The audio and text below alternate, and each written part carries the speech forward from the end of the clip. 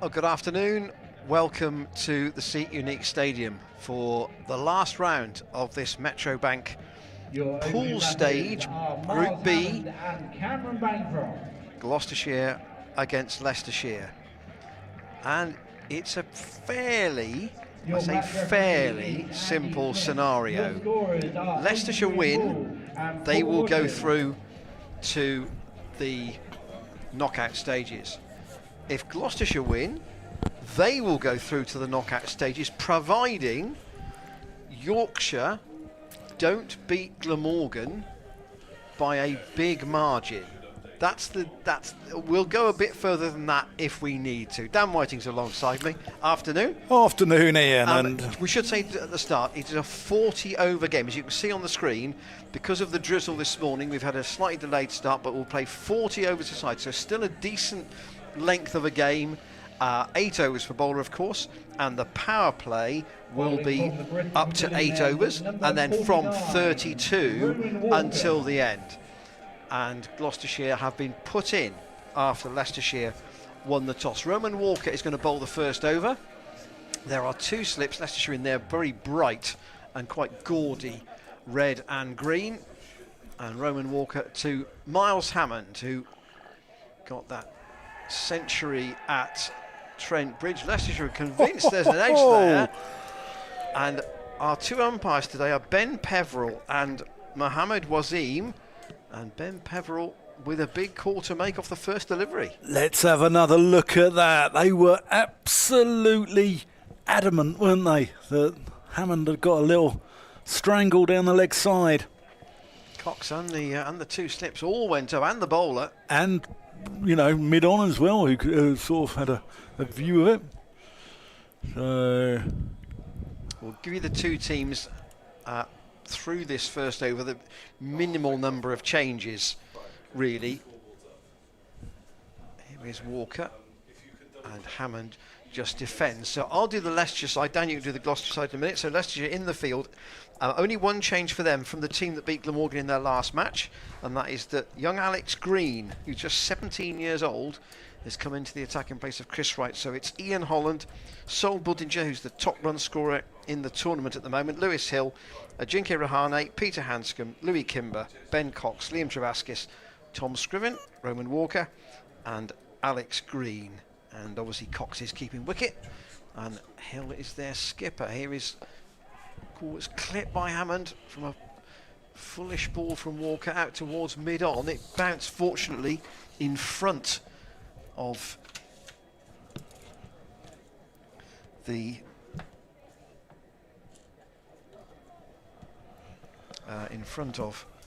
fielder there, who is Hill, and Dan's got the Gloucestershire side. Let's do that at the end of this first over. Yeah. That they named 13. I think it wasn't really likely that Archie Bailey was going to play. Here is Walker again. Hammond drives pleasantly. That's 4. That's a very pleasant way to get off the mark. Fielder at mid-off, unable to haul it in. That was very, very straight from Hammond. And a friend of mine went up to watch the match at Trent Bridge. I know there's a short boundary on one side, but he said it's a long time since you've watched Gloucestershire in a chase, and probably 15 overs out you think they're not in any bother here at all. And part of that was because Hammond got to 157, career best in this long form white ball cricket. Walker again to Hammond. Oh, that's beaten all ends up.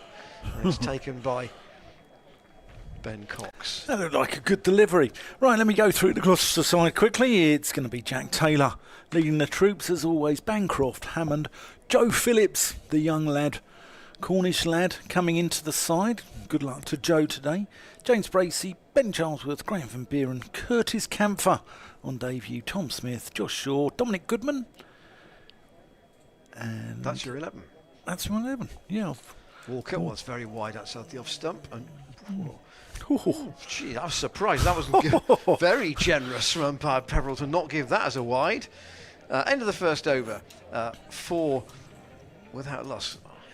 How that looked very wide. Perhaps it was perhaps where it ended up rather than where it was when it passed the bat. But in any case, it's End of the first over, and I don't think this is a surprise call. Ian Holland, though he's going to open the batting, he's going to open the bowling as well. Yeah, skipper's mate, as they're known in club cricket. Ian, can we say winner takes all more times than Jimmy Tarbuck today? Ian Holland. There's the replay. Oh, that is wide. That is very wide.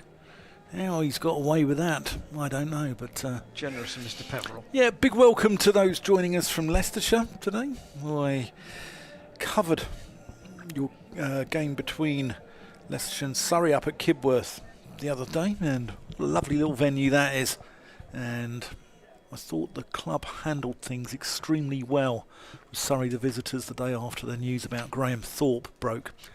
So big thanks to everyone at Leicestershire and everyone at Kibworth Cricket Club as well, because I thought you handled that beautifully on what was a very tough day for the game of cricket in general.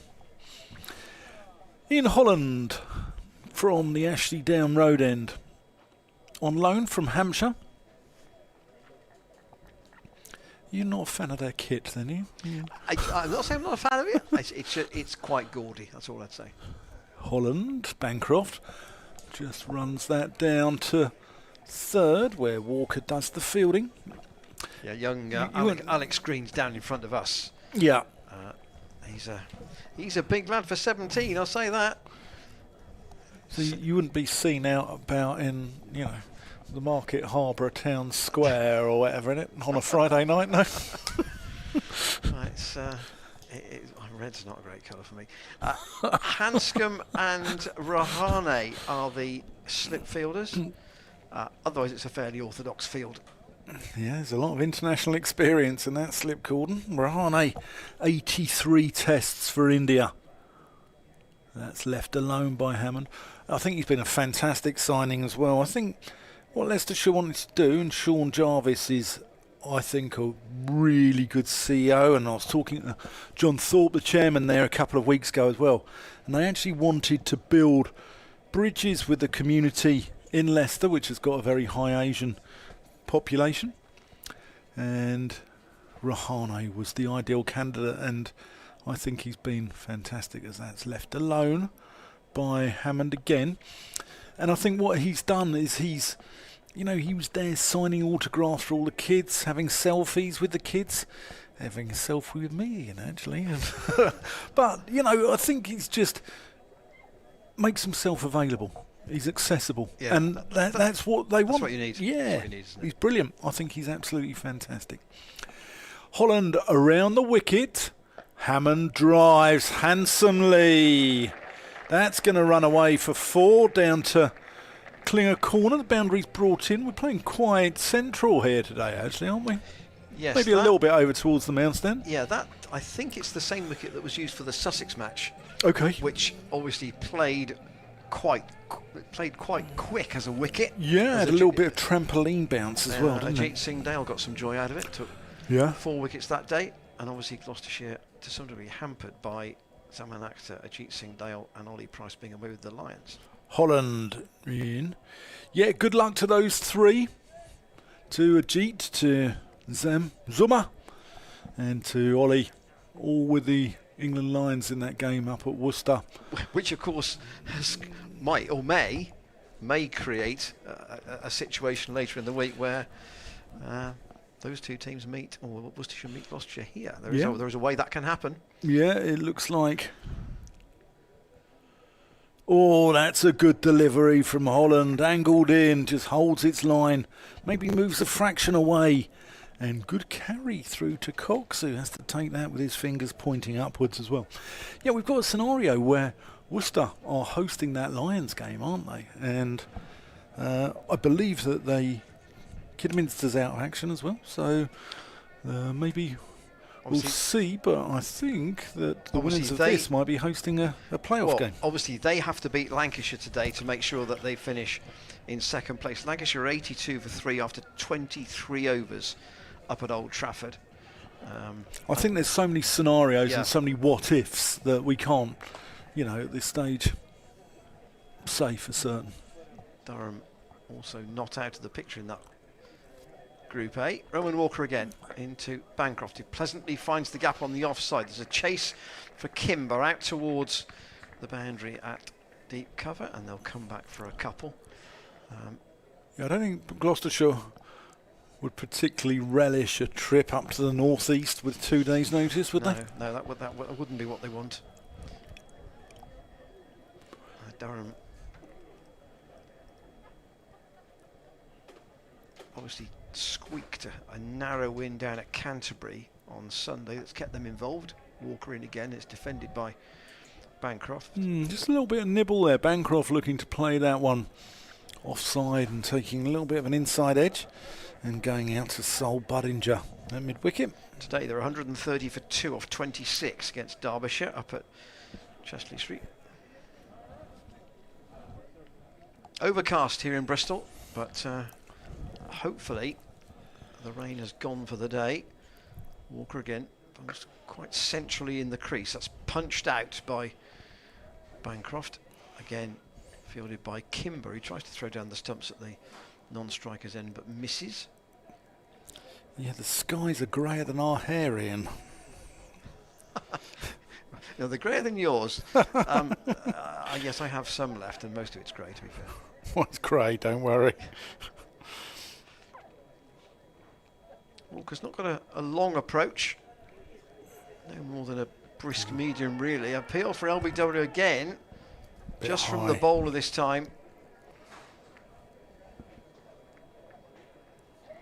Handy cricketer, Ian Holland. Obviously, you know, he's got an interesting backstory. Get this right. Was he the guy who came through the sort of a talent pool competition? Here's a second. Here we go. Yeah, a little bit high and outside the line as well. Came through a talent pool competition in Australia, didn't he? Ian Holland, is that right? Yes, he did. Yeah, it was like a X Factor, wasn't it? Walker in again, let go this time by Bancroft. But you know, so he's far from the worst bowler, and obviously he can. I mean, in this format, he's taken 70 wickets at 27, and he's got 886 runs at 24 with 550s. So that's, you know, that's handy. Yeah, no, he's been a fantastic. A good lone capture, if you like, for Leicestershire. Walker again to Bancroft. Oh, that might be closer, but again, umpire Peveril says no. Walker on bended knee. There is such a thing. There is such a thing, apparently, as a table of the umpires and how many of them give LBW decisions and how likely you are to get one. And I'm sure that, you know, somebody has to be top and someone has to be bottom. And I'm not sure where Ben Peveril is in that list, but on the evidence of this morning, he's this early part of this afternoon, he's down the bottom. He's a not outer. I was just speaking about Sean Jarvis and the work that he's done since he's taken over at Leicestershire, because you know, they've had one or two issues over the years, and I think Sean's done a fantastic job. And he's actually got a membership going on, which I believe goes on sale on the 29th of August at Leicestershire, as Holland comes in. And that's let go by Hammond. And in 2025, you can buy a membership. And I can see a lot of counties doing this, can't you, Ian? Which they include all the men's fixtures and all the Tier 2 women's games that are played at the Upton Steel or Grace Road, we know. All the championship or all the men's games? All men's fixtures. All the men's fixtures. And all Tier 2 women's games that are played at Leicester. As that's driven in the air a little bit by a Hammond. He's got away with that. They're going to settle on one. That wasn't a million miles away from the fielder at extra cover. I think that is Kimber, actually. But, you know, they're innovative. You know, Sean's sort of got innovative ticket pricing, and they've done a lot of work with the community in Leicester. I think there are plans to develop the ground as well. And, yeah, I think it's fantastic what he's doing.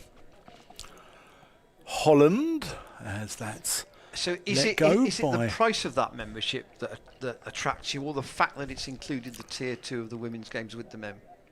I don't know.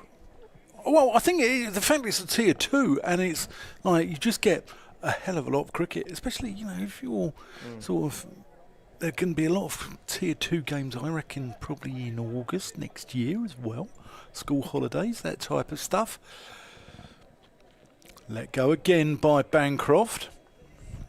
I mean, I'm tempted to say the marketing for that would almost be, and I'm not being in any way disparaging of the tier 2 women's game for the moment, it would almost be buy your Leicestershire membership and get the tier 2 women's cricket free. That would almost be the tag, wouldn't it? Yeah, but you... In terms of the value of the amount of cricket you can watch. But what you're doing as well is you're exposing new fans to the women's game as well. Oh, that's a play and a miss from Bancroft. Crashes into the gloves of Ben Cox. Holland, ideal for these conditions, and he just nibbling it about a little bit. Just a little bit of wobble. So with 8 overs per bowl, I wonder how the captains are going to do. Are they going to go 4, 2 and 2? Do you think, rather than 6, 2 and 2? Possibly. Some of them tend to do in the 50 over game. Oh, is that a little feather? No, it's not. But look at the movement there. Cox taking that in between Hanscom and Rahane at first and second slip, and there's big hoop on this ball. Here at Bristol, difficult batting conditions. Holland using the overheads well. Let's have another look at this one. Oh, that's gone. That's gone. Yeah.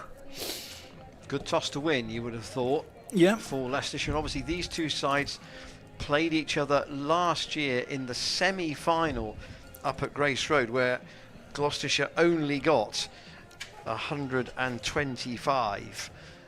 Batting first. They'll need, they need nearly, you'd like them to get double that batting first here. Hammond, that's 4 more of them. Whistled away through extra cover. Roman Walker wouldn't want to be bowling there to Hammond too often. I'd like to strike up a bet with you. Okay? Okay. £100, right?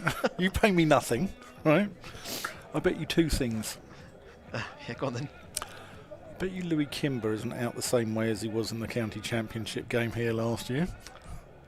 Was that last year? Yeah. Obstructing the field for handing the ball. Yeah, last year? Yeah, it was last year. June last year. Walker in and Hammond defends. I was trying to think of how long ago that was. And if you'd have asked me, I'd have said 2022. Yeah. And Leicestershire players will remember a couple on the balcony who were watching the game last year, and I don't think they'll be here today either. But that's become a somewhat apocryphal story, hasn't it? Walker in again to Hammond. 13 off 15, 13 off 16 now. But Kimber, Miles Hammond. Kimber was bizarre last year, wasn't it? Because he just played the ball into the ground off the back foot and caught it like you would in the net, toss it back to the bowler, and suddenly he's gone to catch it and gone, what have I done? And dropped it like a hot potato, didn't he? Yes, it was an odd setup, that. Yeah. Equally, he made the headlines for the right reasons down at Hove this summer with that double 100. Probably got him the move to the 100 as much as anything else. It's a bit of backing away from Hammond. Can't beat the fielder at mid-off, who is Holland. 243 in a chase of, what was it, 463, I think it was. 243 he got. Well, from a position where they had no chance to win. And very nearly got them over the line. Walker again to Hammond down the leg side, and umpire Peveril does say that's a wide. Yeah, our emails are open as well to commentators at glossccc.co.uk. Drop us a line. Keep your difficult questions for Ian Randall and the nice ones for me, all right? So, Ian loves those difficult questions. Yeah. Walker in. Oh, it's again beaten Hammond. He was playing inside it. The ball did just enough. There's not a lot on the game at Canterbury today, probably just as well. Kent is 63 for 8 in the 28th over against Northants. That'll be quite a short one. I think they're playing just about everywhere else now, though, so that's good news. Here is Walker, staying over the wicket. Hammond again, making room and firing it into the hands on the bounce of Saul Budinger at extra cover. Yes, they're just checking elsewhere around the country. I think we were possibly the latest starters here in Bristol, but there is now play everywhere on this last day of the group stages of the Metro Bank Cup. The playoff, of course, is Friday. The semi-final is Sunday. It's very condensed. Yeah, and I'm going to miss Friday. I go away on holiday, so this could be terrible. This could be our last game of the season with D-Mob happy in. I brought Connect 4 and Ludo in as Holland comes in, and Bancroft just plays that back to the bowler. Is it kind of wearing what you like, is it, today? Yeah, and Ian's brought in a game of snakes and ladders. Wear what you like. Trainers if you want. Mufti day. Yeah, trainers if you want. Trainers if you want. Yeah. Yeah, so I'm off on holiday because I thought that... He booked it ages ago. Yeah. Didn't you? No, I didn't actually. That's left alone. But I thought after the start that Gloucestershire had in this competition, and the way Glamorgan and Warwickshire set off as well, because they'd won 5 out of 5, I thought, well, there's no chance they're going to get a home quarter final. Or home playoff. We need to call it a playoff eliminator, don't we? That's it's not quite a quarter final. A quarter final surely would involve 8 teams, and there's only 4. Yeah. And it's not a semi-final because there are still 2 rounds to go. Holland, that's left alone by Bancroft. The ball is moving off the seam here quite a bit, as you can see. Yeah. And Holland, the natural line for him is to bowl the one that goes away from the right-hander. Leicestershire head coach Alfonso Thomas, just down below us. He knows the West Country well. James Taylor's his number 2, isn't he? Titch. Yeah. Good to see him in the game still. That's just pushed back by Bancroft. Obviously. Interesting, isn't it? This with 40 overs, you think, right, what's a good score here? We might be back to that sort of the old. I mean, I knew it was 50 overs in those days, but the rates were different. I think 210. You get to 210, you're in the game, aren't you? I think less. I think 190. The way the ball's moving about, the new ball, I think 190 might be. Bancroft can't quite get that one away. It's just into his thigh pad. Yeah, it was good to see James Taylor still in the game. Obviously, similar story to Gloucestershire's Ben Wells, who on his last appearance made 100. Made 100 against Lancashire or Durham here. Lancashire. It was the end of last year's competition, wasn't it? Yeah. And which meant that Gloucestershire went to play Leicestershire in the semi-final. That's a little bit of hoop away from Holland. So after 6 overs, 17 without loss, and it's fairly slow going here at Bristol. Interestingly, from that game last year, only 5 of the Gloucestershire side play today, and only 6 of the Leicestershire side. So the people not in the Gloucestershire team, Ollie Price, obviously with the Lions, Harry Tector, who was with the club at the time, yeah. Tom Price in the 13, not selected, Anwar Ali, who obviously was with Gloucestershire last year. David Payne away with the 100, and Paul Van Meekeren, who was with the club at the time and then released at the end of the season. Walker's going to continue. The Leicestershire side, people not involved, Colin Ackerman, Vian Mulder, Durham, Chris Wright, obviously was in the squad, not picked. Here's Walker. In down the leg side again, and another wide. Josh Howell is away with the 100, and Matt Salisbury, who has played in this competition, but not involved today. Was Rishi Patel not in that side? No. Oh, okay. He was. Yeah. Patel was in the. Patel. So it's actually only 5 in fact then. Yeah. So Budinger, Hill, Hanscom, Kimber, and Scriven playing. Great signing, Rishi. Walker again. Oh, that's a bit fuller outside the off stump.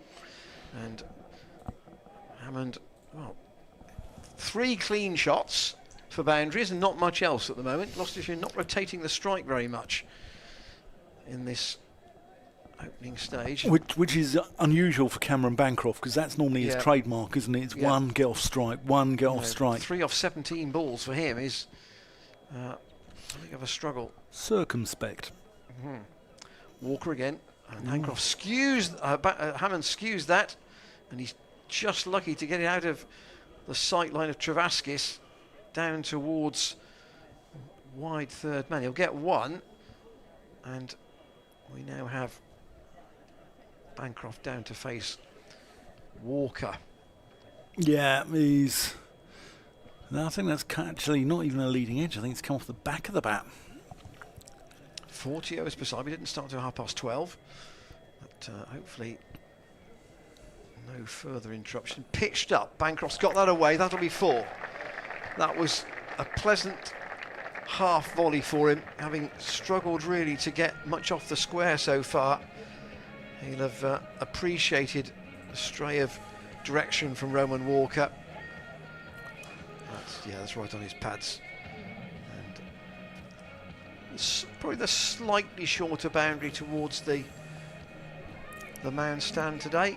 Yeah, Banger's just going across his stumps there and turning a ball on middle and off into a leg stump half volley. 23 for no wicket. Pitched up this time again by Walker, and a sliding stop from Lewis Hill. That's your captain today. And that last boundary has seen one of the slips go. So this is the 7th over of 8 in the power play.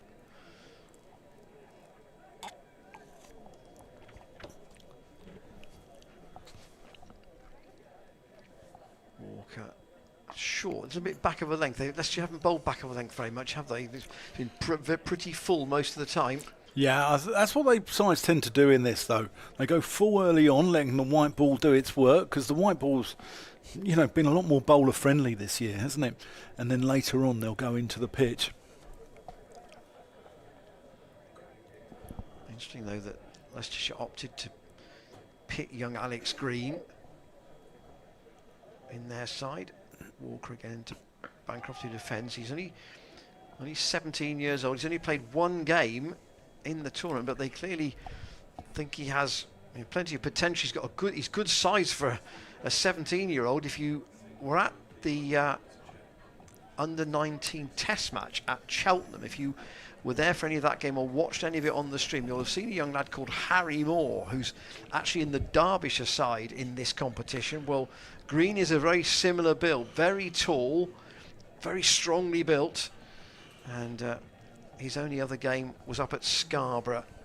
And we actually bowled his full 10 overs that day, took 2 for 65. So, but this is an important game. It's a big call to put him in place of Chris Wright. Harry Moore did very well in the game against Somerset, didn't he? I think he got runs at the end to complement Anand Dahl's century to win the game. Hammond pushes that one back. Holland just nagging away. Holland's and just more back of a length, actually, isn't he? And he got runs. I was at Derby on Friday, and he got runs again in the game against Kent. Looks a good prospect then. Yeah. He wasn't quite so hot with the ball that day, but he's clearly no mug with a bat. Yeah, and he bats 9 or 10, doesn't he, for Derbyshire? Hammond, that's driven pleasantly. I'm not sure it's going to go all the way. Kimber's in pursuit and drags it in, and they're going to come back for 3. But that's not even a half volley, and that's a good shot there from Miles Hammond. Interesting. just thinking about the outfield, whether the rain will have just slowed it up a little bit. For the last game here against Sussex a week ago, those drainage channels at the far end of the ground were really visible in terms of how dry it had been. Yeah. Not so much today. No, definitely not. I'll got a little anecdote to share. An anecdote. An anecdote to share. As Holland comes in and Bancroft just rides the bounce, runs it down to third for a single. Looking at the surname Lewis Hill, I was having a chat with my eldest daughter, who's engaged to a chap called Dan Hill, and they're due to be married. They were talking about potential names for children, and she said, "Oh, we really like the name James." I said, "You can't have that." I said, "I'm not having a grandchild called Jimmy Hill." Just not happening. 27 for none. Hammond 17. Bancroft on 8. Oh, Hammond's got lucky there. A little bit late on that. And the ball just squeezes past the stumps and runs through to Ben Cox. Here we go. Oh, it's gone over the top of middle and off. Yeah, well, sometimes when your luck's in, you have to go and make hay.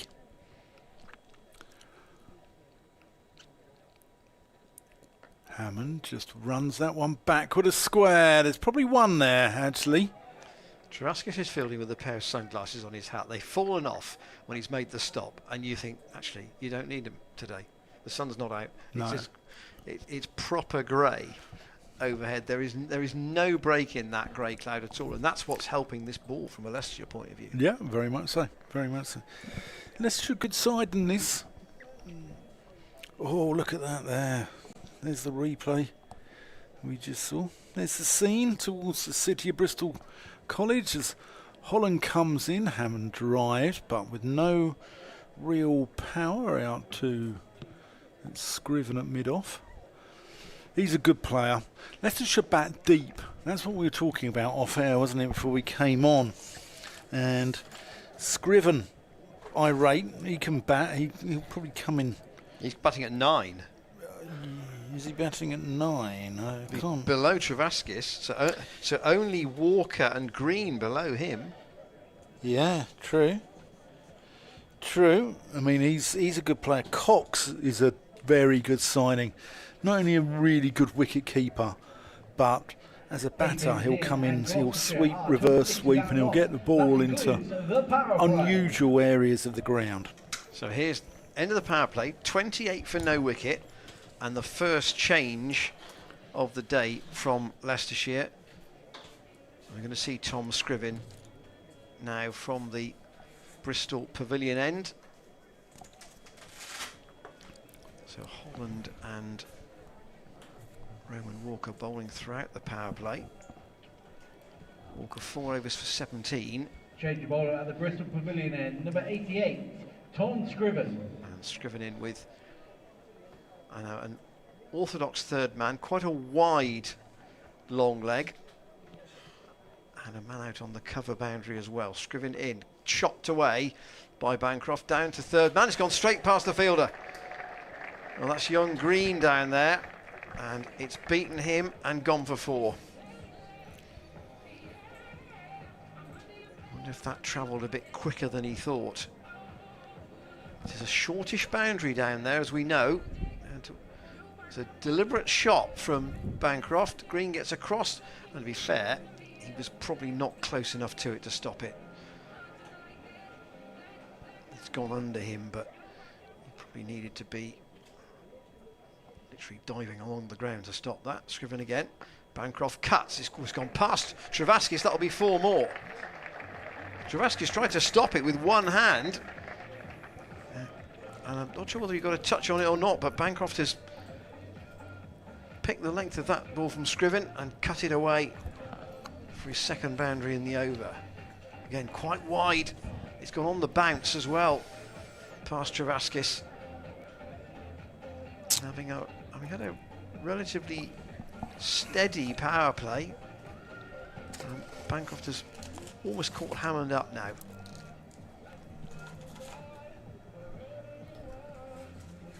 So Lewis Hill keeping the one slip in at the moment.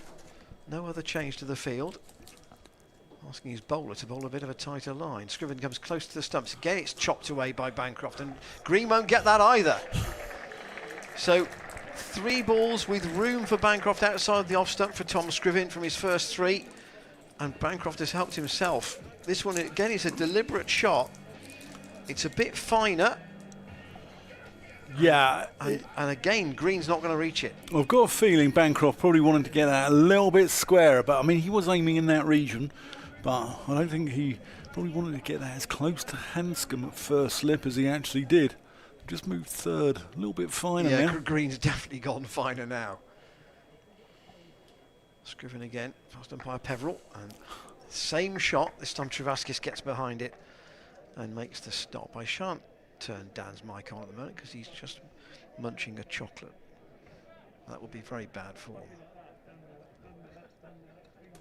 I wouldn't do that, Ian. No. Professionalism is my middle name. No James Healy on the production today. He's swanning around in Tuscany, probably drinking a nice Montepulciano d'Abruzzo or a Montalcino. So we got Freddie with us. Scriven running away from us and steered by Bancroft again down to Green, but this time it's a bit wider of him, and it's a more comfortable pace for the fielder to just allow them a single. I wonder if Green might be bowling from the far end. That's the Ashley Down Road end next over. Certainly the crowd has slowly grown during the day. There was a walkers and talkers event on the ground this morning, but I think people were waiting to see what the likely start time was, and if you were local, that's great. You can do that, and not a bad crowd in as a result. Hammond on strike to Scriven for them for the first time, and he watchfully defends out on the onside. Just looking to see if there are any umbrellas up. I don't think there are. North Bristol's just gone a little bit hazy in the distance. Normally, when that 4th pylon starts to go, you know it's around. Yes, you can just about see the 4th pylon at the minute.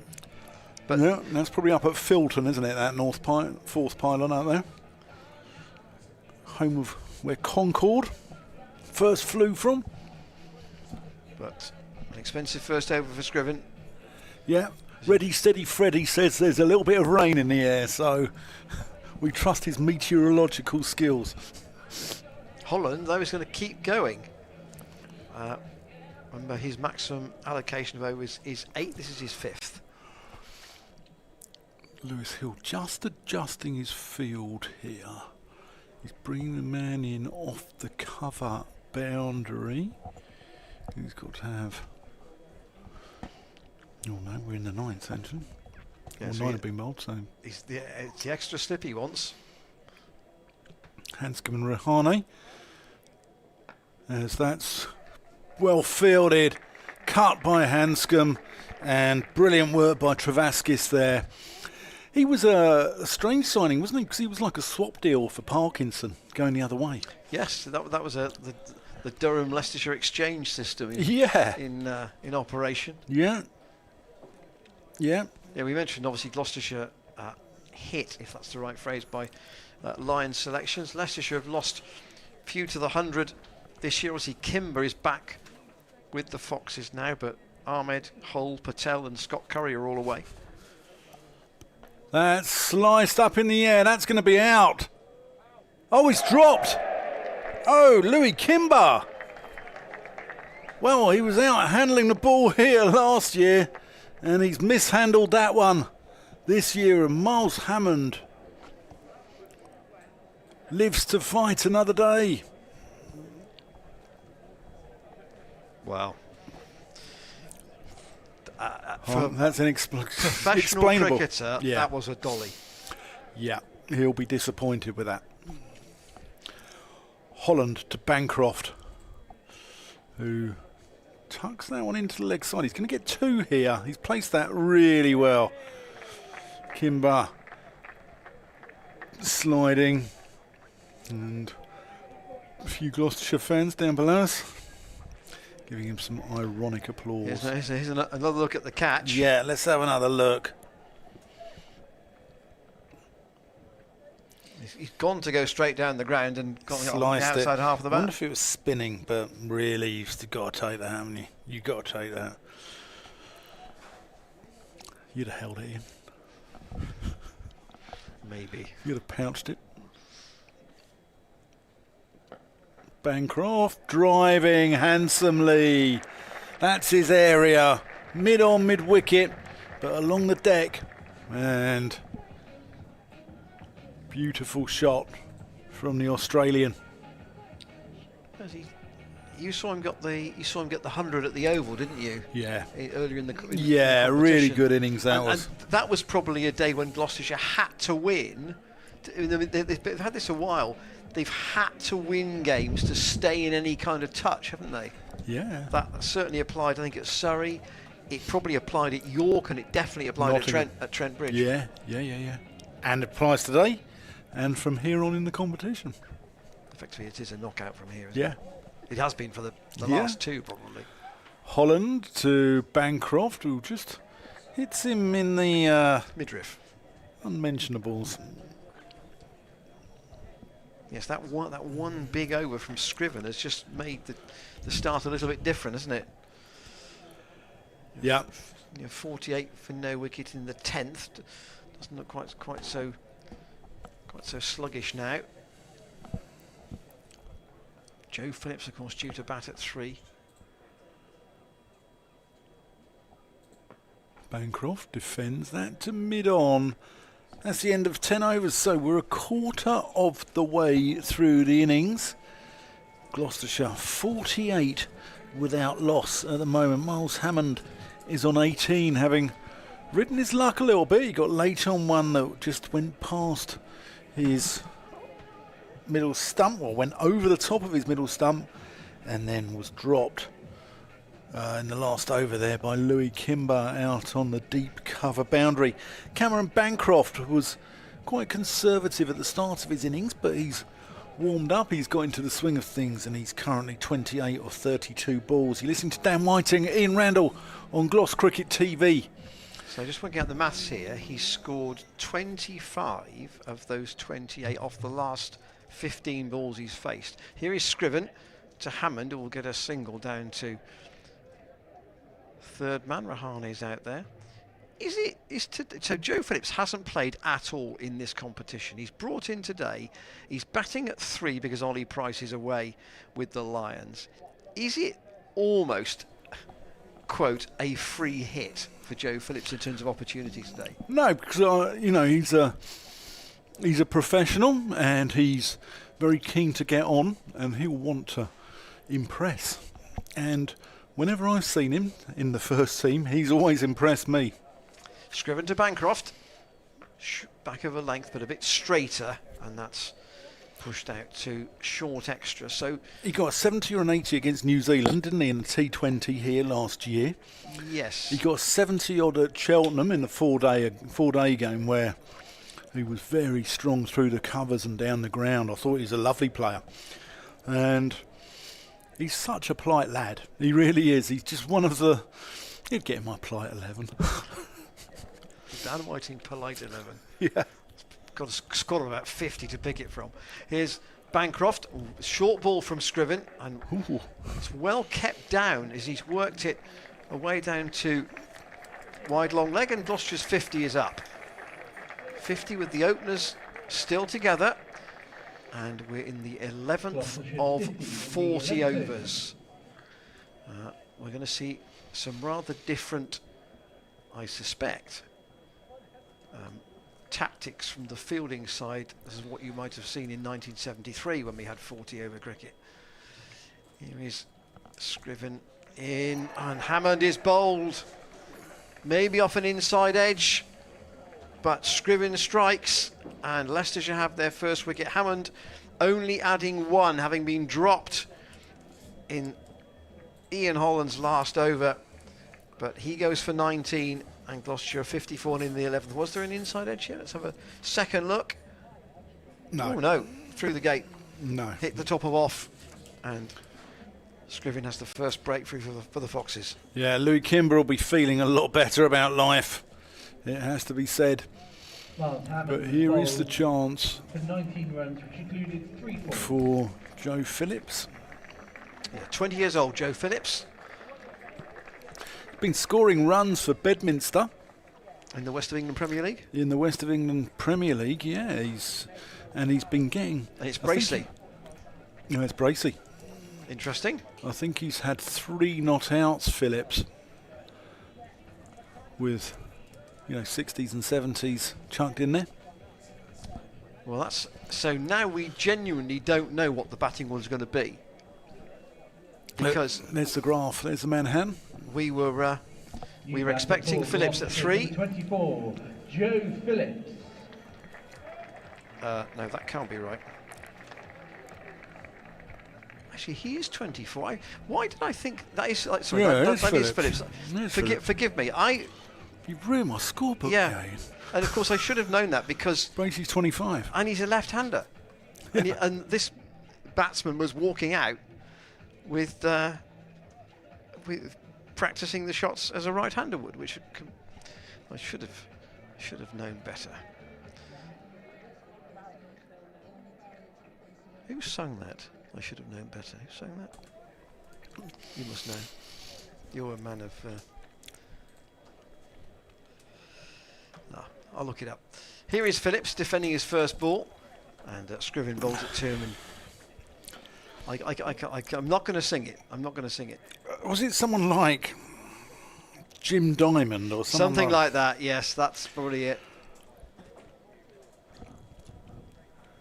Yeah, Jim Diamond, correct. Jim Diamond? There you go. Good. Where's Dan pulled that from? I really don't know. But well done. Here is Phillips in at number 3 and off the mark virtually straight away. He'll feel better about that. Second ball, little chop down. Oh, he's only going to go for 2. He's picked the fielder there. That's Alex Green, and he's worked out that Green is quite fine at third man, and that he's got time to get down and back for the second run. So Yep. 52 for 1 off 11. It's 40 overs a side, remember. So think the old Sunday cricket that, if people of a certain age, Mr. Whiting and I, grew up with. 8 overs per bowler, and we're going to have the first change at the Ashley Down Road end. Holland, having bowled 5 overs for 18, is going to be replaced, and we're going to see Alex Green for the first time. Yeah. Now I wonder if Gloucestershire target Green. Change of bowler at the Ashley Down Road. I think they'll end, play him on number his merits. 43, Alex Green. But if they can crank the pressure up on him, perhaps, then they certainly will. Towering over Lewis Hill there. The two of them having a skipper and bowler having a chat, and he's a big lad, isn't he? He's a big old boy. In he comes. Past umpire Mohammed Wasim. Oh, Bancroft nearly nicks that one to Cox. No slip, noticeably. Oh, I've got 9 in my polite 11, Ian. Have you? Yeah. Only 9? Only 9. Only 9, and I need more. Okay. Drop me a line on Twitter at the middle stump for your politest cricketers. So who have you got in your... is it a balanced team? No, it's gloss heavy. Is it? All right. But then I know all the boys here, so, you expect that. Ooh, let's just give him Bancroft a hurry up, and Phillips calls him through for a leg bye. That's good running again from Joe Phillips. Never mind Jim Diamond, he's the Cornish Diamond. Right. So I can add one non-Gloucestershire one, I think, to that on the evidence. Go on. On personal experience, I would add Jack Leaning from Kent into that 11. Yeah. I miss the days from when Yorkshire used to have Leaning and Balance in the side, don't you? Like at Gloucestershire when we had Dawson Windows. Okay, Jack Leaning gets in there. Got any others? No, you're looking for people, from other teams. Oh, yeah. That's what I would say. Yeah. Zach Crawley, Does he play it? very. Okay. He had made a double 100 the day I interviewed him. That's why he's polite. Phillips just chops that down to third, down to Walker. and therefore you'd assume he'd have been in a pretty good mood. But I mean, he was fine for. Oh, you might say, well, he's an England player, so he knows all these responsibilities. But he was fine with selfies and signing autographs and what have you that day in particular. Okay, so here's my side. I've got Tom Price, Ollie Price. Yeah. Captaining my side as Green comes in, Phillips. Bit of an inside edge there, goes out to mid-wicket. Captaining my side because he's so polite is Dominic Goodman. He is the king of politeness. Okay. Joe Phillips, Tom Alsop. At Sussex, he gets in there. Tom Abel at Somerset, who is a very self-effacing chap, isn't he? Very, very nice chap. Yep. Green in Bancroft. Gets this one a bit wide of Walker. They think about 2, but Bancroft turns down Phillips' advances down the pitch. Ethan Bamber at Middlesex. Yes, definitely. Yeah. Again, he obviously has been on loan at Gloucestershire, and he probably, of any of the loan players that Gloucestershire have had in recent years, would be somebody who I said has kind of thrown himself into the club more than anybody else. Yeah, he actually had the nickname Sorry because he was so polite. Go, oh, sorry. Green left alone by Phillips. Rishi Patel at Leicestershire. He gets in my side. He's a lad I've known from the Hertfordshire Cricket League. We've played at Potter's Bar, and he's a very nice chap.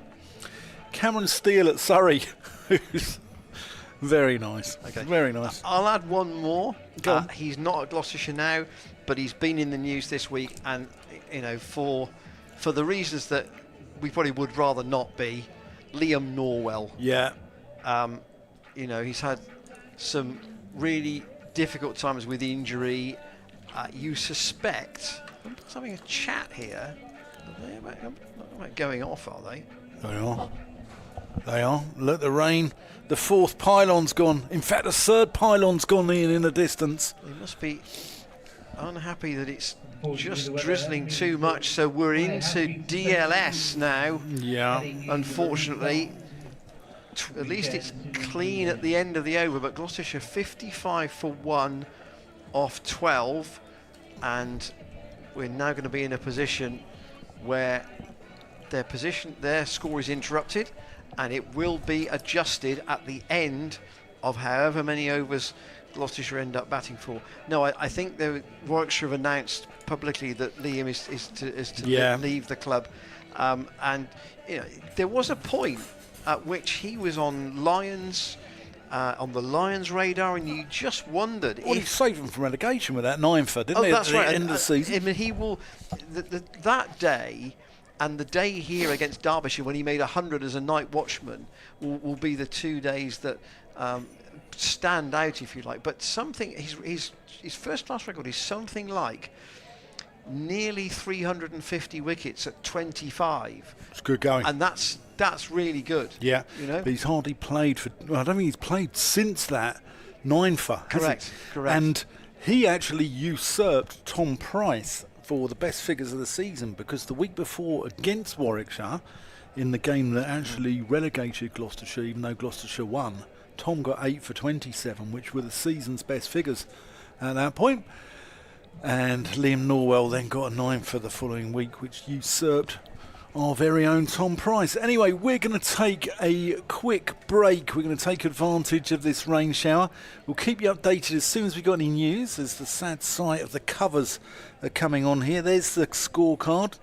Gloucestershire 55 for 1. Cameron Bancroft is still there. He's got 30 off 38 balls. Miles Hammond departed for 19. And Joe Phillips, having just come to the crease, having faced just 4 balls, is on 3 not out. So from Ian and I, we'll keep you updated as soon as we've got any news, and we'll see you soon.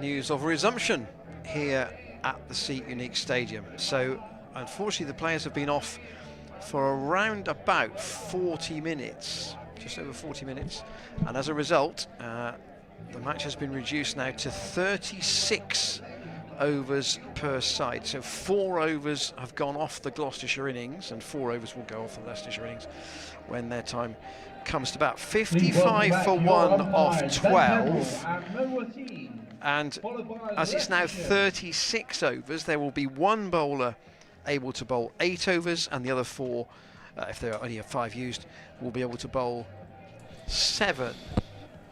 Don't think that break, Dan Whiting, helped Gloucestershire too much. No, and the news from Cardiff is helped them even less, where a freak result for Yorkshire, which would include them chasing down a Glamorgan total in 3/5 of the overs, and currently Glamorgan are in 151 for 7 after 33. It's a 47 over game. So they've had a little bit of rain there as well. So Yorkshire would need to chase that down in 28 point something. We should also keep an eye, there's a lot to keep an eye on today, on what's happening in Group A, where if Gloucestershire win, their ideal scenario would be that Worcestershire win, and Lancashire 194 for 5 after 41. So Worcestershire could be chasing a decent total as well. Here though, 36 overs per side now, and Tom Scriven to resume to Cameron Bancroft after the rain break. If you're thinking about sort of resetting your day around this match, here is Scriven with a lot of sawdust down in where he's landing his front foot at this Bristol Pavilion end. Ball squeezed out by Bancroft for a single. The cut-off for this first innings of the match is now at 25 minutes to 4.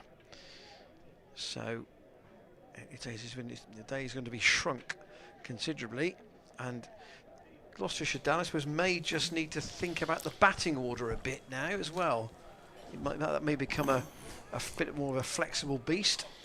Here's Joe Phillips facing Scriven, and he defends back up the pitch. Yeah, I don't think so just at this moment, because Bracey, Charlesworth, Taylor will all get on with it, won't they?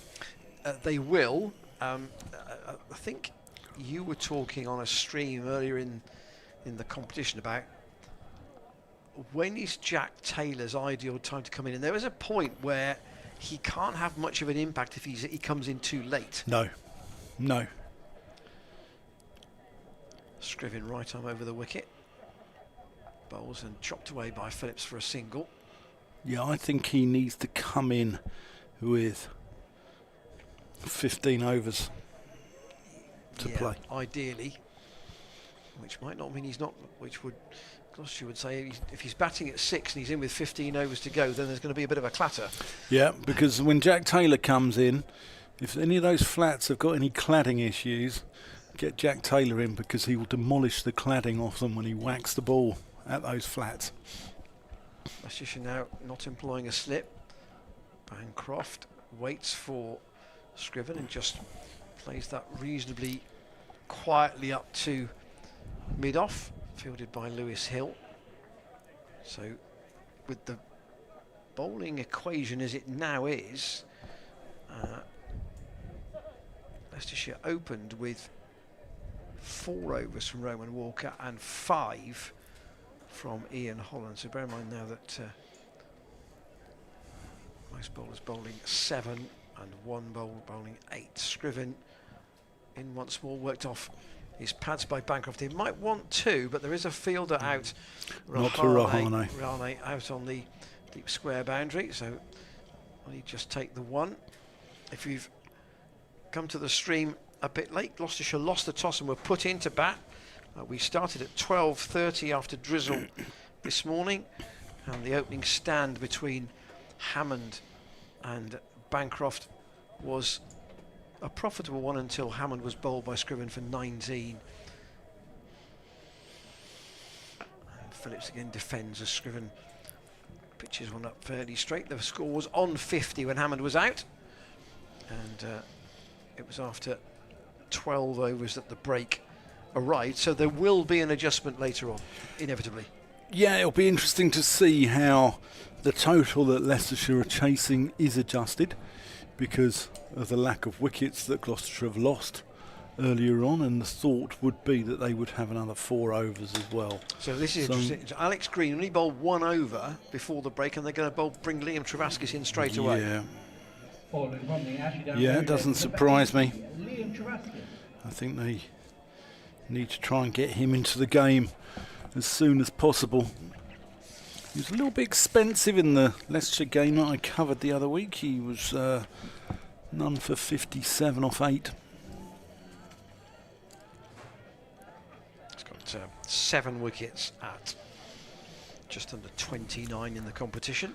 One of those cricketers that does a lot of aspects very well. Good bowler, good batter, good fielder. There's Bancroft, just pushes that one out to Rahane out on the deep cover boundary and gets off strike. That's Bancroft's trademark, isn't it?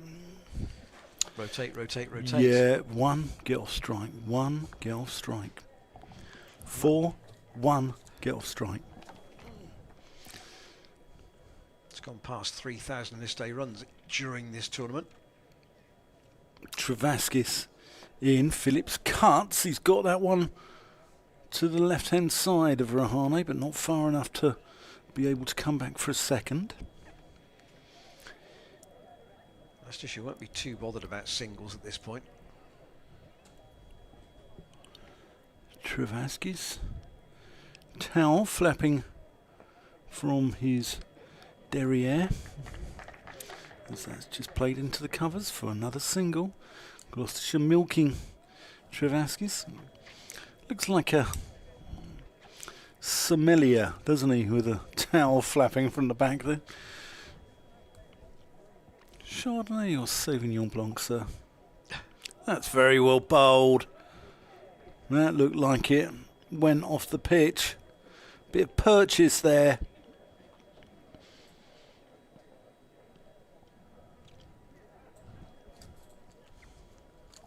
In he comes. Down the leg side. Mohammed Wasim not interested in the appeal. You know, I think they did that appeal to stop him potentially giving a wide. Yeah, let's see if we can have another look at that. Ultimately, he hasn't given a wide. No. Well, I wonder if it's flicked a pad or something. We'll have a look at the end of the over. Ooh. Travaskis in and Phillips drills that back. That completes the 14th over, 61 for 1. Here we go. Here's that appeal. Travaskis. Yeah, I'm not sure. Well, mate must have flicked something for not to be given a wide. But he's got a minimalist run up, hasn't he? Yes, he and Graham van Buren would probably be competing for the shortest approach to the wicket of this generation of county cricketers. There would be a few going back a bit who would compete. Scriven to continue from the Bristol Pavilion end, and Bancroft at the moment he's got to 34 or 43, which is a good start, but I wonder whether these two are both more accumulators than hitters. Phillips will score. Gloucestershire flag flying high above the mound stand there, the flag of St George. These guys go to a lot of places with the Wolves badge and the Gloucester boys. Current run rate 4.31. Bancroft wants a single here, and it's that's well run. Travaskis in quickly onto it from point, but so 40 overs. I said 210. Dan said you're in the game at 190. Do you think four overs makes much difference? I mean, No. No, I don't. I think I'd still go. 190. Yeah, I do. I think he's doing a little bit out there. Scriven past umpire Peverell. And again, Phillips. He's being quite circumspect here early on, Joe Phillips, but in the nicest possible way. He can't soak up too many deliveries. Yeah, he's all right. He's let him play himself in.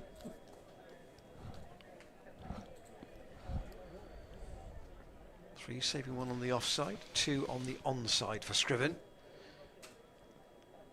And again, Phillips defends. He's after that first over where he allowed Bancroft far too much room when he went 4-4-4. As you can see, he's now in his fourth over. He's taken 1 for 21, so he's tightened right up. First over cost 13, and he's now 2.4 overs, 1 for 8, which is a very different set of numbers. Just turns right by the disc at the end of the 30-yard circle. Phillips waits for him. Oh, and just tried to run that very fine, but got inside the line a bit too far.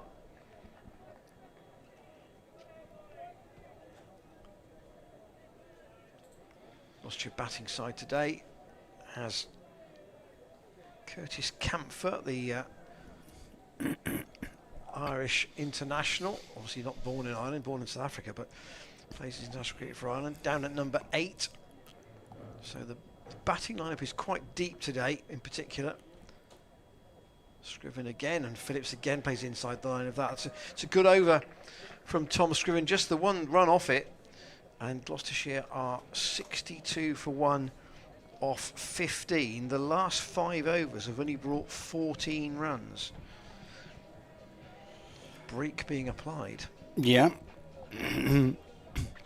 Curtis Camphor. Maybe more of a bowling all-rounder, perhaps.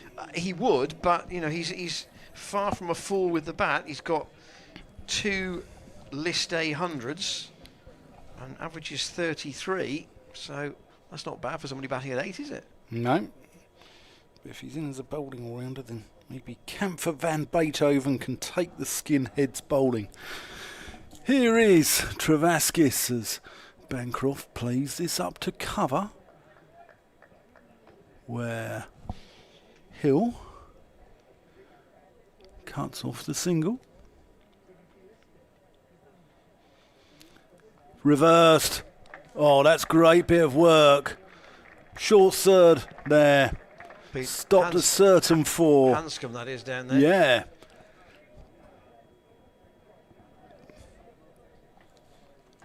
Good diving stop to his right-hand side.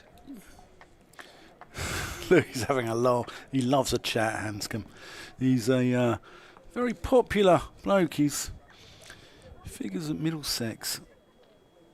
That's played into the covers by Phillips for a single. His figures at Middlesex weren't great, but I think as a human being, he's probably the Don Bradman of blokes. And obviously Gloucestershire were the first of the 5 counties he's played for. Yeah. Just defended back to Travaskis. So in order: Gloucestershire, Yorkshire, Durham, Middlesex, Leicestershire. Good knowledge. Good knowledge. Yeah. Bancroft just covering up there. Travaskis just firing it in. Doesn't need to do anything different. Just squeezing Gloucestershire a little bit here. Just trying to bowl wicket to wicket, isn't he? Yeah. Travaskis here. Big appeal for LBW. Not out. End of the over at the end of 16. It's 64 for 1. So 20 overs to go. Yeah, and now I think it's time to put your foot on the accelerator pedal. 9 wickets in hand. Try to. And it was clearly a disappointing for Gloucestershire that Ollie Price was not available today, but he could have got a very good delivery first ball and ended up with a naught. Nah, not really. Not really. Not very Can't often. do anything wrong in my book, mate. Not very often. Scriven again to Phillips, who chops this into the ground, and he will get one run this time, down to Alex Green. And he will get Bancroft back on strike. But Phillips 7 off 17. Bancroft is 36 off 50. So it's almost getting to the point, probably, where Bancroft has got to try and bat through, if he can. See if he can anchor one end and get batters at the other end to play some shots. Bancroft can obviously hopefully join in as one himself. Scriven not slipped in the air by Bancroft, and it could be caught, and it's brilliantly caught by Hanscom. Diving, and when you have those, the key point is how the elbows hit the floor, and Hanscom has clung on to that, and that is a big wicket. Bancroft goes for 36. Scriven has a second, and it's 65 for 2. Yeah, it's a great catch. Diving away to his right-hand side. Let's see if we've got this. What a catch. Everything off the ground. Yeah, and brilliant. it's when you hit the ground, does the ball bounce out as the elbows hit the playing turf? And on this occasion it didn't, and this will bring James Bracey in alongside Joe Phillips, who've got a right and left hand combination now. Yeah, meanwhile, up at Worcester, Sri Lanka are batting. They're 41 for 1, and Dimuth Karunaratne is being caught by Casey Aldridge off the bowling of Zaman Akhtar. So Zuma's away. Josh Hull playing in that game as well. But yeah, well done to Zuma.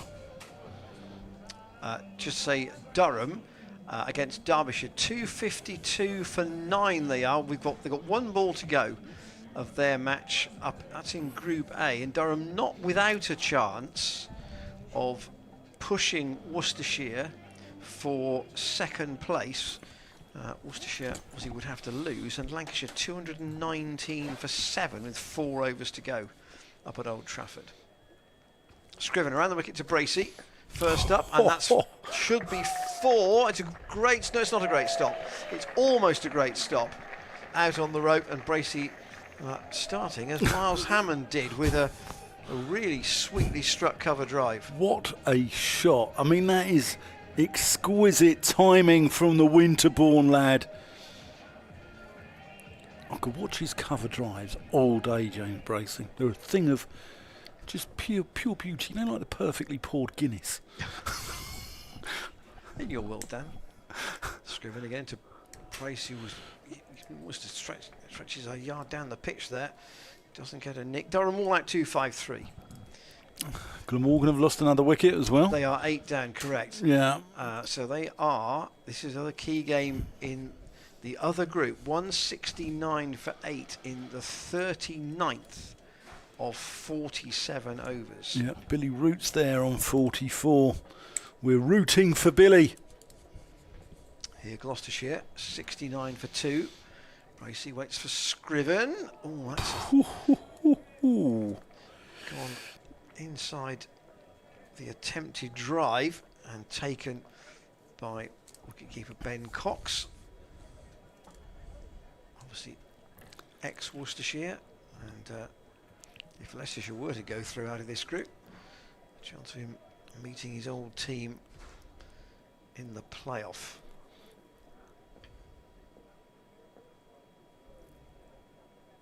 Scriven 5 saving 1, 3 on the offside, and Bracey tries to break the gap there, but he can't get the ball past Lewis Hill, who dives at mid-off and with a sliding stop keeps them down to 1. Bracey will keep the strike. He has 5 and Phillips 7, so both openers gone. Hammond left a bit of a gap, truthfully, when he was bowled by Scriven. Bowled through the gate, ball hit top of off, so fair play to the bowler. And Scriven then also removing Bancroft with a really good diving catch from Peter Hanscom.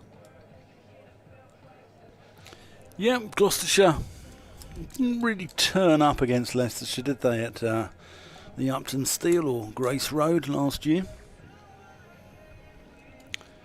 What were they? 125 all out, Leicestershire 126 for 4. On a It's a day-night game too. interesting wicket. Travaskis coming over the wicket to the left-handed Bracey, who nurdles him into the onside. Rahane comes in off the deep mid-wicket boundary. It's a great signing for a club like Leicestershire to get in a guy who's played 83 tests for India. What a bit of recruitment that is. Big appeal for LBW. Mohammed Wasim says no. Looks like it's angling down. Tell you what, they've got good appealers in their side. They're enthusiastic appealers. They certainly are, yeah. If you can ask properly. No one wants anyone just going, how's that? Phillips tries to smash that and goes absolutely nowhere.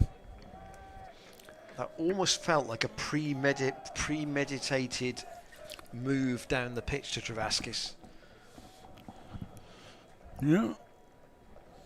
It's feeling that, I've used 20 balls nearly.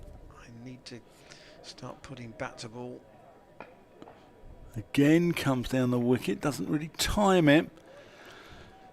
Almost Yorks himself. I think Travaskis may have been expecting that, therefore Yeah. the length was a bit different. I think he might toss this one up and try and tempt Phillips. Oh, that's a hoik. Just dribbles out to Alex Green at short, fine leg.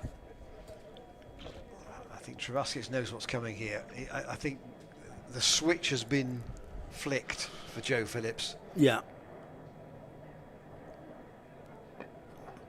That's played out to mid-wicket.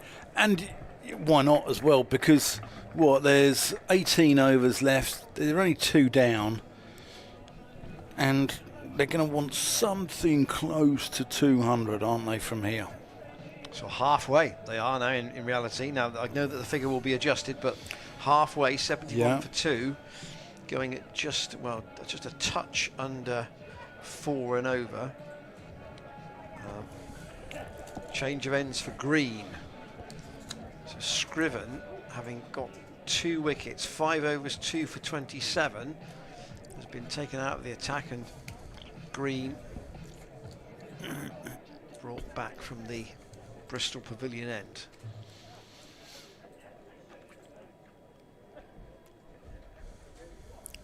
And that's a decent delivery to Bracey first up. He looks, so obviously I'm It's sure doing a bit still. yeah, Dan and I, first time we've seen Alex Green in the flesh, there's a little bit of the Luke Fletcher about him, isn't there? That's not Luke Fletcher, because he's had a very good career. Most of the pace seems to come actually in the delivery stride. Shoulder.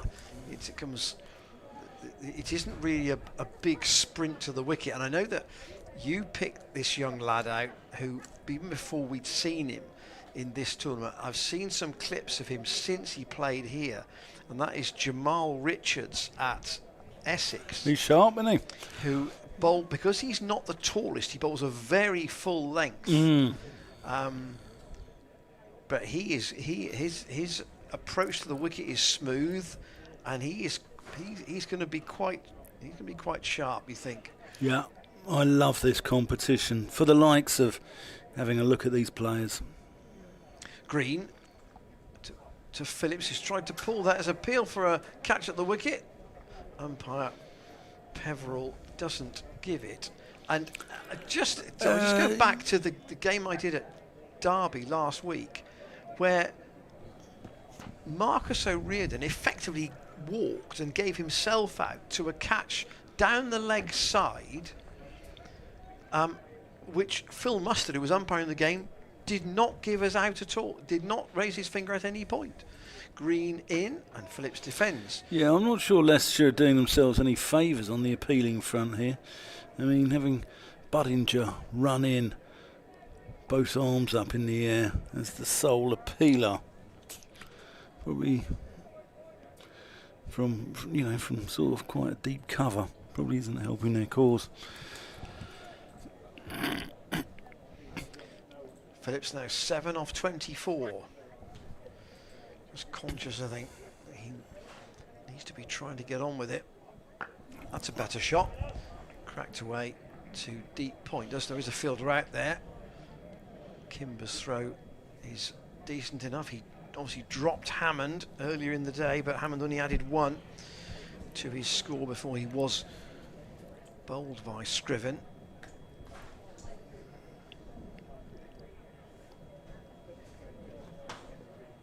Now Bracey's got a big leg side with nobody outside the circle other than square, but that's good outside the off stump from Green, keeping Bracey playing into that area where he's got a bit more protection. 73 for 2 off 19.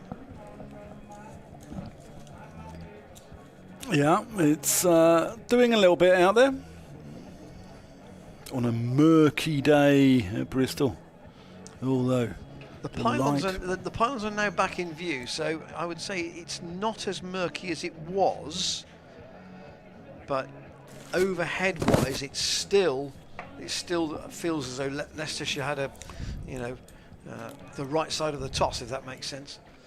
Yeah, but 73 runs already on the board. Travaskis in. Phillips drills that one back to him. Just struggling to get it away. Just take your time, Joe. Keep your shape. Good enough player. Light is definitely brighter than it was half an hour ago. It certainly is.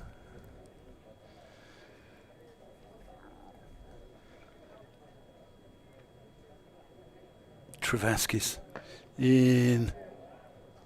Phillips drills that one into the ground, but again, only to Hill.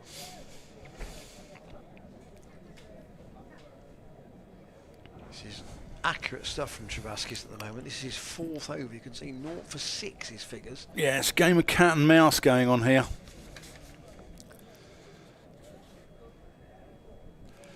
Phillips tries to cut, misses out.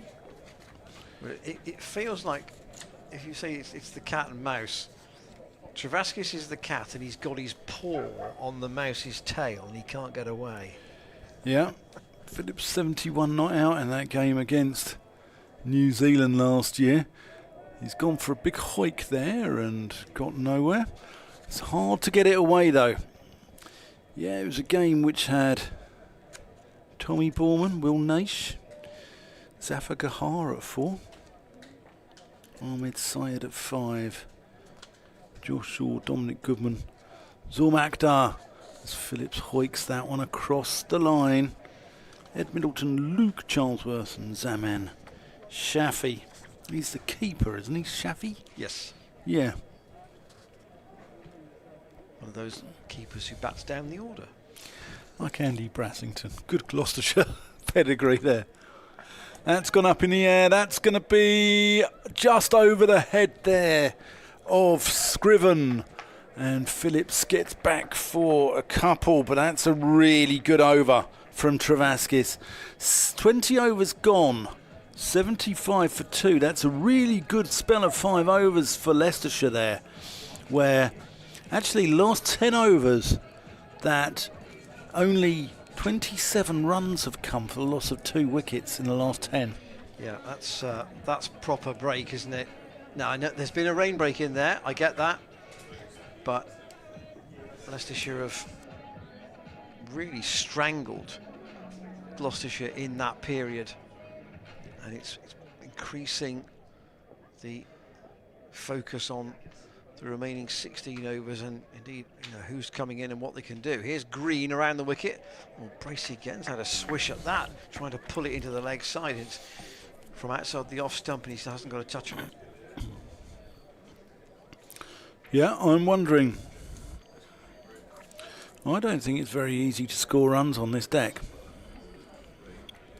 We won't know till both sides are batted.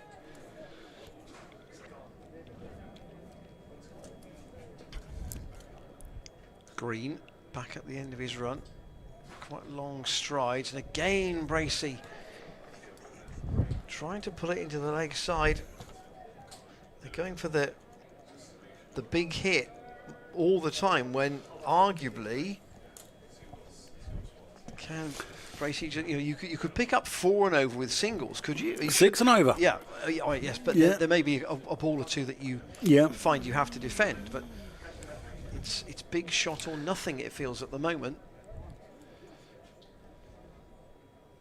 That's into Rahane, who throws at the stumps at the non-striker's end. Bracey gets home for a single. Good backing up from Budinger. Yeah, I mean, James knows what he's doing. He's been around the block. But he's probably looking at the scoreboard and seeing that time is ticking. Yeah, but you also wonder if maybe my 190 was extravagant. Phillips waits for Alex Green. Oh, that's steepled into the air. That should be Rahane's, and it is. No drop there, and Phillips departs for 10, and it's been a 10 where he struggled to get. He got off the mark second ball, but against Travaskis in particular, he just couldn't read him, couldn't get the ball away, and he's soaked up 31 deliveries for his 10, and in the end, he knew as soon as he climbed that into the air that Rahane was underneath it, and Green gets a wicket. 70 Gloucestershire, 3rd wicket down, and we said about flexible batting order. Here is Jack Taylor. Yeah, difficult for Joe Phillips. He hasn't had a lot of cricket this year. He's up at Cardiff in the MCCU, and he hasn't had a lot of cricket. But Joe's day. His day will come. Trust me. He's that good a player. Well, he's made an 80 in the Championship The new batter already, for Gloucestershire, your this day, in this 10, situation, Jack Taylor. was not his. But Jack Taylor in with 15 overs to go, and that feels like the right move. Yeah, I think. I wonder if Bracey was out, whether Charlesworth would have come in to keep that right-left-hand combination. Possibly.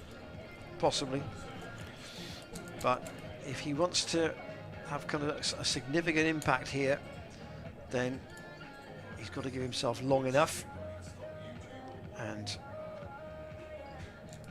he's going to face Alex Green. Just a further news on matters at Cardiff. Glamorgan have got past 200, 201 for 8 with 4 overs to go. So Yorkshire are going to have, a modest, at least a modest target to chase, and of course they've got to do it quickly. Green to the Gloucestershire captain for the first time, and Taylor defends. They've brought short leg in. They've brought it, short leg in, which is an interesting move, albeit Budinger is he fielding in a helmet? Yes, he is, yeah. Yeah. Leicester came here in the Royal London One Day Cup, as it was back then. Very different sort of side, weren't they? Nick Welsh, Rishi Patel, Kimber, Aaron Lilly in there, Vian Mulder, Harry Swindles, Ed Barnes. Green from the Bristol Pavilion. Taylor tries to wind himself up for a big straight hit down the ground, and it comes off the bottom of his bat. It's a no ball. Free hit. Free hit, no ball, front foot no ball. So a free hit for Jack Taylor. Jack Taylor got 50 in that game. Buran Hendricks was in the Leicestershire side, remember him? Did Kimber get 4 wickets that day? He certainly did. 4 for 61 and 68 with the bat. because he'd hardly bowled before that match, I think, in the competition. We were really surprised when he was thrown the ball. So here's a free hit for Jack Taylor. Green to bowl to him. It's short, and Taylor's clunked it away into the outfield and deep on the offside, and he's just picked up. Gloucestershire and Leicestershire. He got 58.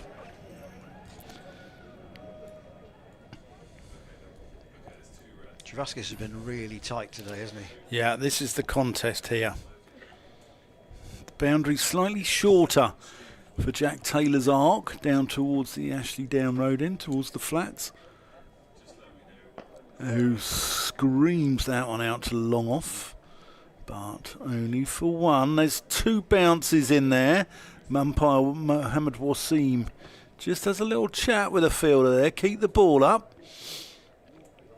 I don't like it when it bounces twice. Don't mind one bounce into the keeper, but not when it's thrown into the dirt. I think Travaskis over the wicket to Bracey, who just nurdles that one round the corner to Hanscom. Just a single. Obviously, we're running later here than most of the other games, so we'll give you the scores when the innings is complete. At Old Trafford, Lancashire all out off the last ball, 237. So Worcestershire will need 238 to win. Travaskis coming in around the wicket. Taylor goes down the ground. That's his arc into the seats in the Marker Lane stand. And Jack Taylor just doing Jack Taylor things, really. Always prefers to hit that end of the ground if he can. Yeah, although I remember he clocked a spectator at this end a couple of years ago in T20. That's in the air. Is that going to be out?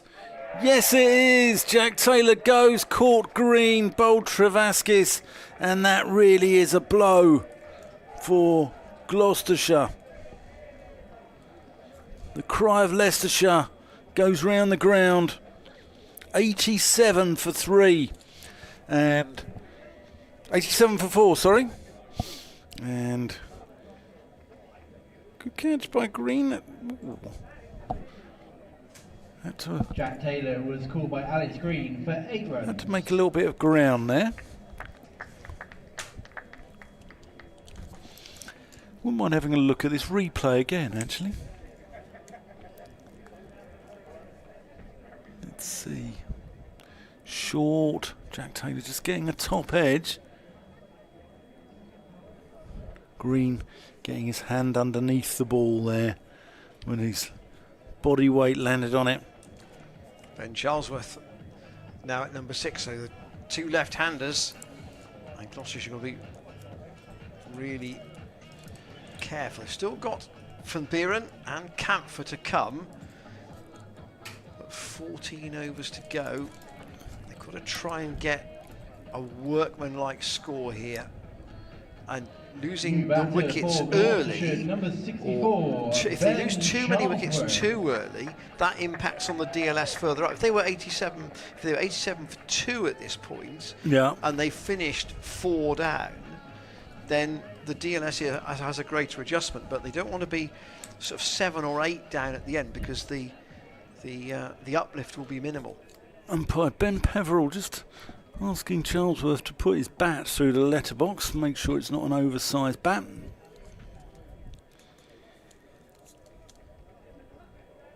Travaskis into Charlesworth, who pushes that one out to Scriven, extra cover. I know we're giving scores from elsewhere, and ultimately what happens here is Charlesworth cuts. It's the biggest thing, isn't it?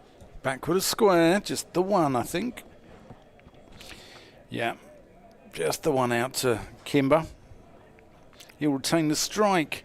88 for 4 at the end of the second. What's happening in Cardiff, Ian? 210 for 8, Glamorgan, with 2 overs to go. So, in a 47 over game, So 30, 31 overs probably Lancashire, Yorkshire probably got to win that in. 31, 30, Less. 32, Less. something like that. Less because they needed 3/5. Oh, 3/5. So it will be about 28, I'd say. Yes, it would. Yeah. Correct. Yeah. Sorry. Yeah, so, you know, if Glamorgan get it up to 230, 240. Change of bowler at the Bristol Pavilion end. Yeah, And number you never know. 17, Louis Kimber. So pace off here from Leicestershire. So Green has only bowled 3 overs in 2 spells. Yes, 3 overs in 2 spells. He's taken 1 for 8. But we're going to see Kimber as a 6th bowler used by Leicestershire.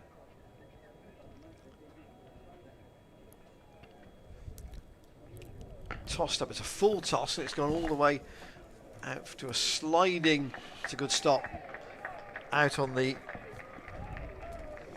rope from Harry Swindles, who's on the field as a sub at the moment. Not sure who for. They've Was a used Swindles a number of times as a sub. He's a good fielder. He's had a very good final in this competition last year. Kimber, quite a round arm action, and chopped away by Bracey for 1 run out to deep point. I think it got him a 1-year deal, didn't it, this year? His performance in the final. 90 for 4, 36 over game this now. That's hit in the air but safely away, and it'll be 4. That's a better shot. Charlesworth picking the gap.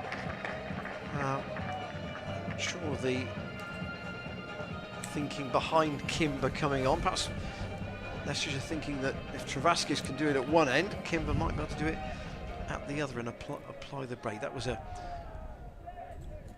one for Charlesworth to attack that what we do here. That's down the leg side. That's gone very fine. Green is on the chase. They're going to take 1, and Green can't stop it.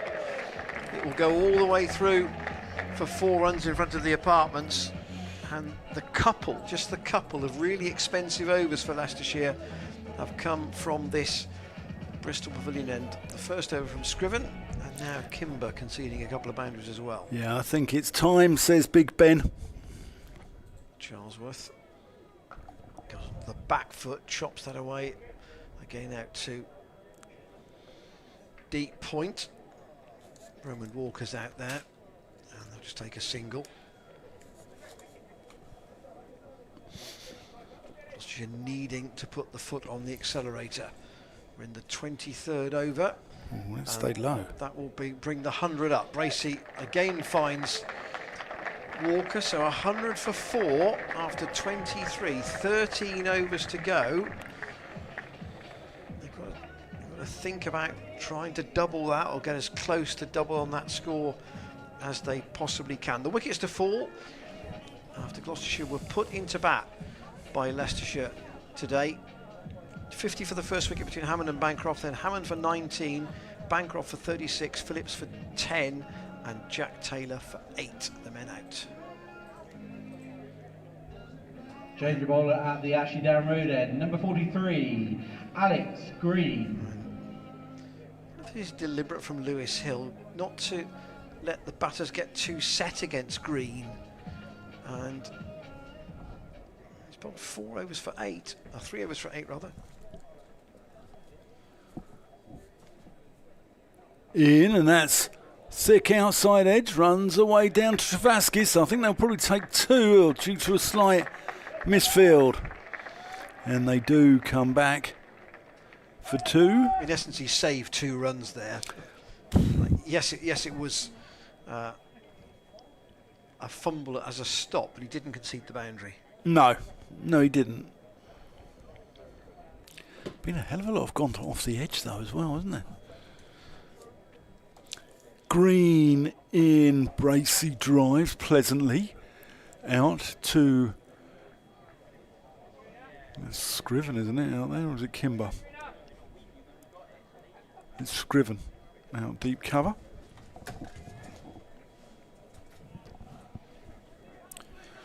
outfield, quite well spread, obviously, as we're in this middle part of the innings.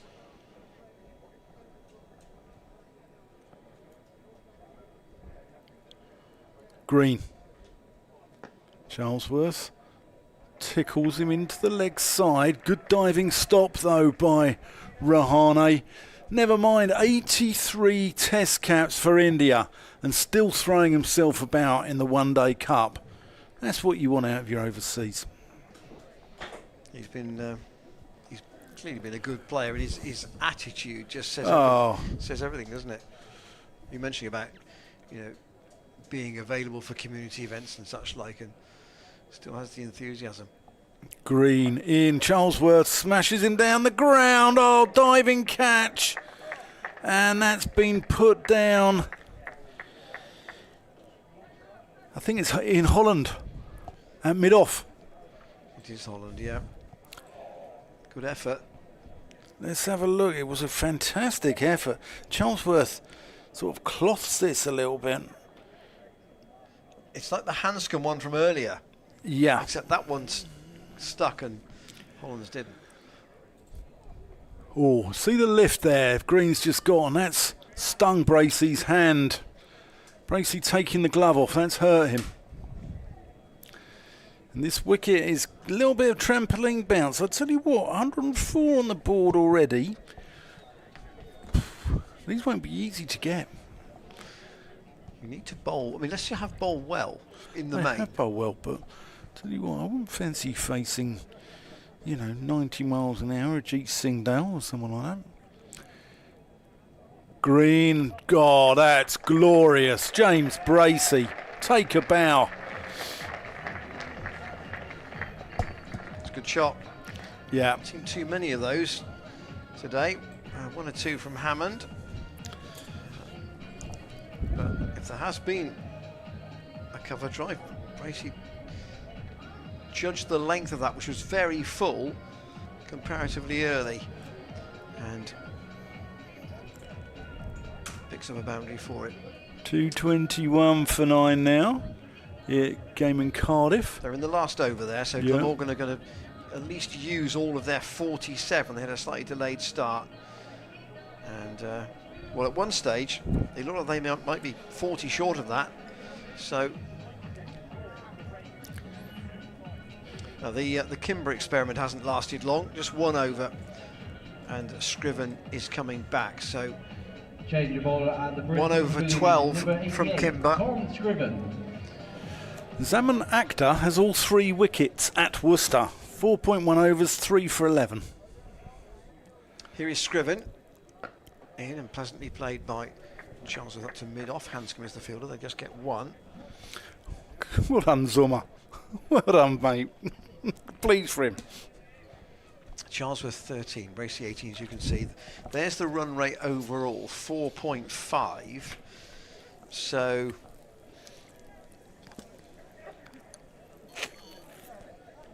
Gloucestershire would be sort of in the mid-160s if that was to continue all the way to the end. Oh, that didn't bounce much. Scriven. Yeah, he's just rolled his fingers over Might that. have been a slower ball, but Yeah. it bounced before it got to Ben Cox behind the stumps. Yeah, I think that's the off-cutter. Wasp is saying 189. Gloucester should be happy with that, I think. They'd like to get there, if they could. Still Van Beeren and Curtis Camphor to come of significant proven batting ability. Bracey waits for Scriven. It's clipped down the ground, and Hanscom's taken another belter. Oh, it's his day with the catching. Bracey's clipped that, and Hanscom with a second really good diving catch, this time at mid-on, and Bracey has to depart for 18. A wicket for Scriven. Here's a second look at this. Both of them have been away to Hanscom's right. There's nothing much wrong with the shot, and again, that's travelling at quite a pace, and Hanscom's clung onto it, and Leicestershire have a 5th wicket.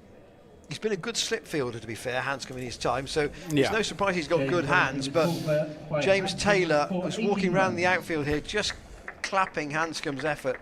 That's the second really important catch he's taken. Yeah, it's important that Charlesworth stays till the end now.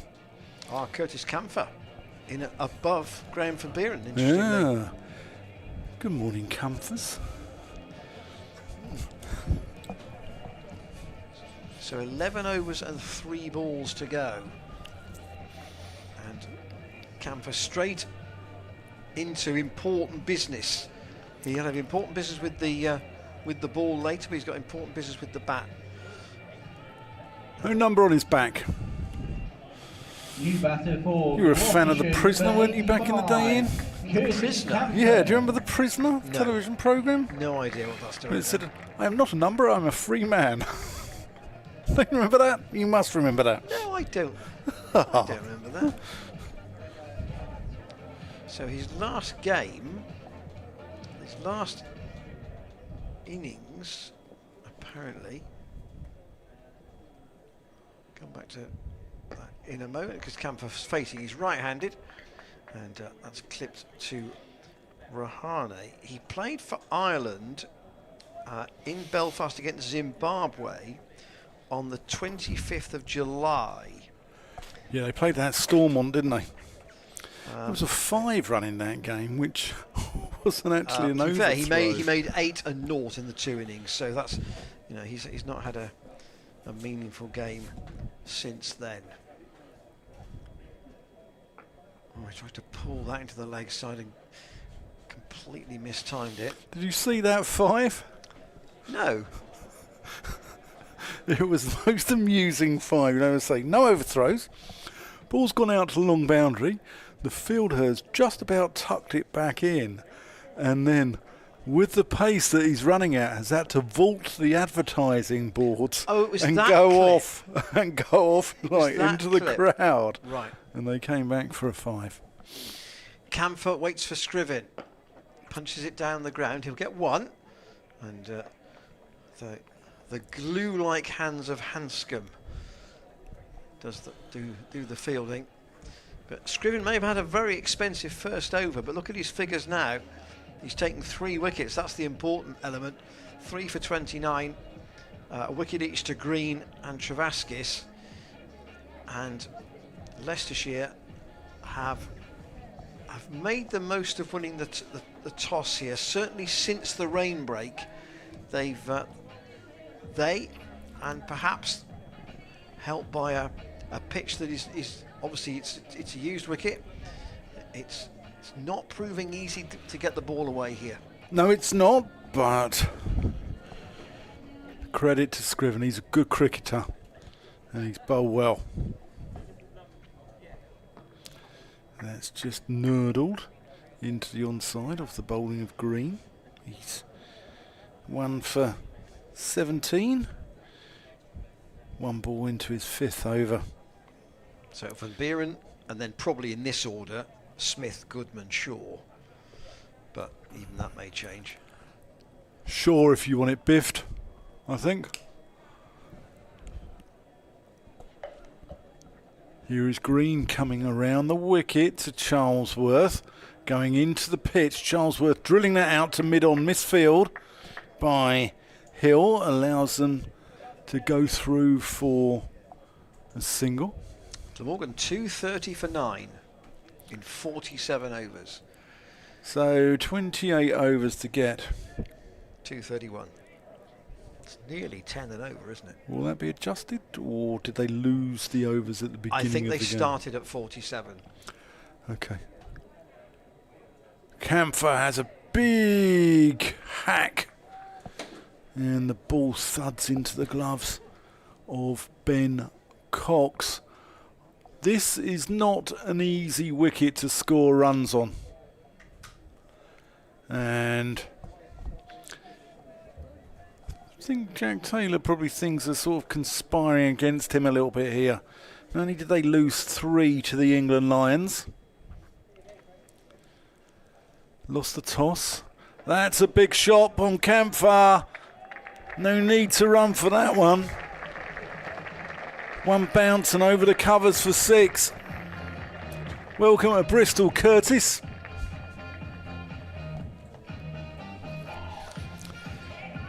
I Played here last year, didn't he? And James Bracey took a bit of a liking to him. Yes, his bowling was quite expensive that day.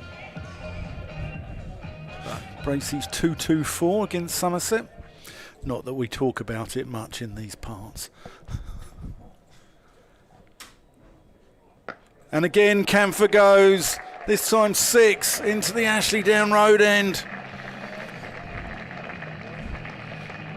Well, clearly Gloucestershire felt that to give themselves the best chance of making any further progress in the competition, they could not do without the 3 players that were away with the Lions, and then find that the likes of Matt Taylor was unavailable because of injury as well. Hence Camphor's arrival. That's pretty wide. He's got away with that one, but 124 for 5 at the end of the 26. 10 overs to go. And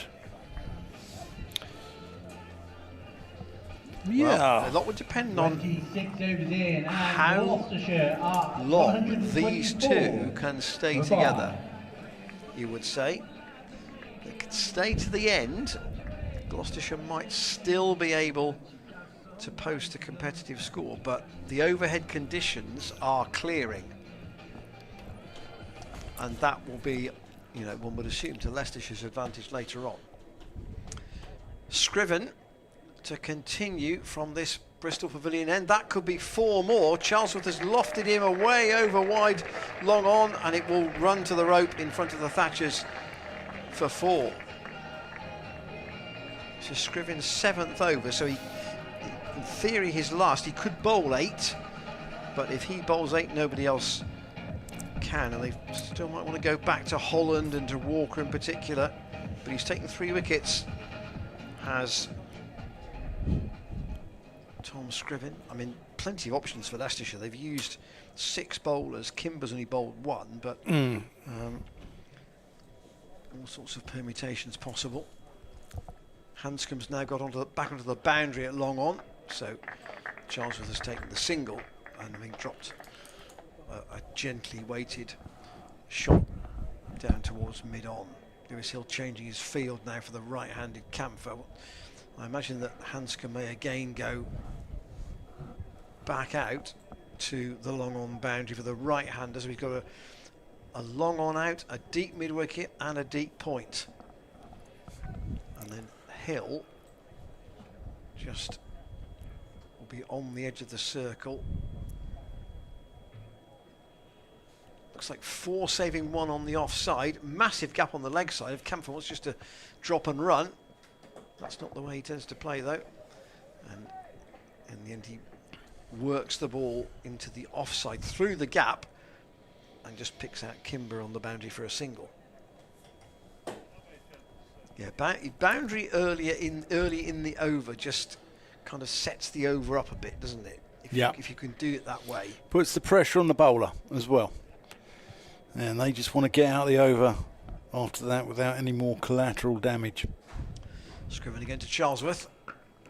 Will take 1 run this time to Rahane. He'll be conscious. I mean, Ben was in at this sort of time on occasion during the T20 and was able to bat through to the end, and that's what he has to do again here. Camphor's got to 15 pretty quickly, but he'll need to keep going. Gloucestershire 5 down, 131 for 5 in the 27th, and we are on a 36 over game here at Bristol, having had a delayed start and then a further rain break. Scriven staying over the wicket. Camphor backs away, asks Charlesworth if he wants a single. Charlesworth says no, it goes straight to Travaskis at backward point. So he's got a short third, a backward point, an extra cover and a mid-off Scriven, and he's got Sol Budinger, I think it is, out on the boundary at deep point. Straight approach. Camphor again makes room and backs away. As he forces it into the offside, he'll just get 1. That's probably it. for Kimber. 7 overs, 3 for 37. He could bowl an 8th over. For Scriven, so. Yeah, that could be it for him. But we'll see. We're going to see Roman Walker, though, from the far end of the ground, the Ashley Down Road end. He bowled 4 overs at the outset. And Leicestershire have got to work out how they're going to get through these last 9 overs. Charlesworth 20, Camphor 16. Somebody can get maybe one of these can get a 50 from here. Gloucestershire will be delighted with that because there'll be some support, we hope, from the other end. Yeah, here's Camphor, 2 sixes in the last over. Can he make it a third? There's an American band called King Kurt in the early 80s who had a hit with Destination Zululand. Can this King Kurt put one to Destination Filton Land? In he comes. That's smashed over the top, and that'll be 2-3 bounces for 4 runs down towards what Ian Randall calls Klinger Corner. He's having to play the role that Jack Taylor would have played had he stayed longer than he did. Yep, certainly. Taylor one convincing straight 6 and then an attempted pull that he mistimed. Out cheaply today, but he's made runs elsewhere in the tournament. Camphor screams that one out to Rahane out on the deep cover boundary, but only for a single. Martin Searle has been in touch. Doc Martin, who is, well, he's a Surrey member, but he's also a Gloucestershire exile, and he's a doctor, lives in Chippenham. He's on the board of Chippenham Town, and he said, "Don't worry, I remember the prisoner very well. The trouble is that I'm also quite old." And he's watching as member of the Gloucestershire Exiles. So, very good afternoon to you, Martin. Hope you're well. And you'll have enjoyed that King Kurt reference a moment ago. It's right up your street. Charlesworth, that's going to be out. No, it's not. It's just gone over the head. How's he got away with that? It's just gone over the head of Travaskis. And lands just before Ian Holland. How's he got away? Whether Holland didn't read that. He didn't move, did he? Properly. I thought it's gone straight down his throat. I think he then sort of spun away in a bit of an arc just over the head of Travaskis at extra. Long on back now for Camphor. Yeah. Long on and a deep square. Not far in front of the umpire. I wouldn't say deep mid-wicket, but he's too square for that, really. I'm going to put a long off back. Yeah, third's coming up. Wonder if Camphor's going to get funky here. Try and ramp him over there. He tried to ramp him a different way, and he's given. He tickles it behind, and that's a really good catch from Ben Cox. Off the face of the bat, and Cox takes it one-handed, diving down the leg side. Really good catch. So he read that absolutely spot on. Changed the field. He tried to play the shot that was the shot he wanted to play, but it's clever cricket from. Oh, it's a great catch. Ben Cox in particular. It's a great catch. He's read that. Curtis Camphor was caught by Cox for 21. Really good catch. 138 for 6. Graham van Buren. One would assume. Yep, here he comes. Yes, here he is. Wonder where he was then. So 8 overs to go. Graham, maybe he can put bat to ball, of course he can, but I wonder how Leicestershire will try and bowl to him. He prefers it off the back foot. He's a cutter and a puller. New batter for Gloucestershire, sponsored by Uplands Construction, number 12, Graham van Buren. Here he comes. So where is your score ceiling now, down with 8 overs to go? You'd still fancy 190, wouldn't you? Yeah, they've got to try and get that far. Give them a chance in the game.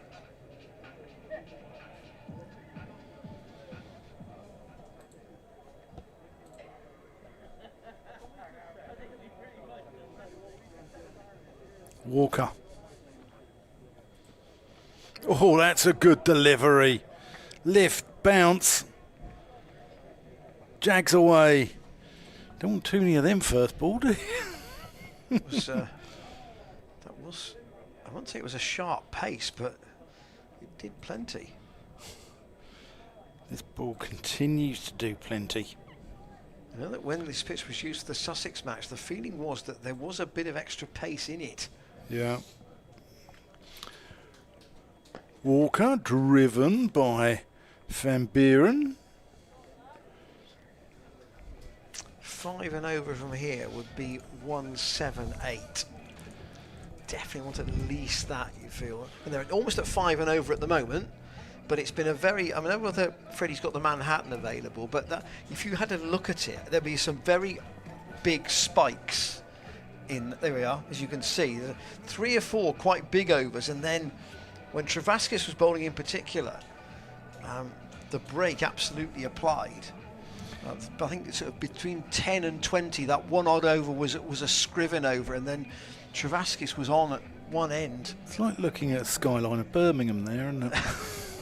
And there's the worm with how the innings has gone. In fact, Travaskis is coming back, so that's just that means that Scriven is done. 7 overs, 3 for 37. Travaskis 5 overs for 17. He's I suppose whether he ends up bowling 8 will depend on how the next 2 go. So Charlesworth is going to have long on back, and that's down the leg side, given as a wide by umpire Peveril. Oh, I think Van Buren was gone there if that hit. But they scampered through for 2. Do you think the last time there was a Roman Walker in the Leicester area was probably a Centurion on the Foss Way? Oh, these gags get worse, don't they? I'll get my coat. Yeah. Won't need a coat today, then. Well, not now. We needed one this morning, Morning, didn't we? though, We were yeah, both yeah, wrapped up against the elements in our Gloucestershire jackets. So, Van Buren to face Travaskis for the first time off this really short run. He's pulled that over Rahane, and that will go away for 4. He's picked the one gap where there was no cover on the boundary on the leg side, and also only a man of quite short stature as well. Certainly Travaskis jumped in the air. Yeah, he jumped in the air 'cause he thought that Rahane might have caught it. It's like Zebedee from the Magic Roundabout there. That was a real leap from the bowler. 144 for 6. Van Buren goes down the ground. He'll take 1, but Gloucestershire have got to not really, I'm not being unkind here, but not expose 9, 10, 11 if they can in these remaining overs. They've got to try and get these 2 to bat to the end, even if it's a point of, because their ability to hit, maybe 2 or 3 big shots would be there right to the final delivery in that situation. Travaskis to Charlesworth. Oh, bowled. Charlesworth's ability to do that has gone, and another wicket for Travaskis. Charlesworth goes for 21, and this card is becoming a bits and pieces effort for Gloucestershire without really any glue. Bancroft is at 36, and now we've got a 19, an 18, and 2 21s further down. Travaskis with the wicket, and again it's a straight ball, but he's gone to play the aggressive shot, as he has to do really now. And Leicestershire, well, all the time they're taking wickets, they're dragging back the DLS adjustment, aren't they? Are they? Because I don't know how exactly it works, but doesn't it come into effect before the rain arrived? There has to be the new batter for is it not? I mean, there was a game. I don't know how. Yeah, was it Sussex last week where they were exactly the same? the target was actually 1 run less Yeah, it than was. the actual total of at the end of the match. It was, but they had lost 6 wickets by the time we went off for rain. They were 101 for 6 at the rain break, Okay. and they finished up on 132 for 9. And it was exactly the same. So I don't know if it. I don't really know how it works. I'm not sure anyone does. So Tom Smith in at number 9, and Travaskis to bowl to him. And Smith most definitely is the nudger and pusher, isn't he? Yeah, Sort of, mid on. yeah, mid on, log on. Leicestershire will know that. 7 overs to go after this. Travaskis to Smith. That's About his. there. That's his area. And Hill comes off the boundary, and Smith will keep the strike, which is probably just what Leicestershire want. 29 overs gone. 146 for 7. What's Van Buren got in his locker? But another 40 runs here. They've got something to have a go at, I think, with this wicket. That's what they need. Here's the power play change. Gloucestershire So Leicestershire can now 7. That completes the power play. have an extra man out. There's the scorecard. Should they so wish. And there's the full card. Yeah, nobody really getting in. Bancroft as close as anyone. But It I took, think- took him a long time to get going, though. Yeah, but I think there's a little bit in the wicket. I think maybe it's. Do you reckon he might have sweated a little bit under the covers, perhaps, or? Well, it was very grey overhead when we started. Here's Smith to Walker. Lets that one go. Only 7 extras too in this innings so far. I think the umpire's been a little bit generous on occasion with 1 or 2 of the wides, but Yeah. As long as it's the same for both sides, though, and there's we don't mind consistency. yeah, Bancroft 36 off 51 at the top of the order. Walker, Smith, nurdles that one down, runs it off the face down to Hanscom at 3rd for a single. Well, as we It'll said, all depend on Rahan, Budinger, the 3. Well, Budinger's not overseas now, is he? But the 3 sort of overseas in their side. Budinger, Rahane, Hanscom. I think that's the key. Walker to Van Buren, who gets that one just wide of Hanscom, but they'll settle for 1. As throw comes in. well, as we saw, we have seen merely on the scorecard from Cardiff today, the Glamorgan lower order, manufactured some runs to get them up to a workmanlike total. Yeah. That's what Gloucestershire have to do from here. Tail wagging like my old Labrador when I put his dinner down. That's just defended into the onside. Sorry, my pen's run out. I do apologise. Can't get the staff, so he's going on holiday tomorrow. He's left his best pen at home. That'll teach me to nick one from some other poor bloke I've commentated with over the summer. Sun actually quite bright now. Right said Fred comes to the rescue. Slower ball, well bowled. Smith just pushes it out to Travaskis at mid-wicket. It's not surprising Leicestershire are really determined to go a long way in this tournament because they won it last year. Well, we spoke about, Mark Lane spoke about it at the start of the season, said this is the one that Gloucestershire are targeting, didn't he? And it is a competition that sides like Gloucestershire and Leicestershire feel that they can win. Smith just works that one into the onside. And 149 at the end of the 30th. Yeah, Roman Walker's 1 for 26 off 6. He's got 1 left. He might have 2 left, depending on how Lewis Hill decides to split this up, but Travaskis has bowled 6 overs, 2 for 25.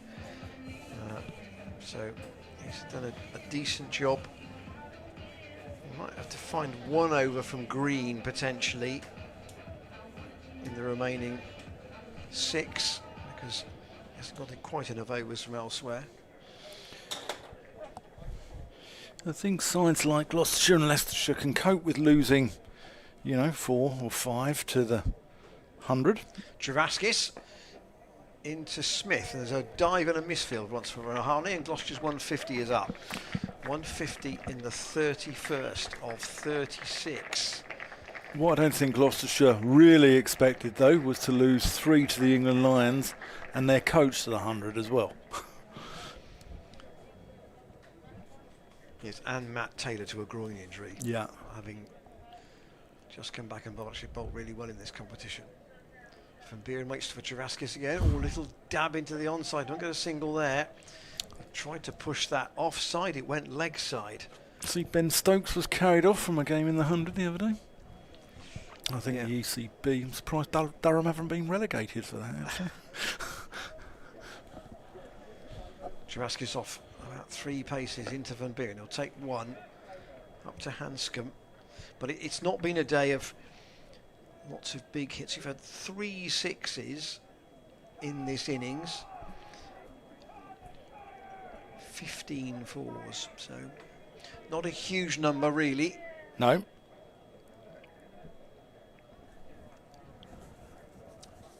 Now can Smith find another single down the ground? That seems to be his go-to shot. Well, that's a full toss, and he's actually found the fielder out at deep square, who is Roman Walker. And Gloucestershire will have 1 more. They're going to take this in blocks of 10 runs, I think, here.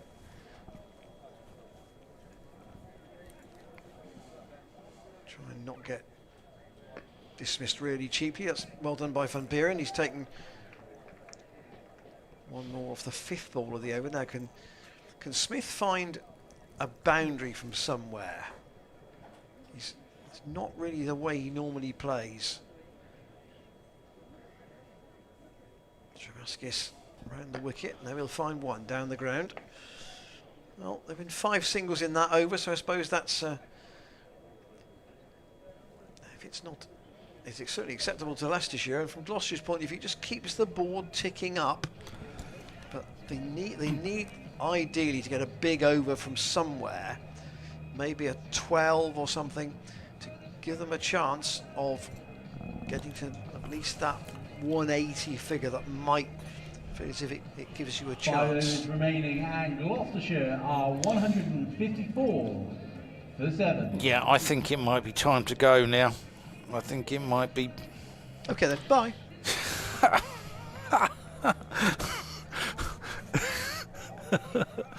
Ian Holland's coming back. Ian Randall, Ian Holland. Dutchy, as he's known. Yeah. Or So- Arkle, as he's known. Yeah.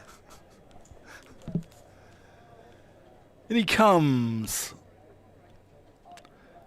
Smith just pushes him to mid-on. So interesting, there are 5 overs left. Holland could bowl 2 from the far end. Yeah. Walker, in theory, can bowl 2, and they've got to find 1 over from somewhere else, which presumably will be Travaskis. Holland could bowl 3, couldn't Yes, he could bowl 3. That's quite right. he? Yeah. Here he comes. Van Buren looking to work him leg side. Can't get that one away. Holland. A workmanlike cricketer, isn't he? Yeah, but okay, that's going to be a bit unkind if I say that. I was going to say, is he a budget Ryan Higgins? Oh, that's Oh, Ian. That's just helped on its way, and Van Buren's missed out there. Pulled it straight to Alex Green at short fine leg.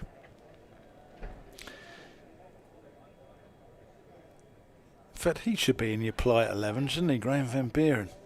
Oh yes, absolutely. Yeah, Lovely chap. We actually got quite a big squad of the polite 11. We have. I'll go through them with you. No, during the rain break. Yeah. That's just pushed out to cover where Rahane feels. Yeah, little bit of help from our friend, Nick Friend from the cricketer. And Graham Van Buren, Zaman Akhtar. And these offered Mason Crane, Ollie Robinson, Rob Keogh, who I can vouch for.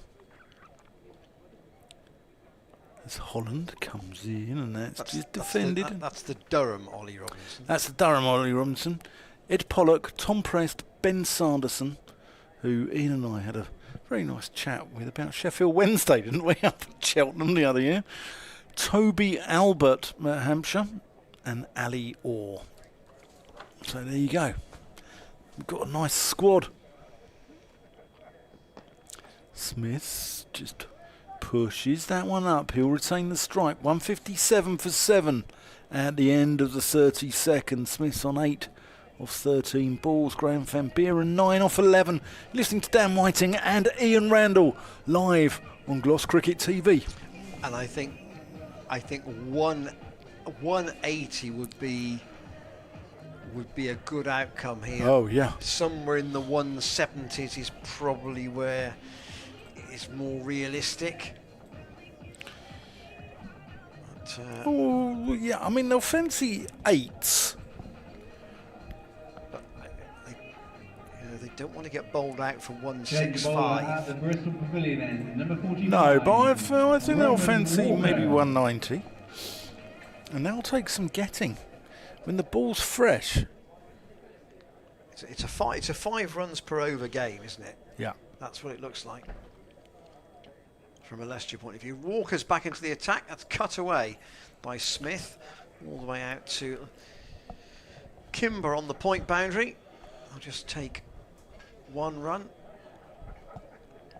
I tell you, it'll be hard to get away on this is Tom Smith. I think he'll come into play. They've got the 2 spinners. Travasky's actually bowled well from the Ashley Down Road end, but sometimes that's the end where the spinners are attacked. Yeah. Jack Taylor bowled up at Trent Bridge the other day, I saw, and Graham Van Buren as well. He'll come into play. And then Shaw, Goodman, Camphor in the seam department. Van Buren waits for Walker, or tries to cut him, and that's given as a wide. So Wowzers. Gloucestershire will accept that. Don't get too many of those for the dozen, do you, Ian? Well, certainly Leicester's catching has been really good today. Oh, superb. Superb. They've been excellent. A couple of missed chances, but some really good ones taken. That's a nice shot. Lovely off drive from Van Buren, and he's found the gap and he'll get full value for it, away past a vain chase from Lewis Hill. Yeah, authentic cricket shot there. Need a boundary and over, at least, if they can, from here. Yeah, now this puts the pressure on Walker. Van Buren into double figures. North Wales lad, isn't he, Walker? Was he Wrexham up there somewhere? Slower ball, and outside edge really from Van Buren down to Alex Green. We've seen a hell of a lot go down to third today, which makes me think, A, it's not that easy to score off, and B, the ball's done a little bit right through the innings, hasn't it? I wonder whether Camphor is the sort of pace where he might be awkward to play. I think Leicestershire bowled really well on it, though. Credit to them. Walker from the Bristol Pavilion end. Oh, and yeah, that's quite good carry. Yeah. Played quite late by Tom Smith, or attempted to be played quite late by Tom Smith. There's the predictor 186. Walker in what might be his last over. This is his 7th. Smith waits for him. Clipped away for 4. It's a good shot. Oh, Tom Smith. Smith, so often, that very familiar nudge to long on or deep mid on. There's a bit more power in that as he's whipped that away. Again, it's bottom hand. And he's got it over the field at shortish mid-wicket and away for 4. It's a valuable boundary. 168 for 7. It's like watching Viv Richards in his pomp, wasn't it, there? Where's that come from? I'll give you a couple of scores from elsewhere at the end of this over, which has 1 ball to go, if it's legal. Smith 13. And he's clipped that in the air, and he'll get at least 1. Hanscom's on the chase. They'll think about going for 2, and Van Buren is putting his foot down to come back, and well run. That was a late decision. There wasn't an obvious second run there, but Van Buren, I think, answered Smith's call, and Van Buren will keep the strike. 170 for 7, 3 overs to go. Elsewhere, Worcestershire have lost an early wicket in their chase at Old Trafford. They're 18 for 1. They're chasing 238 to win. And Yorkshire have lost a wicket in the first over at Cardiff. They are chasing 231, but if they're to have an impact on the run rate that they need to chase those runs in about 28 overs, we reckon. Perms, more permutations and perms than the Liverpool side of the 1970s. Here's Holland in, Van Buren hooks, a little bit of a top edge, goes out to deep square for a single.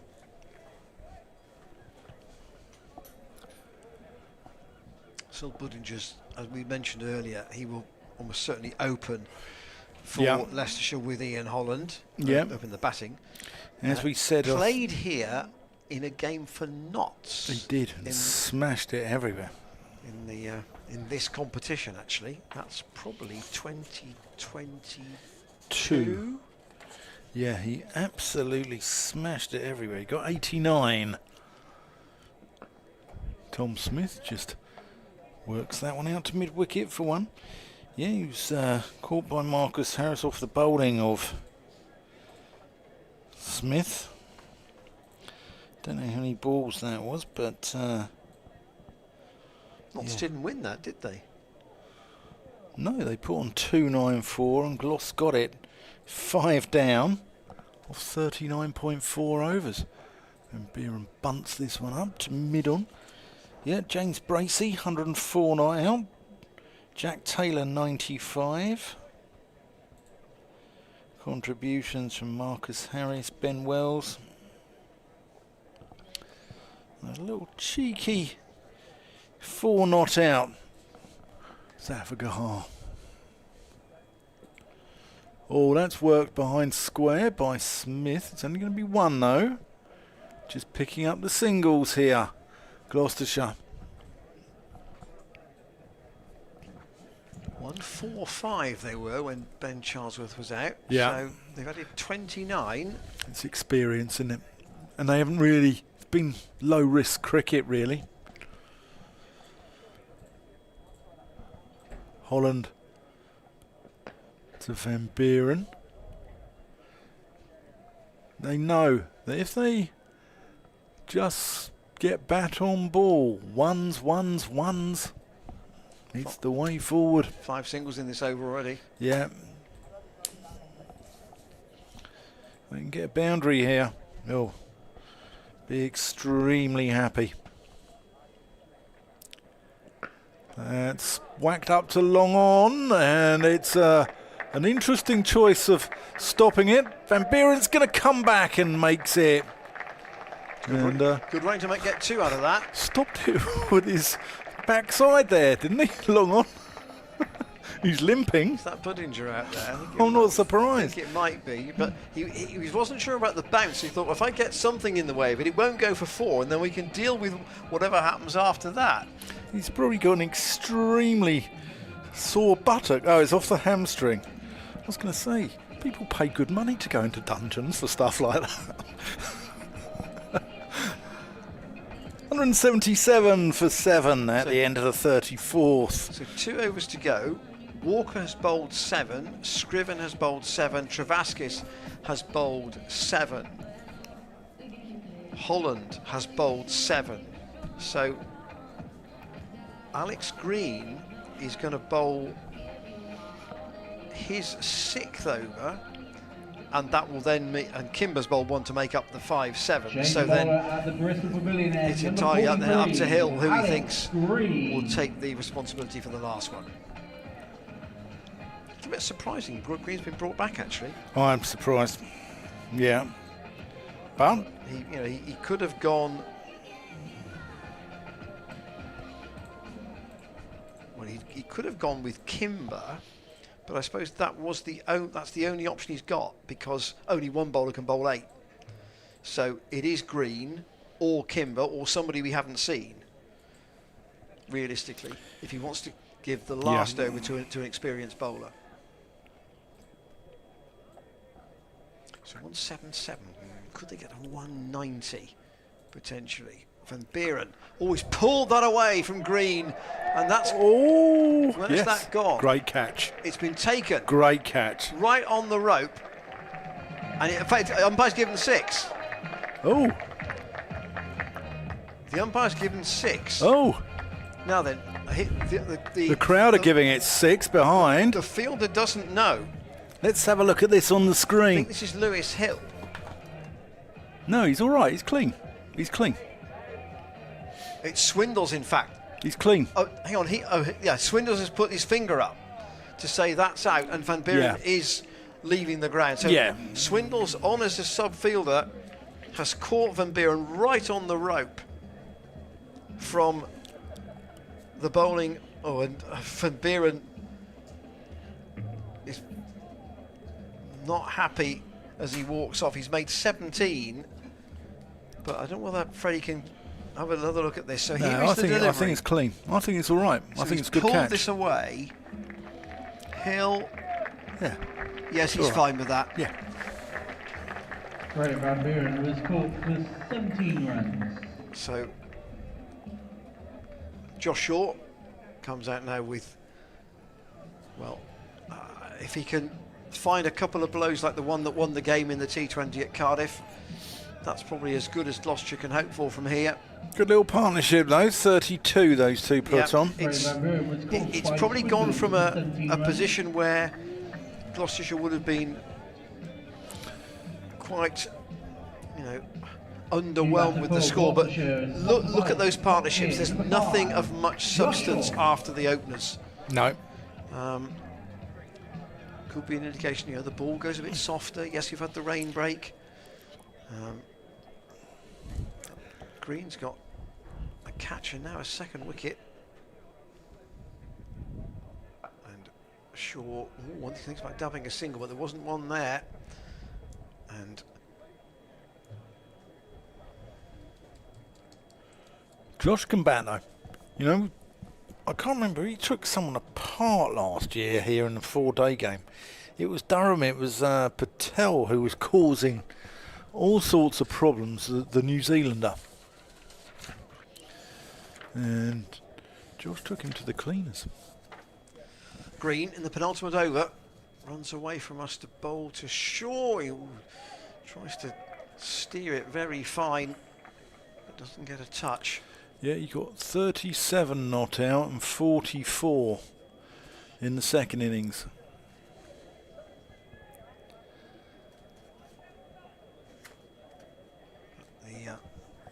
The conditions this morning definitely favoured the side in the field. It was very grey. You can see now it's much brighter.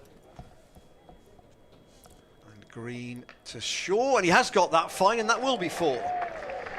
Backed away, got it off a thick edge, and vital boundary at this point. Doesn't matter, in a sense, how they come, it's whether they do. And there's a real swish, dare I say, a tail ender's swish, if you like. But it'll say 4 in the book.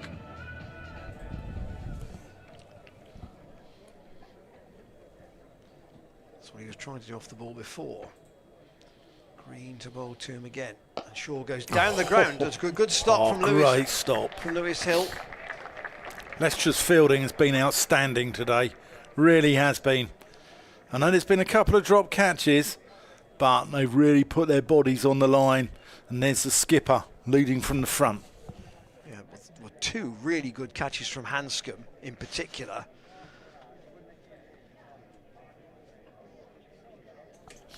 Swindles has been on the pitch actually for a long time. I don't know if whoever he's replacing is allowed to bat.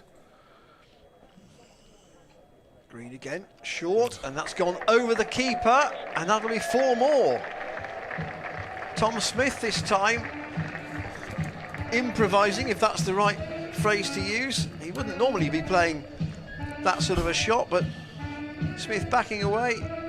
It was a bit close to him really. There wasn't much control there, but he played it into the safest place possible, and that's the end of Green's stint. 6 overs, 2 for 39, and Gloucestershire 186 for 8. Final over, and Gloucestershire are 186. I'm trying to see 190 is a possibility now. I think he's been on for Budinger for a while. Well, Budinger had that stop on the boundary with his hand, didn't he? And that's not that long ago. So Swindles has been on the pitch though for a while. He has. Are they just rotating who goes off and keeping him on there? I mean, it's clever cricket. He's a good fielder, Swindles. Last over. Shaw smashes this one up in the air, and Holland makes no mistake and rather childishly throws the ball at the stumps. Corn bowled 4-5. But, you know, what Josh Shaw's hit one boundary. That's, you know, he's not been around long. 5 off 5 balls, fair enough. At this stage of the innings, you can't ask much more than that from your number 10. Josh Shaw was and now bowled by Holland for 5 runs. Dom Goodman out last, or out to bat last. Tom Smith at the other end. Yeah, but Gloucestershire have used up their overs, which possibly when Ben Charlesworth was out, there was that sort of sense of will they or won't they? New batter for Gloucestershire, sponsored by EPOS IT Solutions. Number 83, Dom Goodman. So Goodman's just got to try and get bat on something here. Yeah. Even the psychology of getting beyond 190 would help Gloucestershire. I mean, they're going to be, you know, over 5 and over.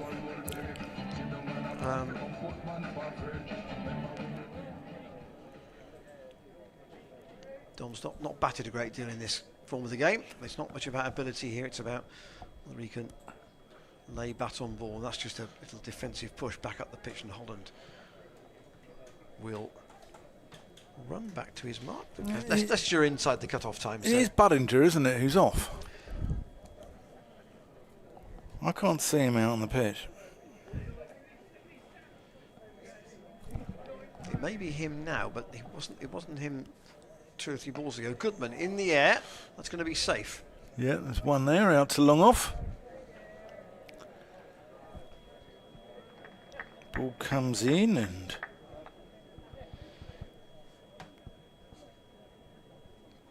I think you are right. It's Budinger who is not out there, but the question is, at what point did he leave the field? Because he definitely made the stop with his bottom, nearly, as you put it. oh, was that him? That was him. Oh, Yes. maybe that's why he's gone off. Anyway, here's Holland in from the Ashley Down Road end to Tom Smith, who plays that one up to long off. 2 balls to go, provided there is not a no ball or a wide. There's a sight view in the ground. A few travelled down from Leicestershire as well. Seem to be enjoying the West Country hospitality. Goodman plays that up to long on for a single. So Cameron Bancroft's 36 is going to be the top scorer in this innings. There are going to be 3 in the 20s and 2 in the teens. Yeah. 5 scores. In fact, 1, 2, 3, 4, 5 scores between 18 and 23. Last ball, Smith, and I think he's going to get that away for 4 runs. Oh, that's a great stop from Kimber as they scamper through for 3. So 192 for 9. It'll be interesting to see how that's adjusted on the DLS as well. But gives Gloucestershire a chance. sorry, on the Duckworth Lewis Stern. Yeah, so it'll be interesting to see how that goes. But I think they've got something to bowl out with the ball in the wicket. Leicestershire high-fiving each other, which is interesting. It's a very good fielding performance, but Gloucestershire very much in with a chance here. So, in short, we had a delayed start, a 40-over game initially from 12:30. Then the players went off after 12 overs and Gloucestershire were 55 for 1. That's why DLS will apply. And the man out before the rain break was Miles Hammond. And then, in a sense, there's been a steady fall of wickets through the innings. Not really a big partnership at any point, as you could see from that card, with Bancroft top scoring with 36, and then Smith 27 not out as you were, because he got the 3 runs at the end. Camphor 21, Charlesworth 21, Hammond 19 was already out, Bracey 18. The bowling figures for Leicestershire: Walker 1 for 39, Holland 1 for 34, Scriven 3 for 37, Green 2 for 39, Travaskis 2 for 30, and Kimber bowled 1 over the cost, 12 runs. It's not an easy one to predict this, so we await the news of the DLS adjustment, but 192 for 9 it is. The interval between innings is expected to be 40 minutes. In fact, the restart will be, we're told, at 4 o'clock. So the restart at 4 o'clock. Join us again shortly before that to see if Leicestershire can chase, well, whatever Gloucestershire have set them, and that ultimately will be decided by the DLS. In fact, it says 196 is the target, so it is fractionally adjusted upwards, and it will be 196 they need to win in 36 overs. We'll see you at 4 o'clock for the start of the chase.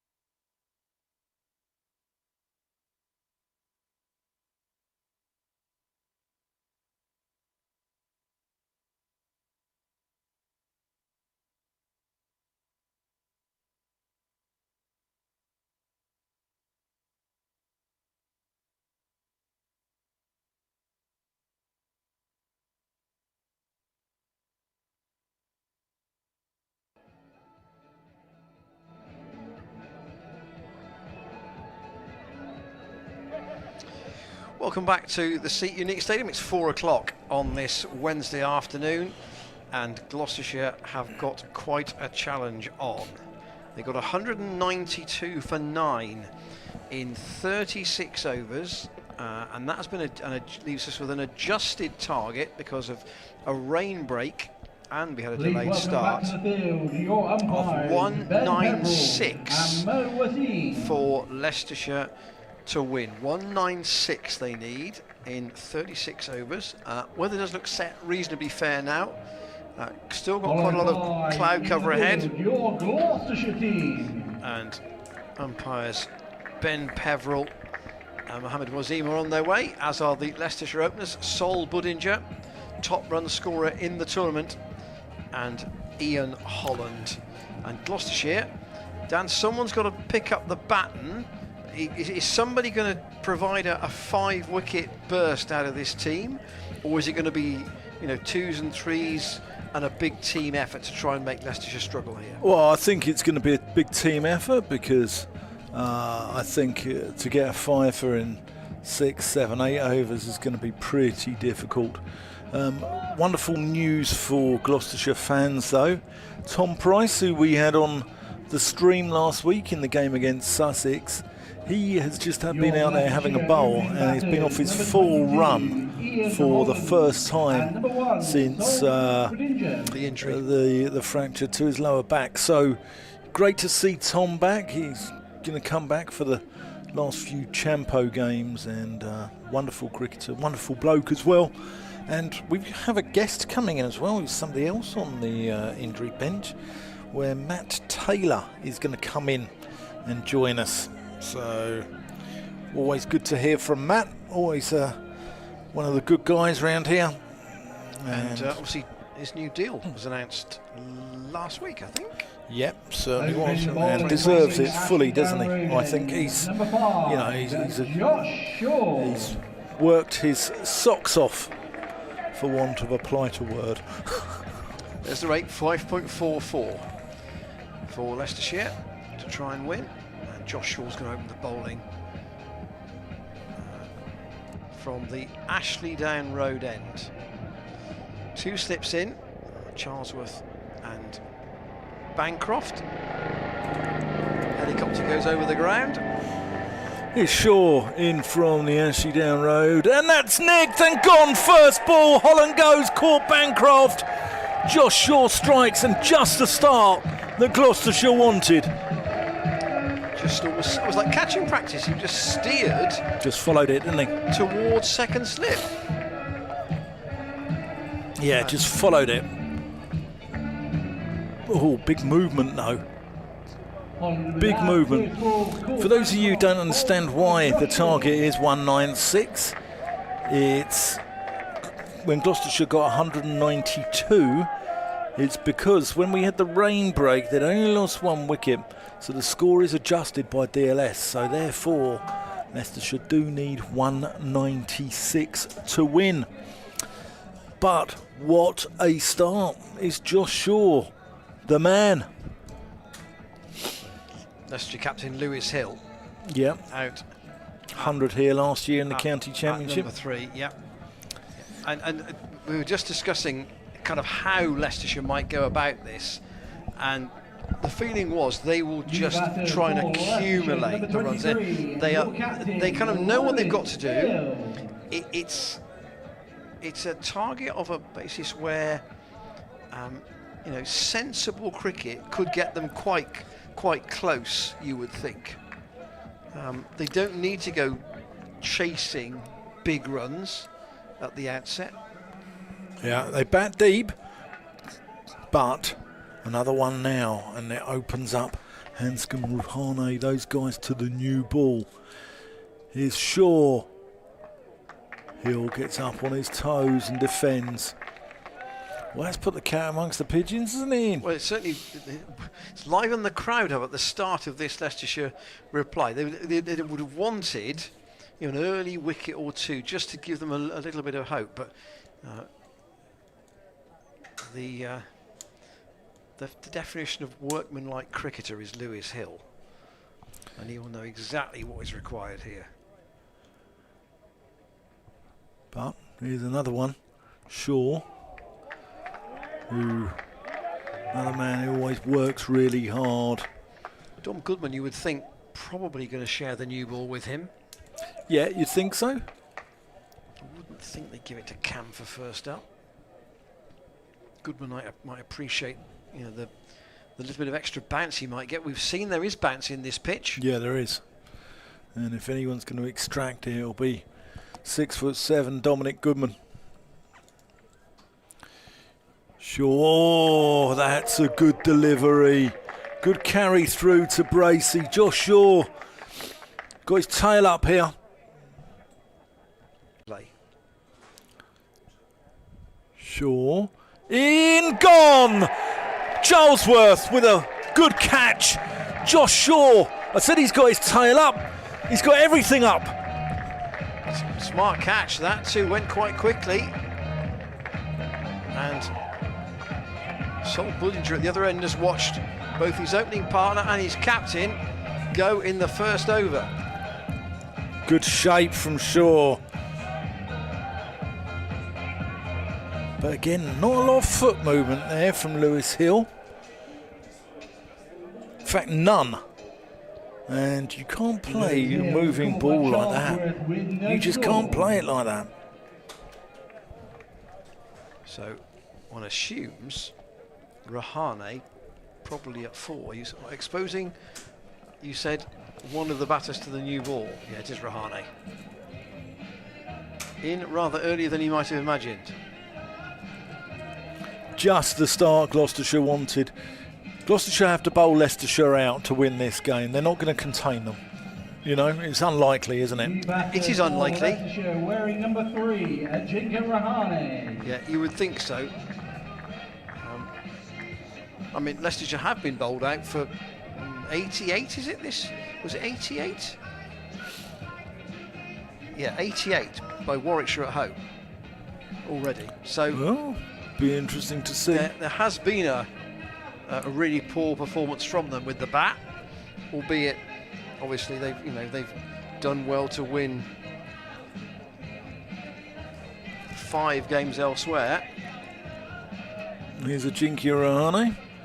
Had a photo taken with him. There's 83 test appearances between us, you know, Ian. And I've never had a bad test, I tell you. Yeah.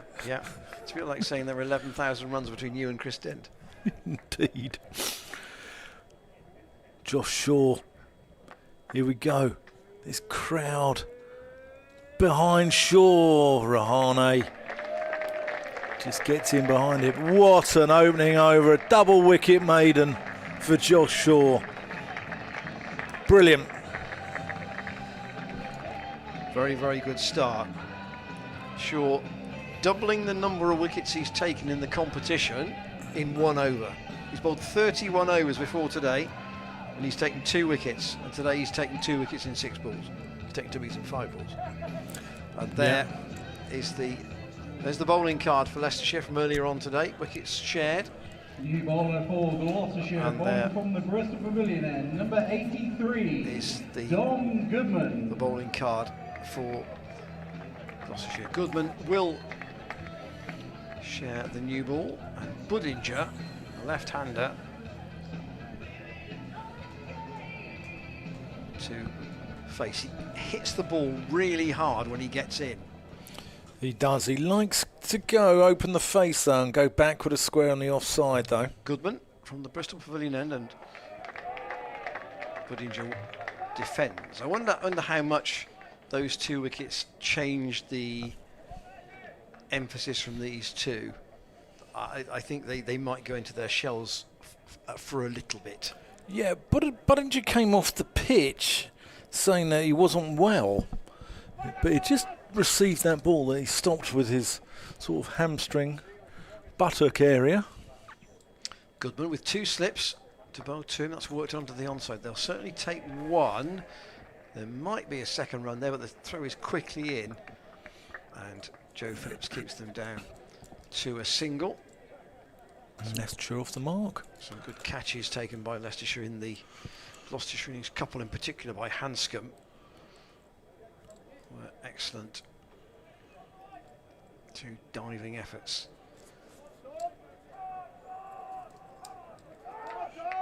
Listen to the crowd. Getting right behind Gloucestershire. So Rahane, diminutive figure, has to face Goodman. Oh, that's kept low. That didn't bounce a lot, did it? Worked away into the on. So if you see a fielder without a number on his back, that's Curtis Camphor. Yeah. Remember when the who signed Zach Chappell on loan and his shirt, and he came back with 1p. I told that story on Friday. Yeah. I told that story on Friday. Now known as Zach Chappell. Budinger waits for Goodman and again defends. Crowd getting right behind Dominic Goodman. Popular guy in these parts. In theory, the power play should be probably 7 overs and 1 ball. I wonder whether it will actually only be 7. It was 7 overs at the end of the Leicestershire innings, so I suspect it might be 7 at the start of. Sorry, then innings that were Leicestershire in the field. Goodman again, in cuts, does Budinger, but straight to Hammond, who is at backward point. But what a start for Josh Shaw. 2 catches in the slips in the first over.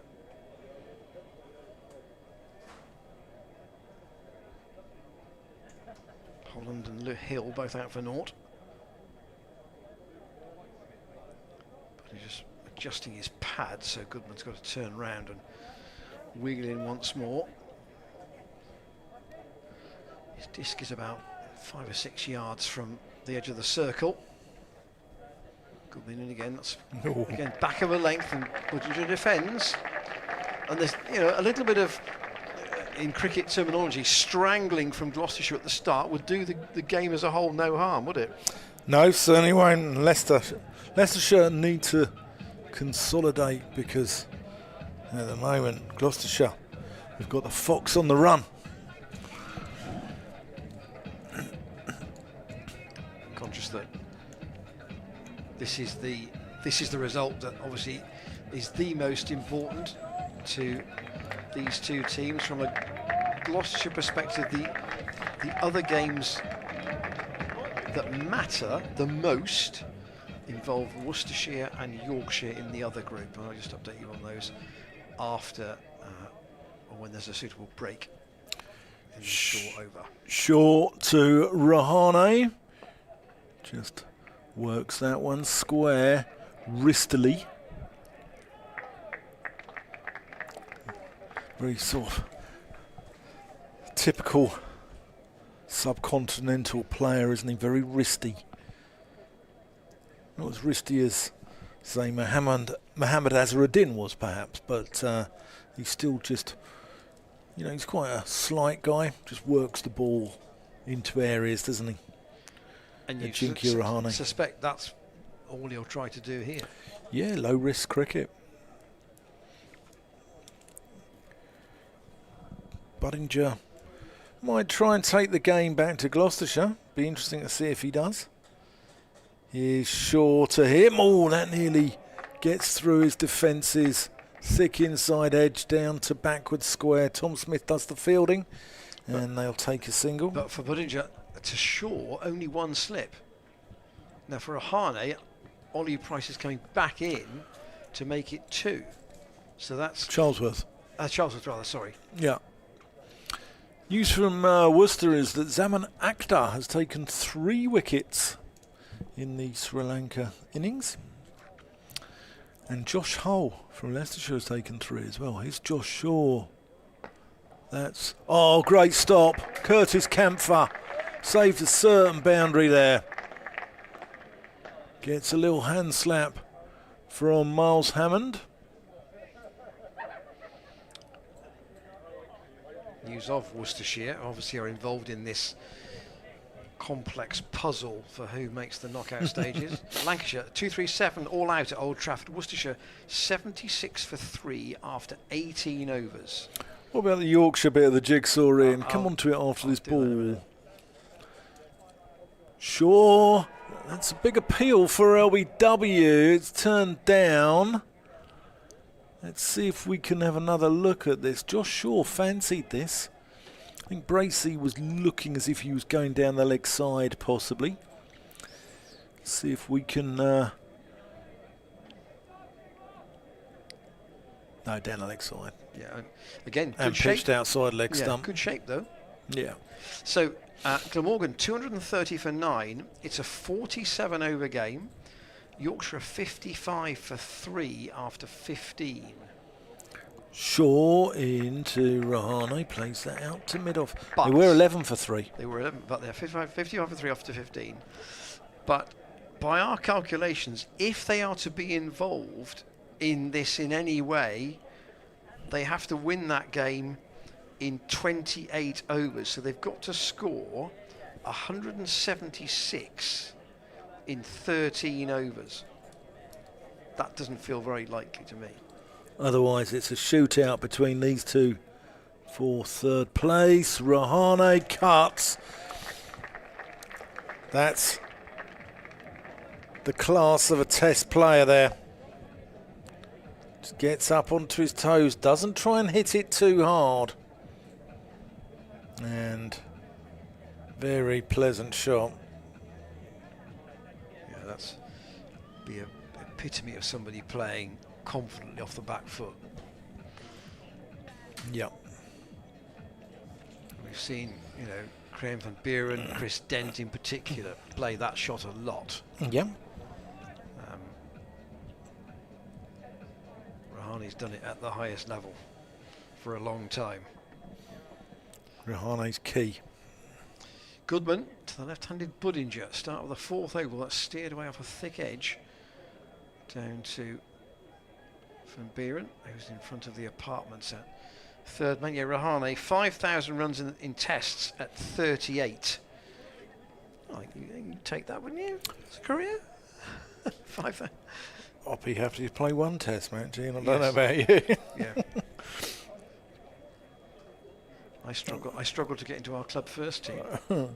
Budinger is certainly different from the whacker that we saw for Nottinghamshire a couple of years ago when he first came over here. Four saving one on the offside for Goodman to Rahane. Oh, that's that go. It didn't bounce a great deal. Kept quite low. Taken by Bracey. I think he was born over here, wasn't he, Budinger? Was it Colchester he's born or something like that? Yeah, I think it's definitely Essex. Yeah, and I think when he played, Leicestershire played at Essex a few weeks back, all his family were over watching him. Goodman, his high stepping run. Ball slipped off his legs by Rahane down to Van Buren. He will get his throw in quickly. Van Buren, one of the contributors in the 20s to that Gloucestershire total. 192 for 9. Bancroft 36 top score, but Van Buren, Charlesworth, Camphor, Tom Smith all help the bottom part of the order a bit. Still grey overhead here in Bristol, and that's forced off the back foot by Budinger. He's timed that well, and Jack Taylor won't be able to pull that in. That's the sort of shot he played when he batted here for Notts. Yeah, I don't recall him playing too many through the offside that day. It's like long on That's mid-wicket. That's powerfully struck. Beautifully timed. Ollie Price was quite close to it, but Charlesworth. Charlesworth, sorry, I keep on looking at his squad number and thinking it's Price, and it's not. Goodman again, in, and Budinger tries to pull a short ball. I'd hope Ollie Price isn't close to it, because he's 50 miles away in West. Indeed.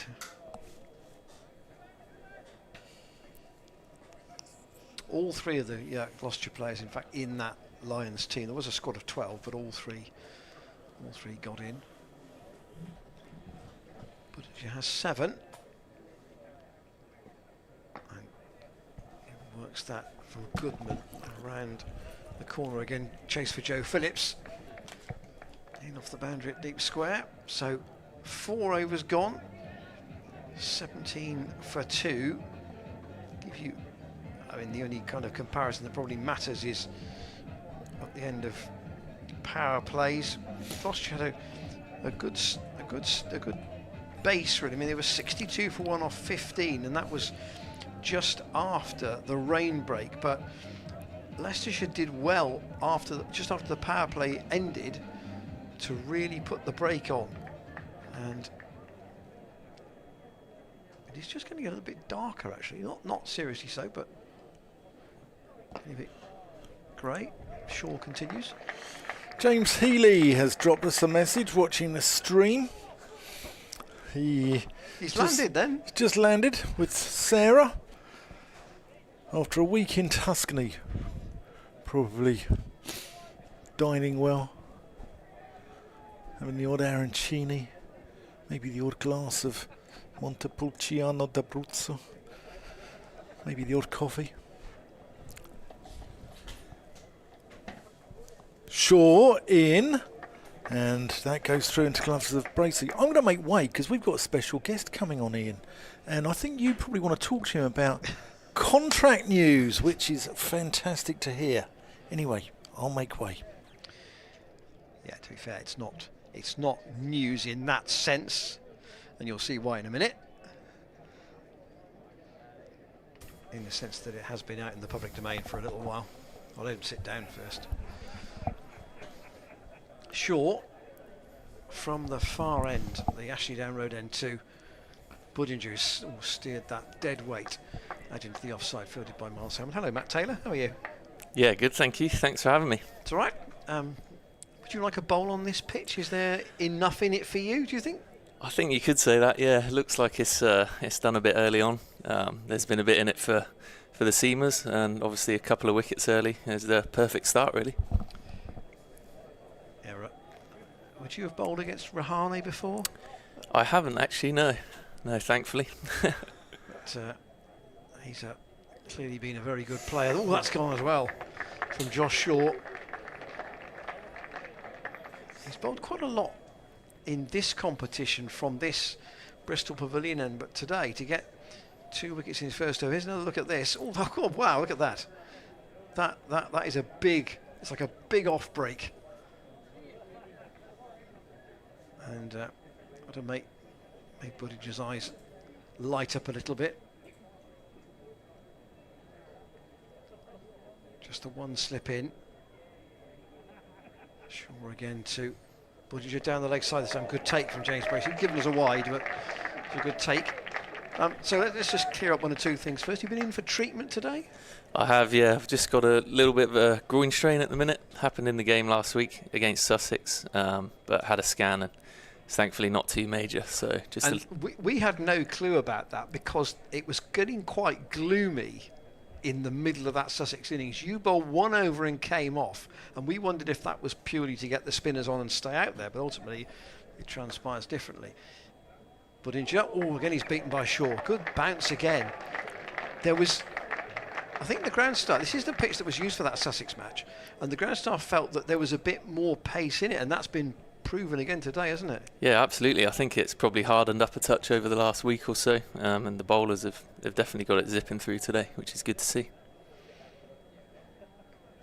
I don't know whether you were downstairs in and around the players up halfway. What was the thought about 192? Yeah, I think there's probably no doubt we might have been slightly under par, but it's definitely something to bowl at, that's for sure. Shaw in. Budinger clips that off his legs. He's going to get one out to Curtis Camphor, and they'll just take the single. So Shaw's bowled 3 overs, 2 for 9, and Gloucestershire have got Leicestershire 19 for 2. They're chasing 196, and both the openers out in the first over. Given how Travaskis bowled, though, given Graham Van Buren and Tom Smith are going to have important parts to play here, aren't they? Yeah, definitely. I think that sort of plays into our hands as well. We've obviously got the two quality spinners in Tom and Graham. So hopefully, when they get into their work, it'll offer a bit for them as well. It's a proper day where a captain's really got to be on the money in terms of field positions, bowling changes, and such like. Here is Budinger facing Goodman out on the offside. Do you talk to Jack much about captaincy? Not too much. I try to stay out of it, but obviously watching on from the sideline at the minute, but also when I've been playing, you know, I think he's led the team really well over the last few years, and it's great to see that we're hopefully, you know, in the hunt for a couple of knockout games. Does he really enjoy the sort of the vibrancy of the constant decision making? Here's Goodman. Leading into Budginger. That's skied in the air now. Whose is this? Tom Smith's underneath it. It's an important moment in the game. Catch taken.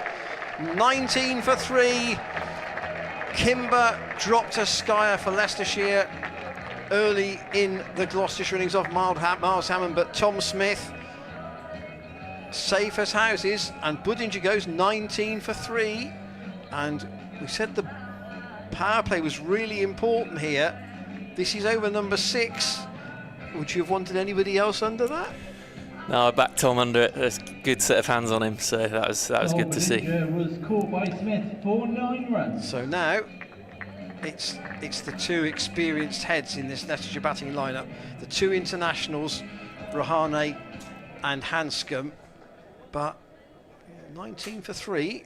The rate is obviously not a big issue at the moment. It's pushing up towards 6, but it does get harder as the ball gets softer, doesn't it, to score on this pitch? As Gloucestershire found, it, you know, for the big shots, it was more difficult. Yeah, absolutely. It looked like once the ball got a bit softer, it probably wasn't quite coming on as much, but it was still bouncing. So it definitely gets trickier, which will hopefully play into our hands. How many days has Curtis Camphor been here, do you know? I believe he got here yesterday morning, so a bit of a flying visit, but he trained well yesterday, and obviously got a few nice boundaries away with the bat, and hopefully can do something similar with the ball. Obviously played in the game last year when James Bracey got a double 100, albeit he was on the opposite side. So we were saying earlier that his last meaningful game was for Ireland at the back end of July. It was one in which he didn't do very much with the bat or with the ball, truthfully, but he's clearly got ability. And Goodman now to bowl to Peter Hanscom, whose time here would have crossed with yours, wouldn't it? Yeah, absolutely. I remember playing with Pete. It's probably about 9 years ago now, but it's flown by, to be honest. He's been on a tour of English counties. Probably many have played for 5 different ones, which he has. Goodman to bowl to him, and that's keeping a little bit low outside the off stump. Let's just touch on. Dan touched on it. The contract news good to be sorted out. Another two years. How is the? I know you've got this injury at the minute. Do you feel you've had a good year, bearing in mind the problems with the toe last year, which was so disruptive? Yeah, I think any injury is definitely frustrating. But yeah, when I have played. Goodman into Hanscom. Didn't look happy trying to push that back up the pitch. But yeah, I think when I have played, I've just wanted to try and contribute as much as I can. And thankfully, since sort of May time when the toe healed up, I've managed to put together a bit of a string of games. Been feeling really good, and thankfully, you know, there's some good results in there as well. And there's a bit to play for in the championship still. Absolutely, yeah. Hanscom waits with a 1 slip and a gully in. The bowl. Tom Goodman bowling to him. You said you'd try to steer out of the captaincy here. How quickly would you want to get the spinners involved, do you think, as soon as the power play's done? I think we'll definitely have a look pretty soon after the power play, just to see what the spinners can potentially do with the slightly harder ball. Hopefully might get a bit of grip and a bit of hold, which will be nice. 3 down Leicestershire. Goodman. Steered away by Hanscom into the onside. Just behind the square, Curtis Camphor keeps them to a single. Is he a bowler, do you think, that James Bracey might consider standing up to, or is he a bit quicker than he looks? I think he's potentially a bit quicker than he looks, because he's not the tallest guy in the world, but I had a watch of him bowling the nets yesterday, and it looked quite skiddy. So hopefully, could be a bit of a handful on this deck. Now, what are the umpires doing here? Well, they're unsure. That's only because that scoreboard not caught up. That only shows 5 deliveries in this over. So Fuzz would normally check. Just wonder whether, well, it says Goodman's bowled 3 overs 1 for 10, so yeah, it has caught up now. There's a dot missing off the screen, so they were just checking with the scores, I think, whether that was in fact the last ball of the over, which it was. So I think this is potentially the last over of the power play. And Shaw to Hanscom. Again, that's full. Hanscom almost yorked.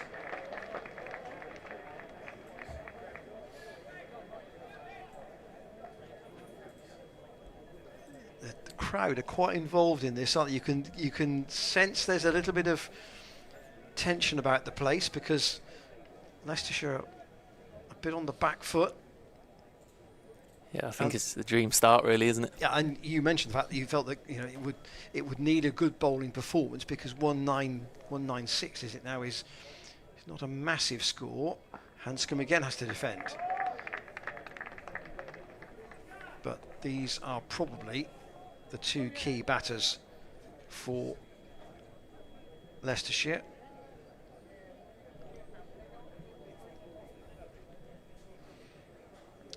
Dan will have a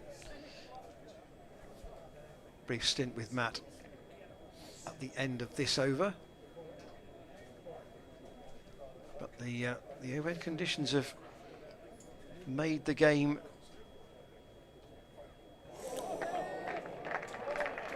just a bit different. It's not been the glut of runs that you sometimes get in long form List A cricket. And Josh Shaw, as we see on the replay, that's just held its line, but the carry's good, isn't it? Yeah, it's nice to see it zipping through like that. I think there's no doubt the pitches and the balls have maybe done slightly more than we're used to in 50 over cricket, but you're not complaining? No, it's not a bad thing as a bowler to see that. Hanscom waits again for Shaw from the Ashidon Road down outside the off stump, given as a wide. Worcestershire and Yorkshire both 4 down in their respective chases. Worcestershire now 91 for 4 in the 23rd over. They need in all 238 to beat Lancashire, and Yorkshire are 71 for 4 in 19 overs against Glamorgan. They're needing 231, but the run rate now looks completely out of their range. Shaw again Hanscom defends. Obviously 36 overs aside, 4 bowlers can bowl 7, 1 bowler can bowl 8. And this is Josh Shaw's 4th. So this is where Jack Taylor's got to decide what he's doing in terms of the shape of the attack through the innings. Shaw again to Hanscom, driven pleasantly. Chase for Jack Taylor out towards the boundary. He's not going to haul that in. That will go away to wide mid-off. And the first boundary for Hanscom, who had been very watchful in the 8 previous deliveries he'd faced. 3 early wickets, of course, giving Gloucestershire a great start, but this is probably the key partnership from a Leicestershire point of view, and they are the holders of this competition, Matt, so they're really going to work hard to try and get through to this knockout stage, aren't they? Yeah, absolutely. Floated up by Josh Shaw. I say floated, it was trying for the slower ball, but fielded by Tom Smith. Strike rotated at the end of the over, so that, I think, when umpire Ben Peverell gets to the bowler's end, there will be an indicator that might be the end of the power play. 7 overs gone, 26 for 3. The target is 196. I'm going to make way. Matt's going to stay with us for a few more minutes, and Dan's going to come in.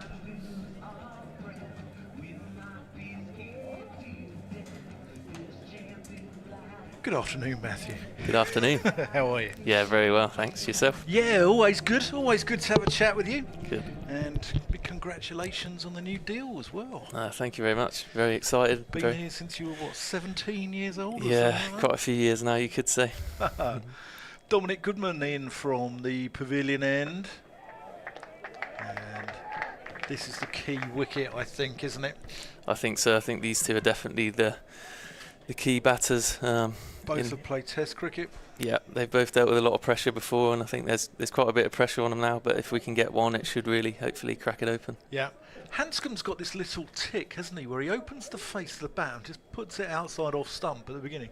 And I don't think he plays, that's his marker, I don't think he plays anything outside of that line, does he? No, it's very unorthodox. Yeah. Oh, that's an edge. Doesn't quite carry to Bracey. And Hanscom will scamper through for a second, but he's got to be quick, and he is. Just about. Oh. Fine margins. Fine margins. So, I just showed you a wonderful... Let's have a look at this again, sorry. Just didn't quite carry, did it? Just didn't quite have the bounce. Goodman in, and that's a thick inside edge by Hanscom. Goes down to Josh Shaw down at fine leg. I just showed you a wonderful photo to Matt, which I took a couple of weeks ago at the Oval on a very hot day, wasn't it? It was 31 degrees there. Boiling. Of James Taylor, who's also got a brother who plays first class cricket in Tom Taylor, bowling to you with Jack Taylor at the non-striker's end. And the old man Kevin Taylor had taken a bit of refuge in my commentary box, which was air conditioned. Too many Taylors around. There's more Taylors than Savile Row. I mean, in comes Goodman. That's down the leg side. That's going to be a wide. So, you've been in the 100. Been at London Spirit. Yep. Been enjoying life up in the big smoke. Yeah, I had a just over a week down there. Obviously, my first taste of being in the 100. Yeah. And yeah, loved it, to be honest. It was a good environment. Obviously, unfortunately didn't play, but they actually got a pretty strong bowling attack, so it was always going to be tough. But yeah, really good to be involved. Yeah. As Goodman comes in, that's down the leg side. That's a great take from Bracey. That's a superb take from James Bracey. I think his wicket keeping's really come on. Last 2 years, I think he's really improved. No, absolutely. He's a very hard worker, as all of us know, but it's definitely shown in his keeping. He's taken some exceptional catches for us over the last year or two, and it's taking the odd one off you as well. Yeah, he has actually. Usually not carrying to him, but Goodman into Rahane, leaves that one alone. Goes through into the gloves of Bracey. When you go to somewhere like the 100, and it's comprised of players from all different counties, how is the sort of the team ethos? How's the team spirit there? Yeah, I was sort of interested to see, to be honest, because I've never sort of been in sort of any other changing room other than Gloucester, really. Yeah. But they sort of got a core of guys that have been there a few years, so I think that probably helped. Okay, Goodman.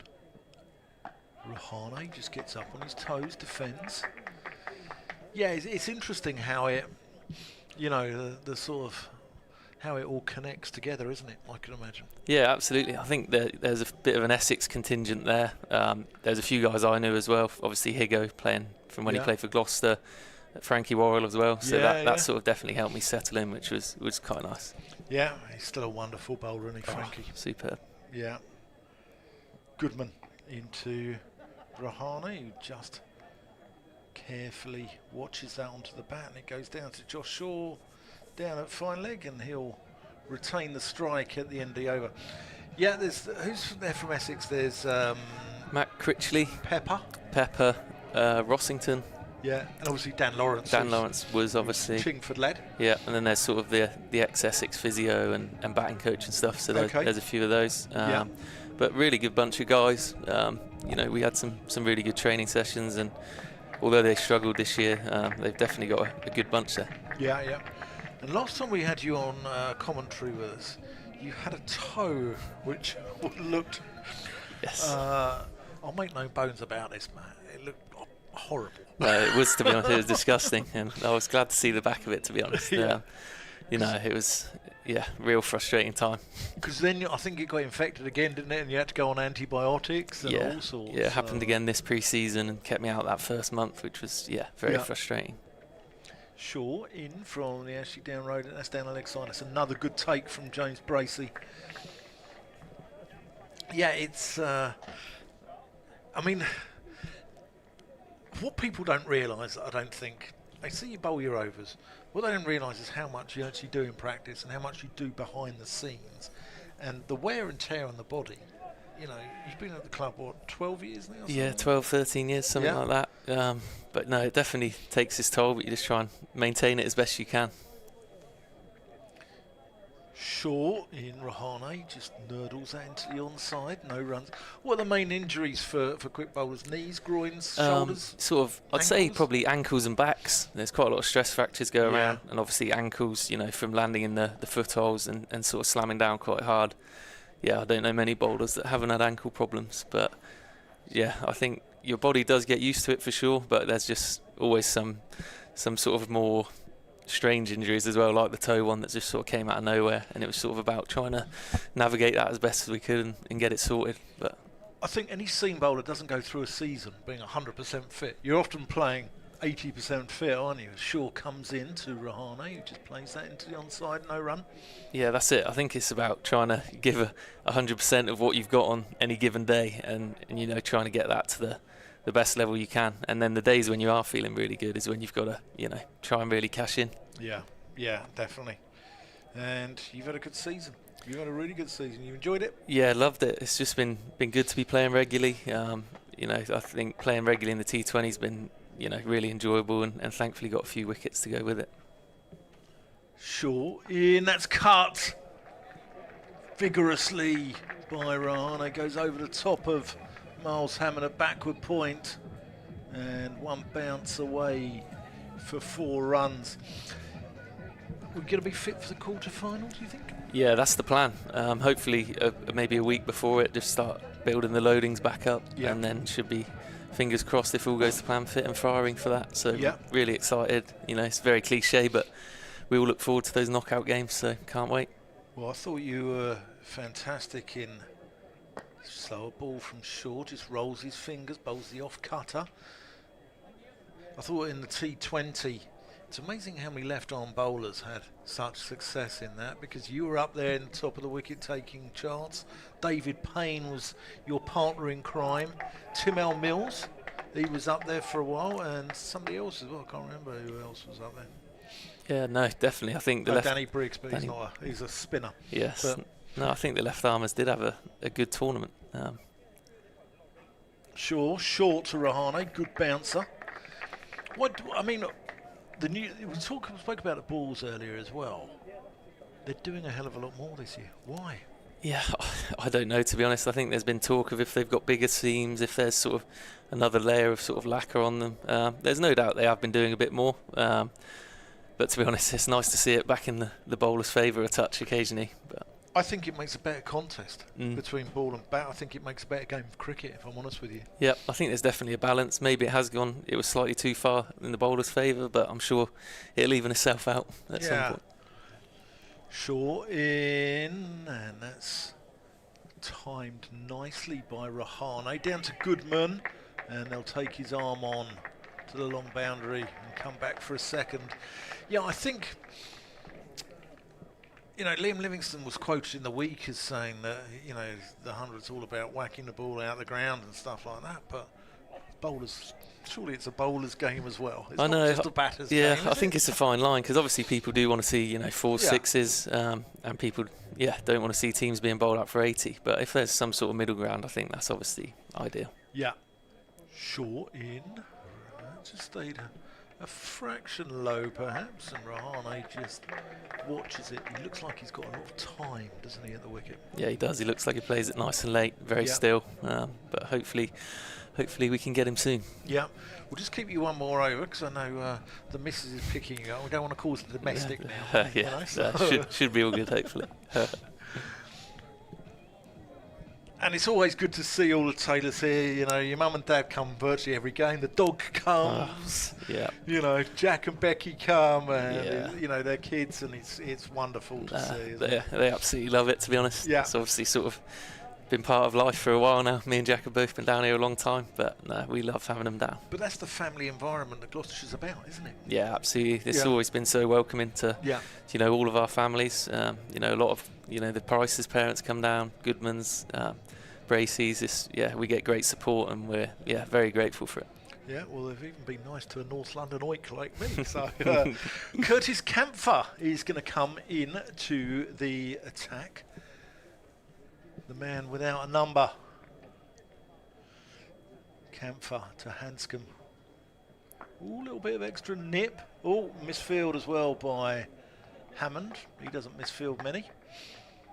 And they'll come through for a single. Change of bowler at the Bristol Pavilion end. Curtis Camphor. You could see Campher into the side. He's a useful acquisition. Yeah, definitely. I think we needed to probably strengthen the bowling for a touch this game, just because obviously missing the guys for the England Lions, which is fantastic for them and the club. But yeah, very handy to be able to get him in at such short notice.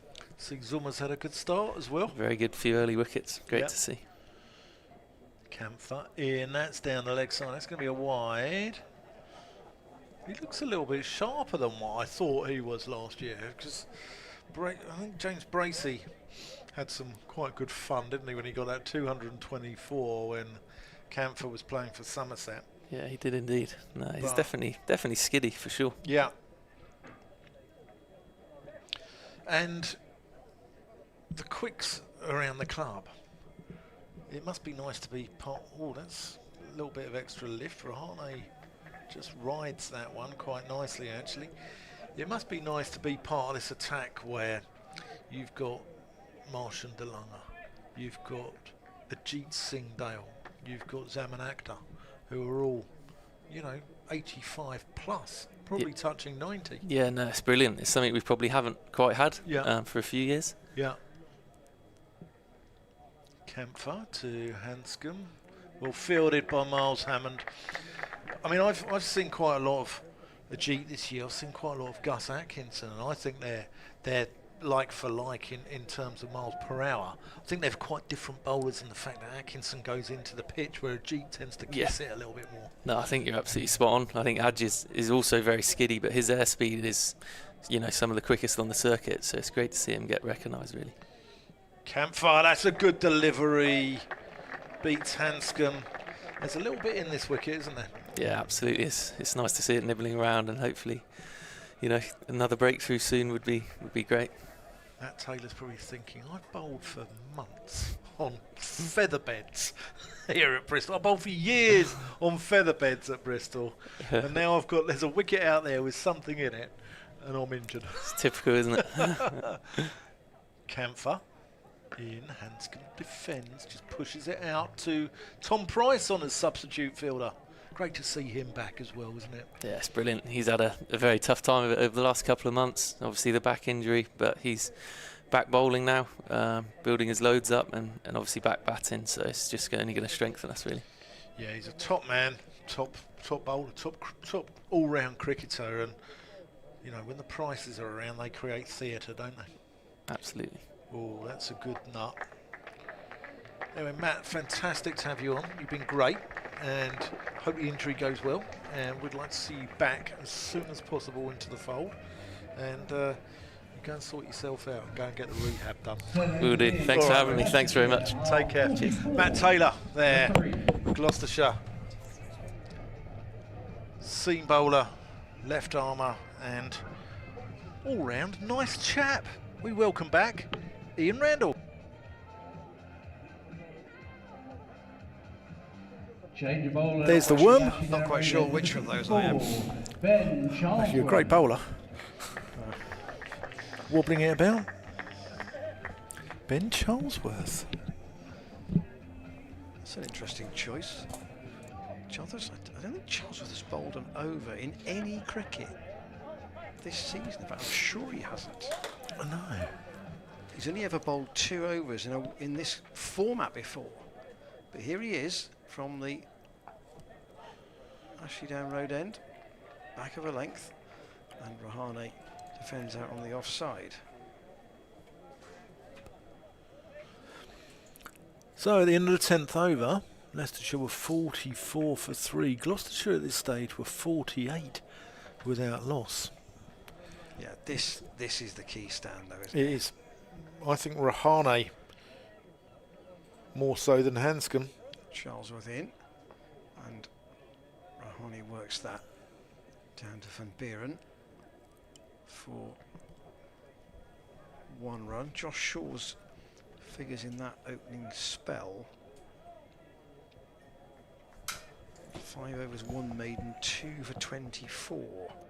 Goodman 4 overs, 1 for 16. This is a surprising bowling change. Charlesworth to Hanscom. Steered down to Tom Smith. That third man for a single by Hanscom. The men out. Holland caught Bancroft, bowled Shaw, Naught. Budinger caught Smith, bowled Goodman 9. Hill caught Charlesworth, bowled Shaw, Naught. Holland and Hill both out in the first over. And Budinger out with a score on 19. Charlesworth again. And Rahane, oh, as he almost played on very nearly. Charlesworth thought he'd got him, but Rahane survives. There wasn't much room for error there. This is look from our vantage point. He's chopped it down. Oh, Ben. Charlesworth very close. He'd have done a lap all round Montpellier down to St Paul's and back if he'd got Rahane. Still has the opportunity and fields off his own bowling. This is a left field thread of thinking from Jack Taylor, this.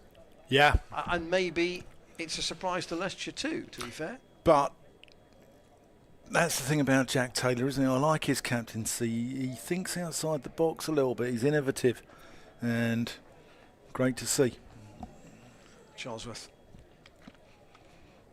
all at a medium pace, and Rahane will get a single down to Van Buren. They probably won't go for 2 on Van Buren's arm, but a tidy over from Charlesworth, only 3 runs from it. And the 2 spinners obviously being kept in reserve, so to speak, for Gloucestershire. Tom Price he's staying on the field. He is at the moment. He's come on the field with his bib as well. Jack Taylor's coming off, that's why. Only temporary, I think. So Camphor to continue. Who's that with 28 on their back?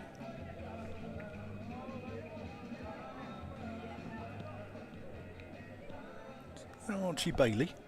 It would be Bailey, yes. Here is Camphor to Rahane. On the pad, but there's some... Gone across a long way there, Rahane. Let's have another look at this. No bat involved. No, a little bit high, I think, and going down, but he has gone across quite a long way.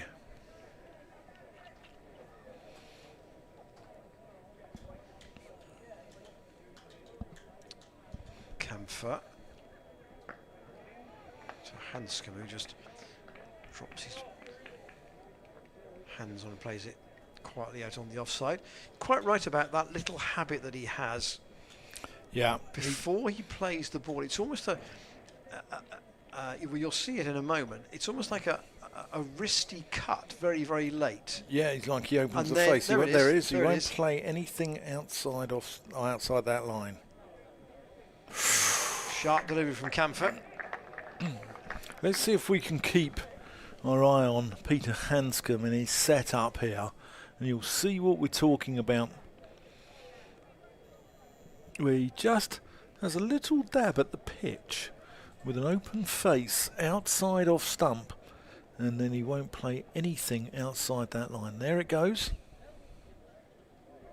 Camphor to bowl to him again, and gets his front pad across and plays it defensively up to Tom Price. This is good from Camphor. Just bowling wicket to wicket. 36 over game, remember. Skidding it on. Look, Leicestershire's win prediction's gone down to 18. But it's fickle, that Wasp, isn't it? No loyalty. No. Run rate up above 6. Camphor in. Forced away. But straight to Joe Phillips by Hanscom. Only get 1 run. Only 4 boundaries so far in this Leicestershire chase. 4 boundaries in 11 overs and 5 balls. Rahane waits for Camphor again. Wicket to wicket, just keeps him defensive, keeps him playing from the crease. Back out on the offside behind square. So Camphor's bowled 2 overs for 4. Charlesworth with that 1 over that only cost 3 runs, and he's going to have another one. So Jack Taylor at the moment with seam at both ends, one of which we hadn't really expected. 49 for 3 after 12, 24 overs to go. Target 196, you can see adjusted very slightly upwards. It was 193. Right, here's Hanscom. Actual runs scored. Here's Hanscom setting up. Charlesworth, that's just over the head of Dominic Goodman. It's going to go away for 4 runs. If you wanted it to go to anyone, it would be Dominic Goodman. But it just was out of reach. And again, fine margins.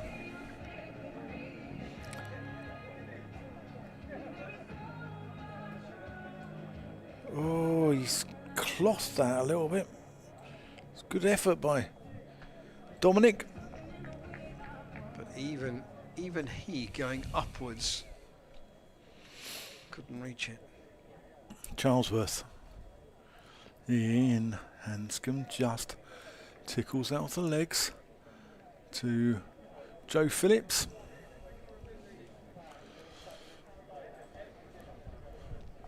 I wonder if Jack Taylor is... Although Travaskis bowled well from that Ashley down road emmett, sometimes the spinners do leak runs from that end more so than the pavilion end. Charlesworth in, that's gone up in the air. Where's that gone? Oh, it's gone in the middle of Goodman, Charlesworth and Bracey, and Rahane gets through for a single.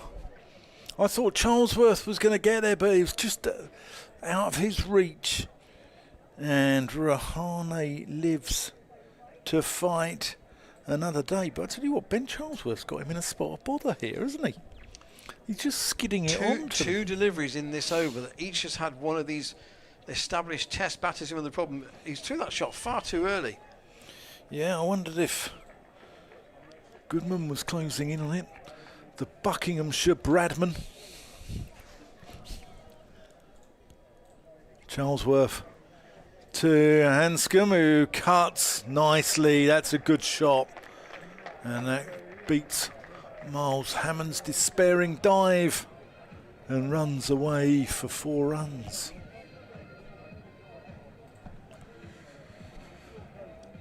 So I wonder, Gloucestershire can't afford too many expensive overs. Charles with good first over. He's conceded. I mean, he's tried to make things happen in this over, but he's gone for 2 boundaries. Yeah. That's short as well, and cut out to Camphor. Oh, he's got an arm on him, hasn't he? I wonder if probably from Beeran, I would have thought from the far end. He's going to dart the ball in like Travaskis did. And Tom Smith maybe from this end.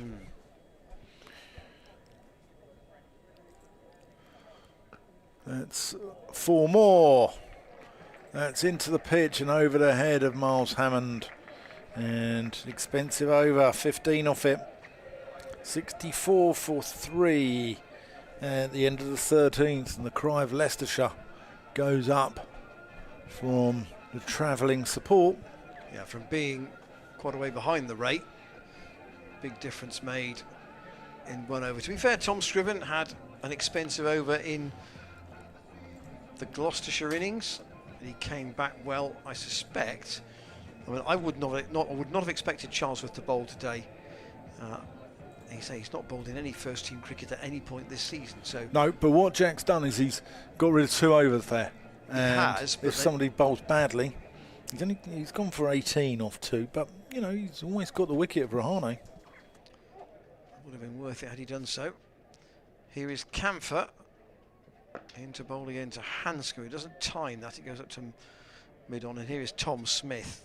When we just out of your shot, limbering up. Won't be long before he is into the attack, you suspect.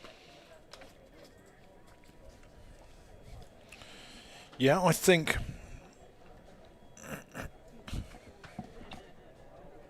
Smith is key.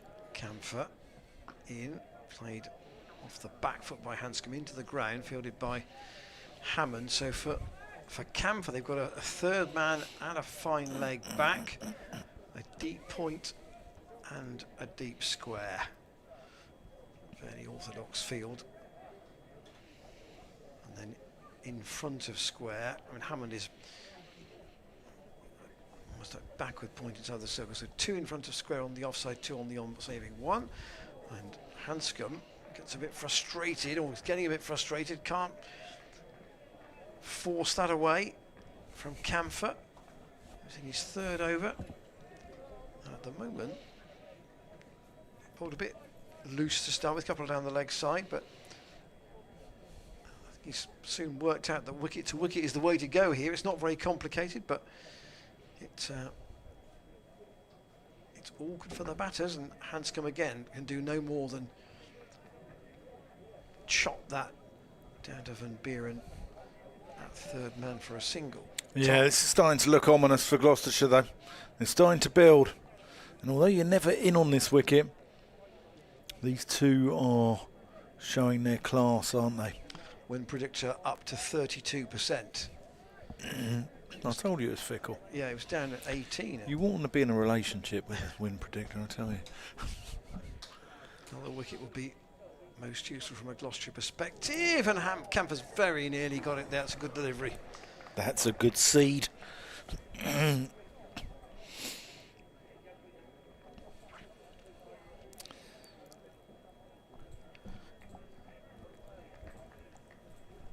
It's another economical over from Camphor. At this point, can he get out of it? Yeah, he's tidy, isn't he? This again is pretty uncomplicated stuff. That's just held its line. It's a good ball. 4th stump. And he won't get a single there either, so it's another mean over from Camphor. He's bowled 3 overs for 5 runs. And a break is being applied at this Bristol Pavilion end. Joe Phillips back on the field. Tom Price has been on temporarily for him. And we now will see spin, and Tom Smith to come into the attack for the first time. Yeah, that 5th ball to Ajinkya Rahane there from Camphor. Doesn't matter if you're Virat Kohli, Sunil Gavaskar or Ajinkya Rahane. It's tough to play those.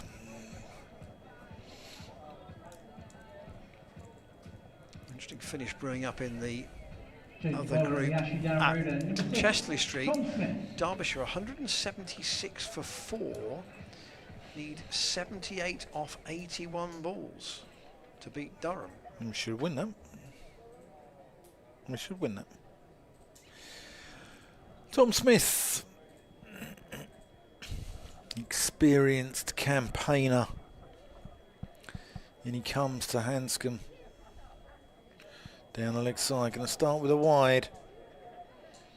And importantly too, Worcestershire 116 for 5 at Old Trafford. They need 122 off 20 overs to win. In a spot of bother. Smith into Hanscom, who defends that into the offside. Smith just doing his thing. Just need to reset the radar after the first ball. Yeah, he's a good old bowler, Tom. Hanscom getting down the wicket.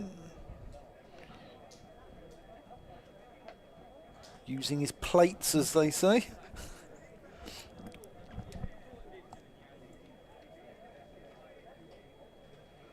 DLS is 79, interestingly, at the moment, so Leicestershire marginally behind, but not by a lot. And if these two stay in, they win the game. They can certainly pick up any runs they may lose on rate at this stage. Oh, that's well bowled. Bracey fancies it. Umpire Ben Peveril doesn't. But Bracey, we spoke with Matt Taylor how his wicket keeping's improved. And he saw some real sharp glove work. Cox is a good keeper for Leicestershire as well. That catch he took off Curtis Camphor was quality.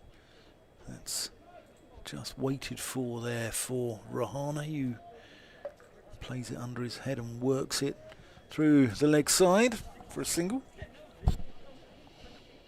Leicestershire were 19 for 3 at one stage. Bracey stump. No, Rahane's foot didn't move. Hanscom's, are they? If Smith can get one to turn to Hanscom, he's a stumping candidate, because that's twice now he's got on the dance floor and gone down the wicket to Tom Smith. Twinkle toed, like you, Ian. Ian Randall, the footwork of Nijinsky and Nureyev. And I'm not talking about the racehorse. Oh, there's a little run-out chance here. Jack Taylor onto that quickly. That's a good over from Tom Smith. Just 3 off it. 68 for 3 at the end of the 15th. At this stage, Gloucestershire was 62 for 1. Even Stevens in. And they'd had the rain break. Yeah. Even Stevens. There's the worm. Look, there's the run rate. I think There's the worm. these two, if one of these two was just starting out and one was set, I would have said it was fairly even. But the thing is, they've both been in now for more than 30 balls. Yeah. And the danger is that they get set such that Gloucestershire don't have enough runs to play with. There's the map of Birmingham. Sorry, to Manhattan. That one big red spike is the Charlesworth over.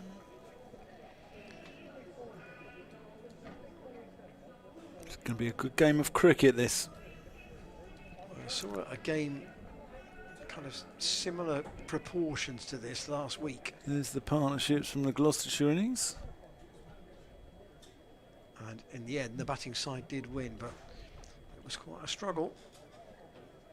Camphor trying to break this important partnership. Down the leg side. Gloucestershire want a decision for a flick off a glove. Camphor still looking. Umpire Ben Peveril shakes his head. Peveril has not given us sausage all day, has he? No.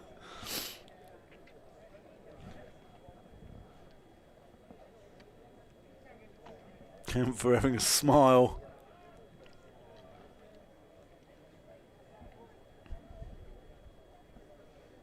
Five inside the circle, saving 1 for Camphor.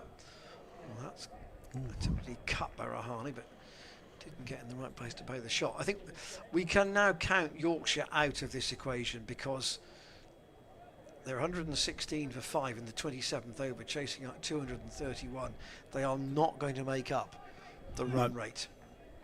Shootout between Gloucestershire and Leicestershire here at the Seat Unique in Bristol. Camphor in, defended out to Hammond. And probably going to face Worcestershire. Well, I don't know about that.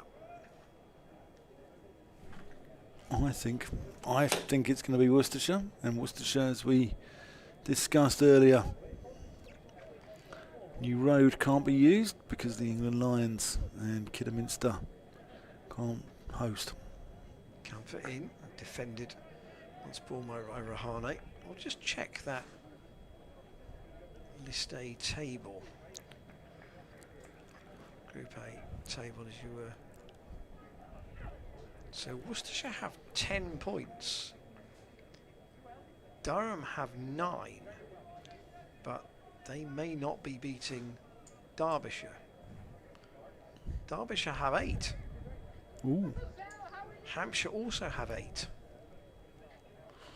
Edged, and that will be 4 runs. Very deftly played by Yeah, he's Rahane. played that deliberately. Deliberate shot.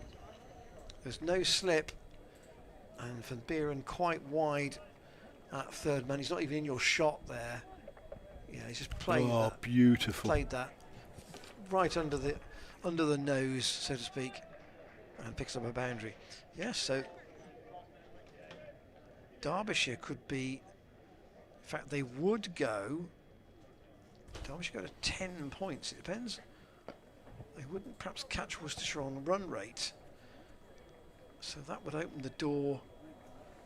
Worcestershire might get in because the teams below them don't make up the ground as much as anything else. End of the over here.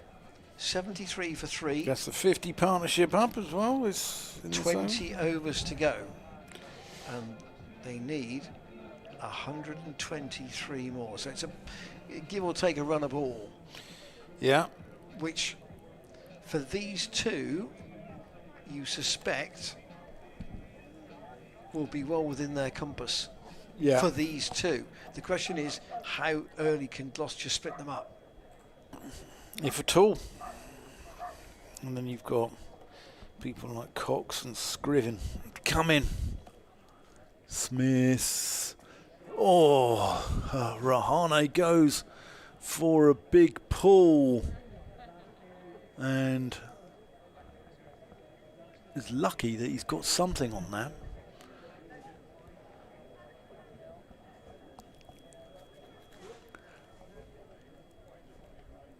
Smith tossed up. Rahane drives out to Van Buren. It's probably the sunniest it's been all afternoon. Now you Yeah. can see the brightness literally on the wicket there. Gloucestershire would prefer that cloud to be back overhead. Smith in. Hanscom drills that one up to long on. Another single. Going quietly about it. At Yeah, these just days, milking it, aren't they? The Wasp is at 34 now.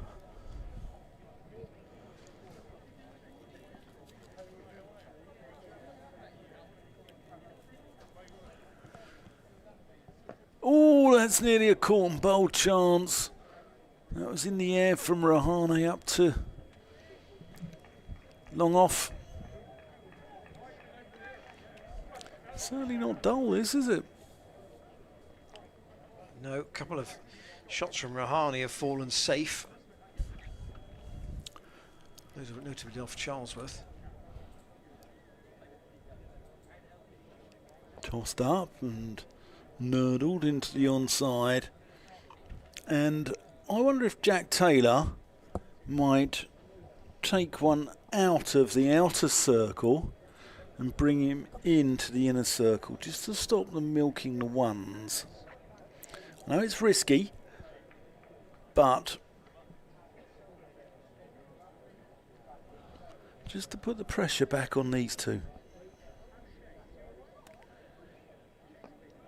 It's just defended. Forward defensive from Rahane. 17 overs gone, 77 for 3. As Rahane is on 31. And Peter Hanscom is on 26. Rahane having faced 42 balls. Hanscom 37. You're listening to Ian Randall and Dan Whiting live from the Seat Unique Stadium in Bristol for what is now a winner-takes-all clash. Yep, that's the way of it. Yorkshire 6 down at Glamorgan. 117 for 6th. They still need 114 more.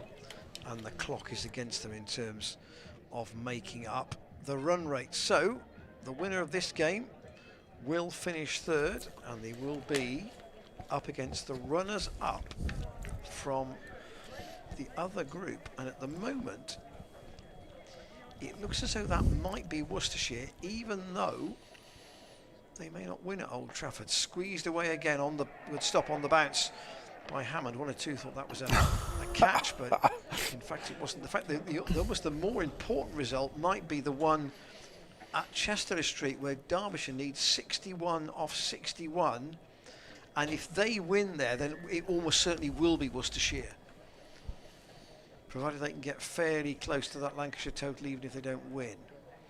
Camphor in short, pulled into the leg side, and it's gone 6. all the way for 6. That's a good pick-up. Just finding enough room to. It was pretty straight. It wasn't really down the leg side, but he's pulled it. One bounce into the advertising boards. It wasn't really even that short. It was just a really good shot. Hands come to 32. And then this next ball is played off this little dab. It is so fruitful for him down to Van Buren at third man. Yeah, 19 for 3 has become 84 for 3.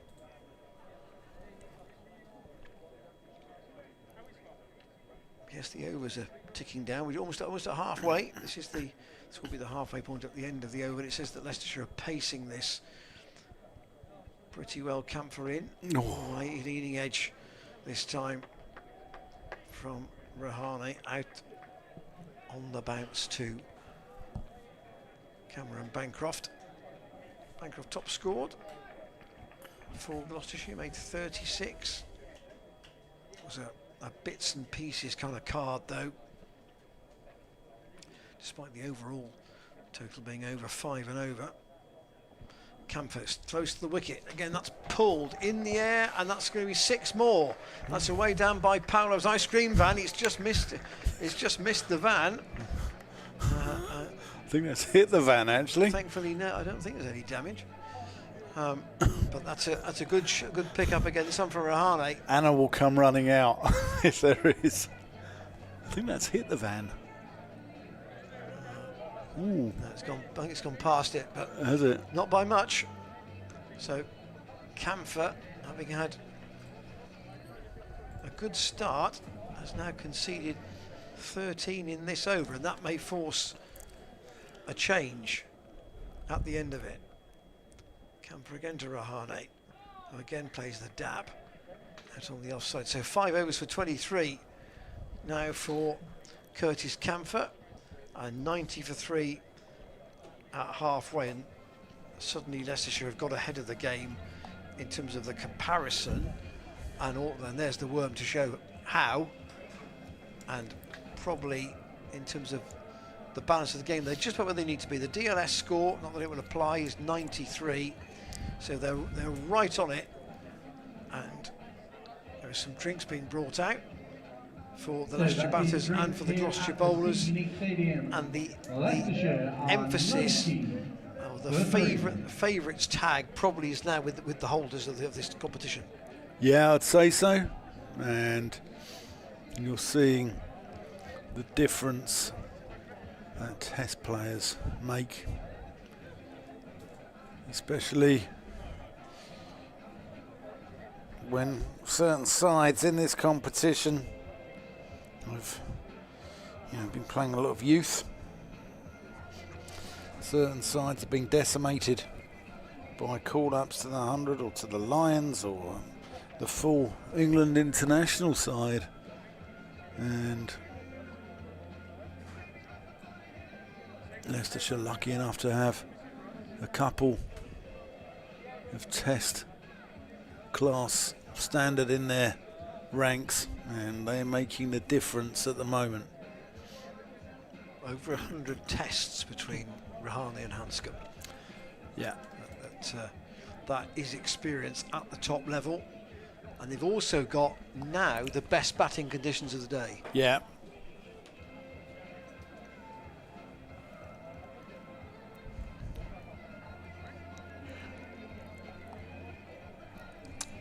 if this game does go Leicestershire's way, then Gloucestershire will next be in action here in the Championship Thursday of next week. And the Foxes are back for that as well. Yeah, they are. So, Red Bull game against the same opponent starting Thursday of next week. It's the 22nd of August. Coverage, of course, on the stream as usual. But here, Gloucestershire have got about an hour and a quarter in which to try and wrestle the initiative back, which seems to be being held by Leicestershire at the moment. It wasn't at 19 for 3 after 2 wickets for Josh Shaw, 1 to Dominic Goodman within the power play. Shaw took 2 in the first over, but these two from 19 for 3 have added 71, and that's by some way the biggest partnership of the match. Smith to continue, Hanscom will take a fresh guard, and as you can see, the rate where they are compared to where they need to be, there's not much difference. Massive, massive, massive congratulations to Zuma. Zaman Akhtar, who's taken 5 for 32 for England Lions. So, brilliant stuff. And Smith is going to come in from the Ashley Down Road end. Hanscom drives this out to Hammond, who missed fields.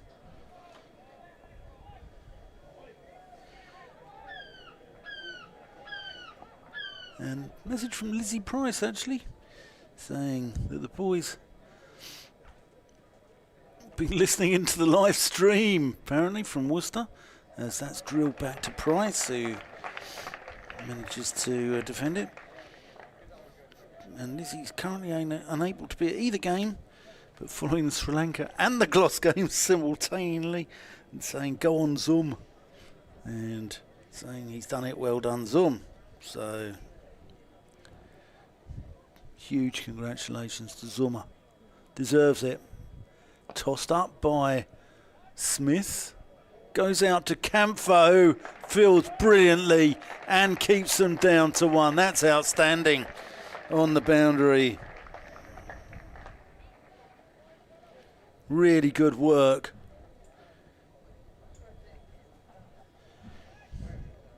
Curtis Campher. Gloucestershire need a bit of luck of the Irish at the moment. Smith in. Rahane just doing his thing. Playing it out to long off single. Keeps the scoreboard ticking. And Gloucestershire need a wicket urgently. Yeah, this is the tactic that Ed Seaborn foresaw at the mid-session break. He said if these two get in, that's how they will attack this. And again, just keeping the scoreboard ticking. In an unfussy, attritional, almost you might say, kind of way. Tough cricket, what it's about. It's not a tea party, it's professional cricket. And predictor up to 52% for Leicestershire. Yeah, they're in the box seat now. It's theirs to lose. Smith chopped away by Rahane. 93 for 3 at the end of the 19th. Just look back at the semi-final game. 125 played, 126 for 4, wasn't it? Yeah, I've got a suspicion that, again, that was a day when Gloucestershire had early wickets. Change bowler at the Yeah, they Bristol did. Pavilion end. And Hanscom Well, again Graham Van Buren. broke Gloucestershire's hearts. So I'm just going to just look at that card from almost exactly a year ago. Gloucestershire obviously didn't get enough runs, 125. Van Buren is into the attack.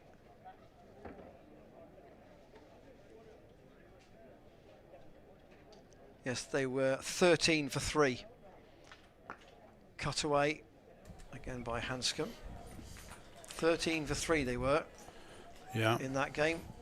Tom Price and David Payne with the wickets, and then Hanscom got 49 not out and Vian Mulder got 55 not out. Got a feeling Ollie Price took a really good catch in that, didn't he? In fact, he had all 3 catches for the first 3 wickets. Van Buren in, cut by Rahane, again out to Phillips at deep point. But they don't look in any bother, these two, at the moment. Got to open up one end somehow, Gloucestershire here. Hanscom always hit that over the infield. Dominic Goodman's on the chase and he won't haul it in. It'll go all the way out to the deep extra cover boundary for 4. It was a pretty ugly shot, if we're honest, but it was a calculated gamble because there's a big gap beyond Miles Hammond. There's another look at it. He's backed away and clubbed it over the infield into the vacant space behind. Van Buren again to Hanscom. He goes back. He's pulled that, and that has gone for 6. Bancroft can't haul it in. It's just cleared the rope, and Leicestershire's 100 is up in the 20th over. Yeah, Leicestershire cruising here.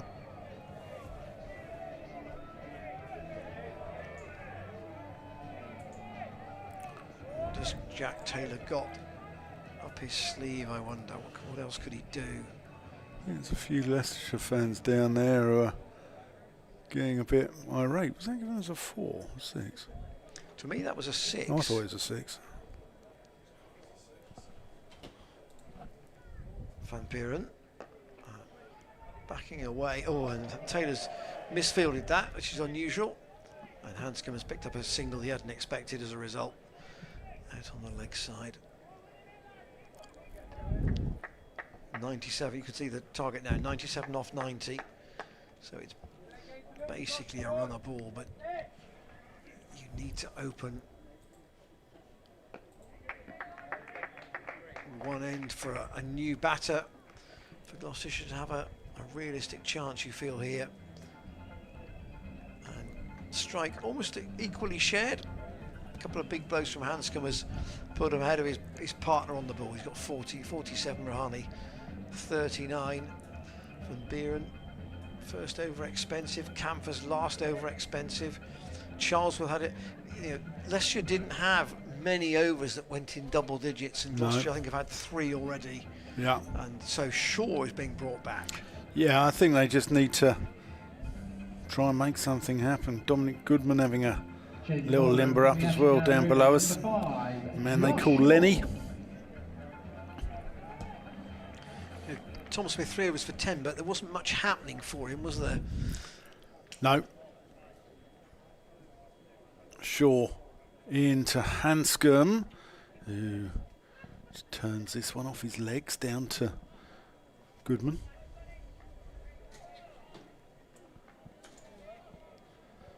I think we had a scenario last week where Sussex had a player called Zach Leon Cachet, and we had Lenny bowling to the Leon.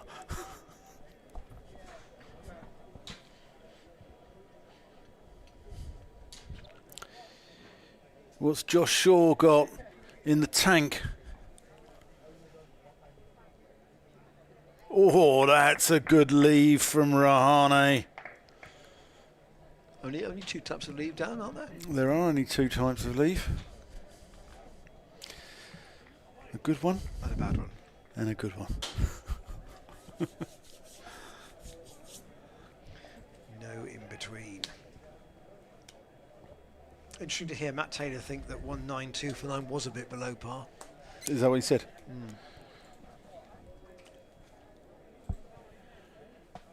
Sure. Cut. With venom by Rahane. And goes away to the travelling Leicester support, who are enjoying their day out now. They're gentleman there in a Foxes shirt. Yeah. There's the... We've got a flag out there as well, I think. Yeah, there's a couple of flags. Oh, one flag, isn't there? The other one's further up, the Gloucestershire flag. Rahane defends. 92, these two are put on. And they're just taking the game away from Gloucestershire. Yeah, getting to a point where even if they were to get out, the margin now to take... you said Gloucestershire couldn't win if they didn't bowl Leicestershire out. Well, the margin to take 7 wickets is becoming very small. Rahane just clips that one to Or mid-wicket. Increasingly small, you should say. Yeah, the key moment for me was when Charlesworth gave Rahane to hurry up and he got on that hook a little bit late and it went up in the air between 3 fielders. If they'd have got Rahane then, I think Gloucestershire would now be the ones cruising to victory, but small margins change games of cricket. And that's going to be 4 runs. Rahane just rolls his wrist, doesn't make any mistake there. And he moves on to 39.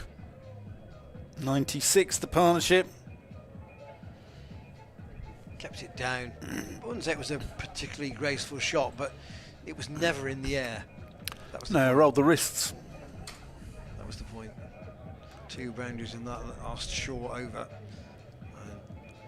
Goodman now also being brought back for a second burst. Even if it's only 2 overs, you've got to try something to split these 2.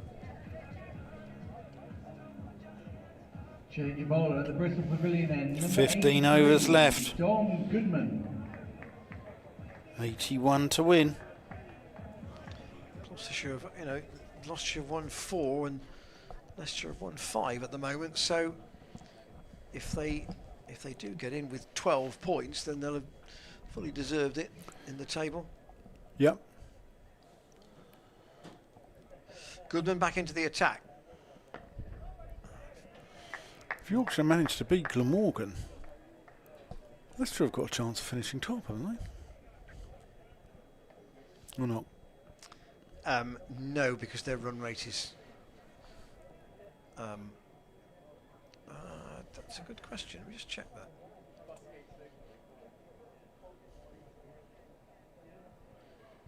It would depend on what the Warwickshire score was, which we haven't really looked at any point today.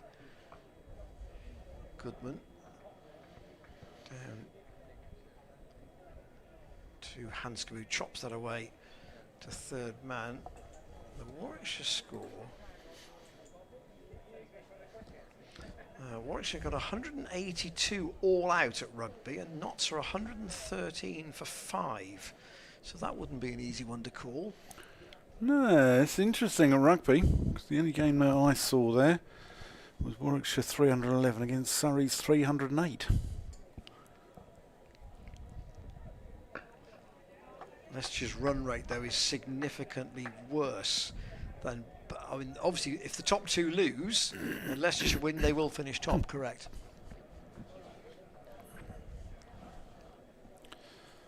At the moment, though, it looks like Glamorgan are going to beat Yorkshire, so that's going to be out of the equation.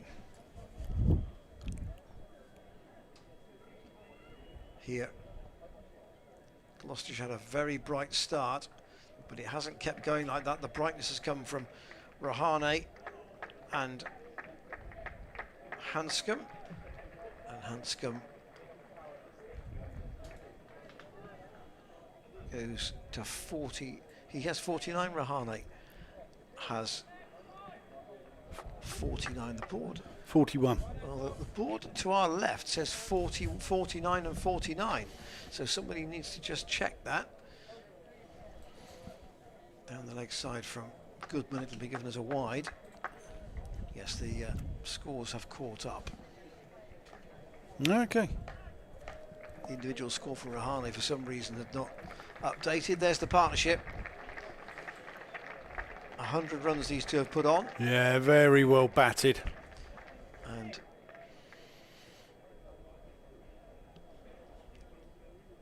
.90 of those off the bat. Goodman, very short. And a no ball.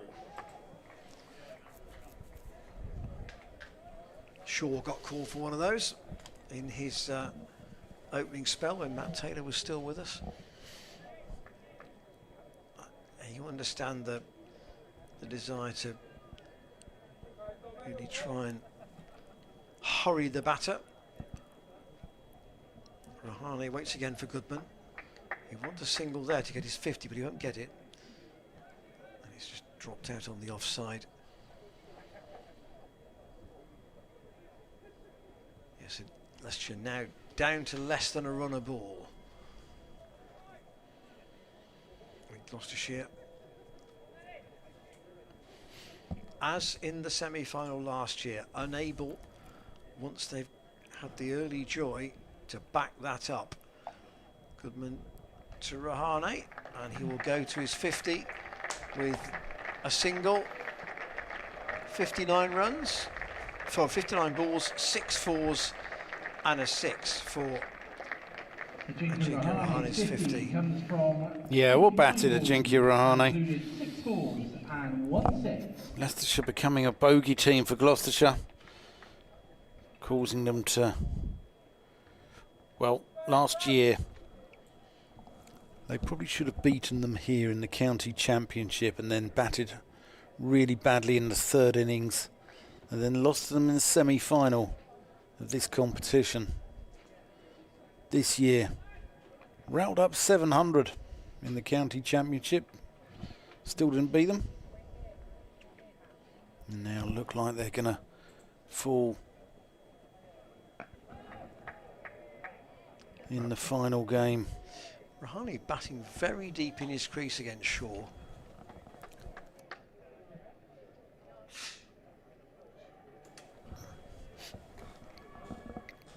Yeah. His back foot is probably, my guess, he's not more than 9 inches from the stumps.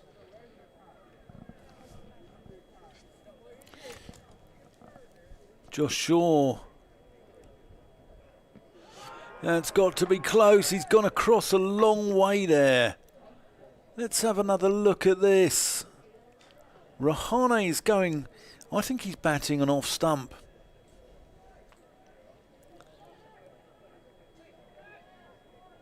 Ooh, probably going down, but he's so deep in his crease. His left leg.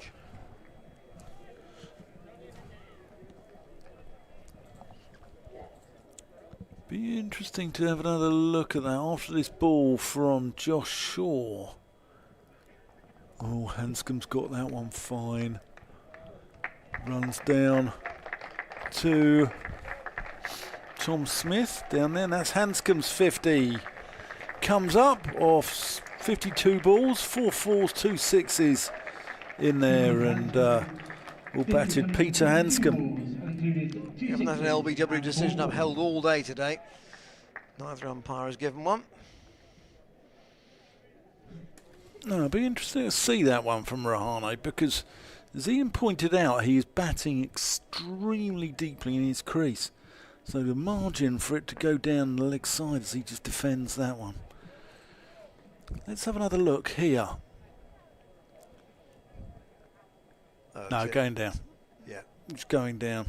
Shaw was quite wide in his delivery stride. Yeah. Going down.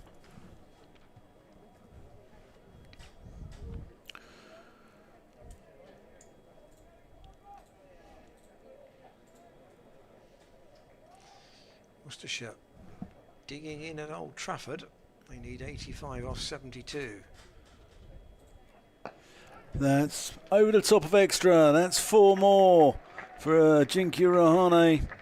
And he's starting to twist the knife a little into Gloucestershire hearts.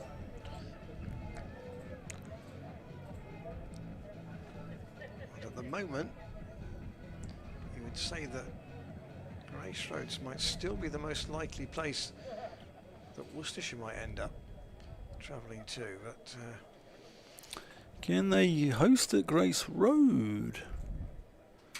Interestingly, that's 4 more. No, it's not. It's drilled straight out to Curtis Camphor. Can they? Yeah. They haven't got a concert on or anything, have they? I don't know. They've been playing at Kibworth quite a bit. They haven't dismantled the infrastructure at Kibworth. They might go there. There's no infrastructure. It's literally a pavilion and deck chairs. There's no stands there or anything like that. It's literally deck chairs. And, you know, like a fish and chip stall and an ice cream van and a bar, and that's it.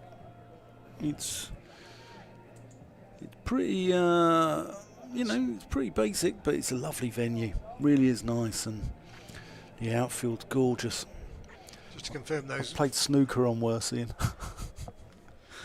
Goodman to continue to confirm that someone after took 5 for 32 in 11 overs and 5 balls in that game against the touring Sri Lankans for the England Lions. Ajit Singh Dale 1 for 29 from 11. Josh Holt 3 for 30 from 10. So they bowled back for 139. Top score was Karuna Ratney, who made 26. And England are 42 without loss in reply. So that at New Road today. Here, Leicestershire have the game right where they want it. And Rahane trying to hit over the top from Dom Goodman. This is his 6th over and not connecting on that occasion.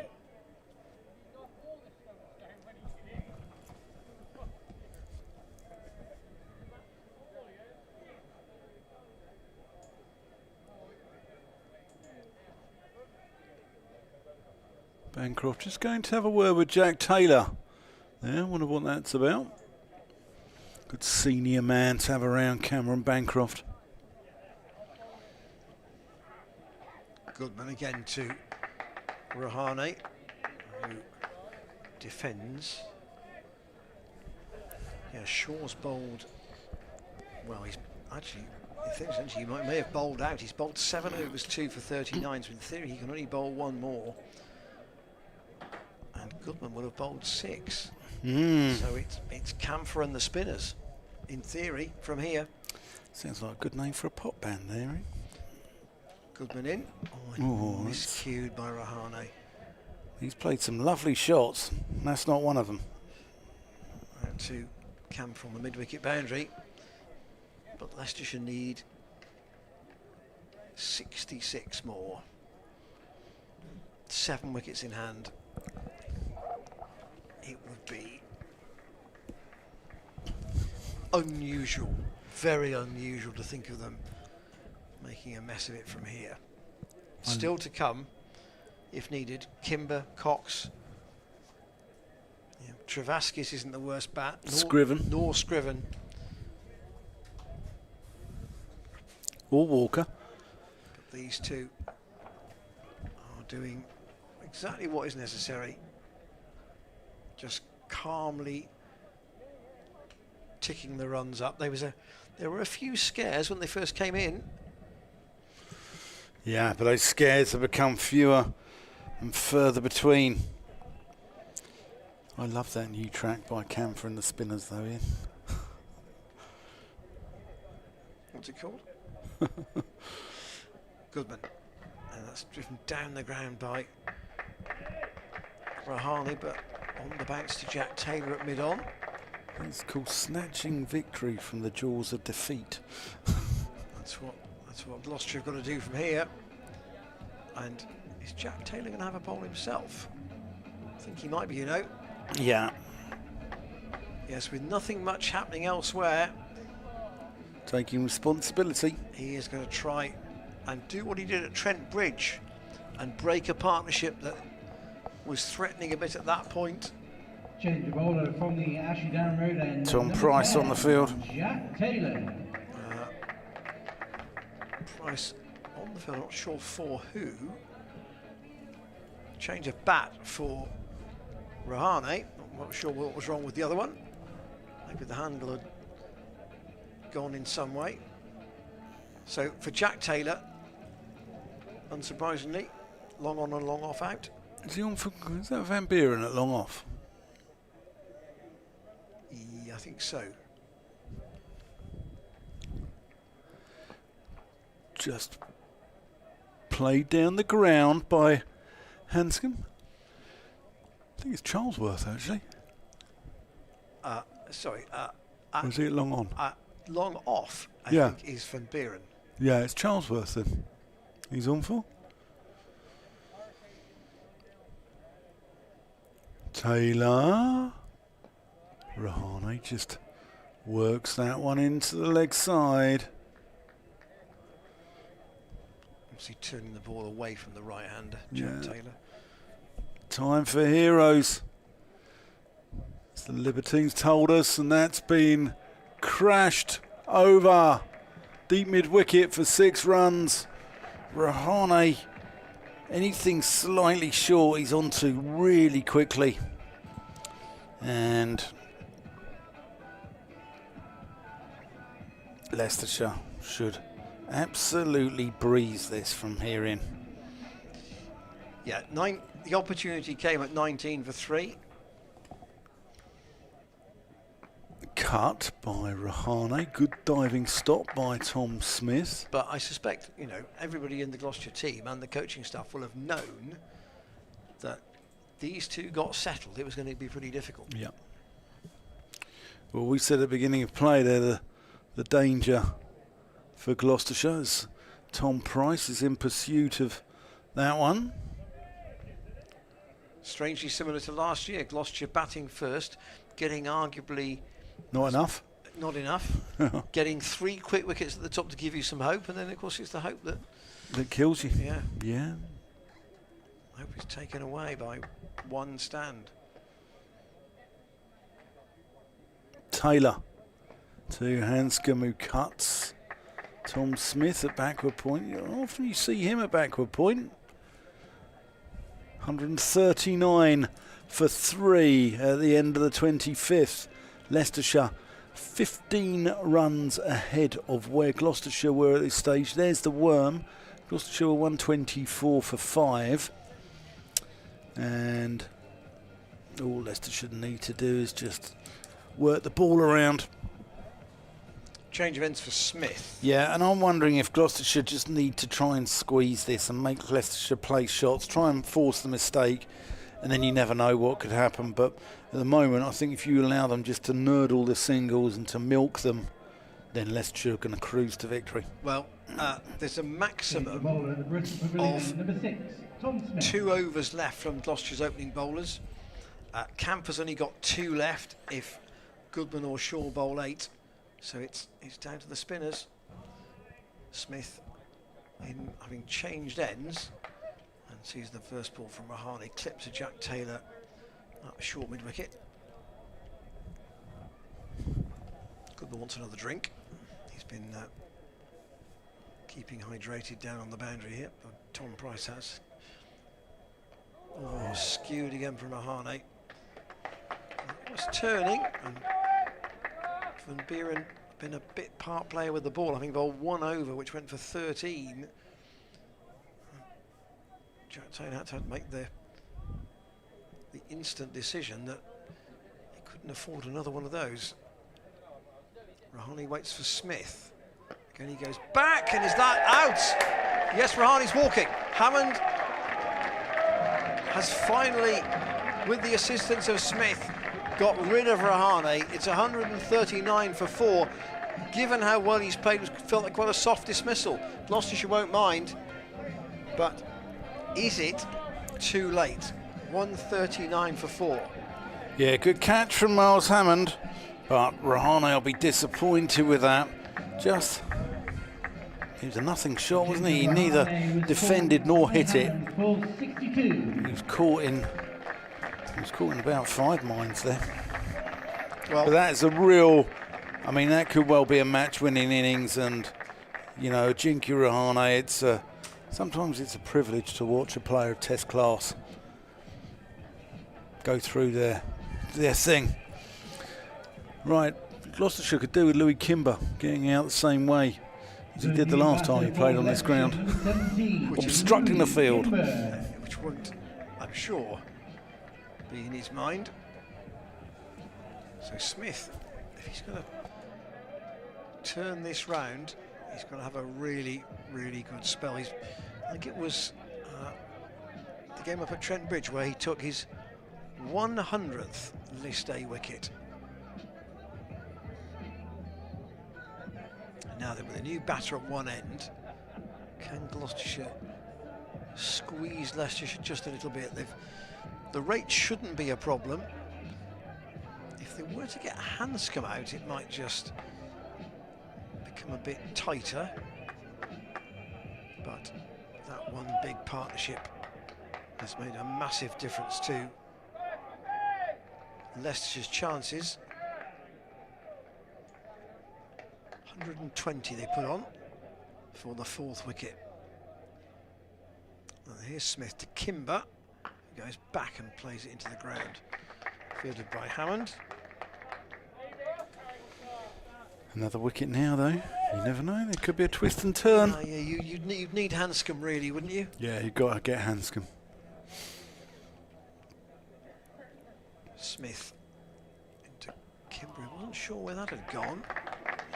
Fielded by Jack Taylor. I wonder what he does now at the other end of the ground. He came on himself, just bowled the one over. He's only bowled the one over. Would you be tempted to bring...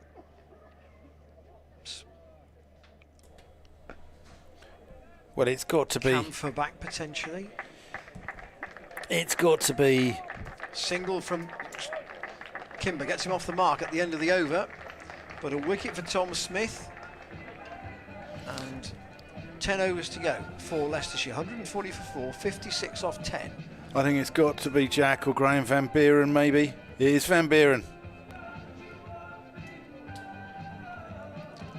Or... It's a big call. He's, the first over was expensive, but in a sense... He's one of your experienced players, yeah, isn't he? Yeah.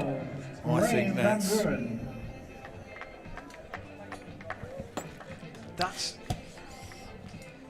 If there was one of the spinners that was going to bowl from that end, it was probably going to be Van Buren, you would think. Yeah.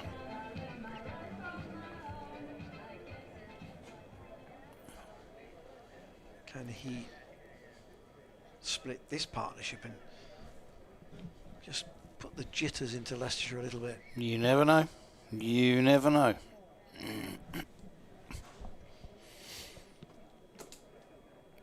Here he comes to Kimber, short, and that's going to be pulled. Can't bowl there. It's a freebie, and the pressure valve has been released with the first ball. Gloucestershire want to try and build something, 2 or 3 tight ones here, just to make Leicestershire panic a little bit. Here he is in. That's gone up in the air. That's going to be 6. That's 10 off 2 balls. It's almost as if Van Buren just... The ball hasn't been coming out of the hand right today. No. You almost felt that after the first ball he bowled. He's dragging it down, isn't he? He's dragging it down. Shaw again. That's going to be pulled for 6.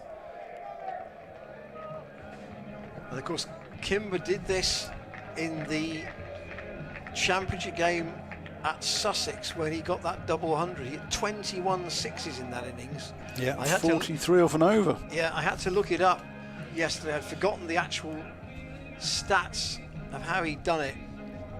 But suddenly, the target is coming down very, very quickly. Only 40 needed. Yeah.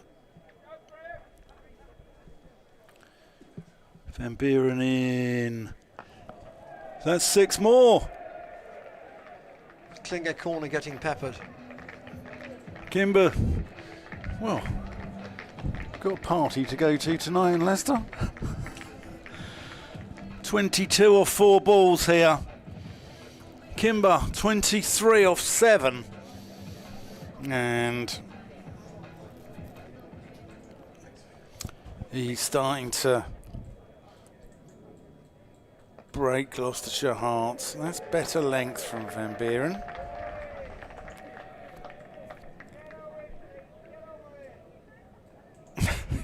Bloke shouting, "Get on with it," to Kimber. As that's played beautifully out to Camphor on the deep, who's a good fielder. He's quick across the ground. And that is the end of a very expensive over. Graham Van Buren, none for 36 off 2. And getting a pat on the back there. Teammates try to pick him up. He'll be disconsolate. He's a winner, Graham Van Buren. And yeah, it just felt that even from the first ball, it almost felt as if it wasn't coming out of the hand right. yeah, And that kind of was backed up by what followed.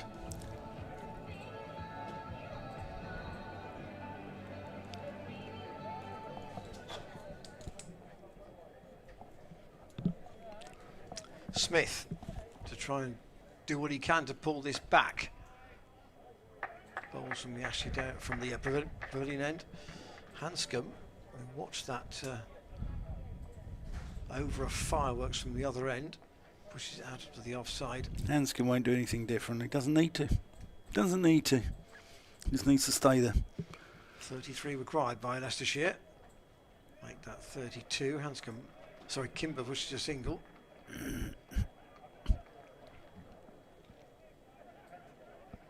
Derbyshire have beaten Durham in Group A. So they will go to 10 points.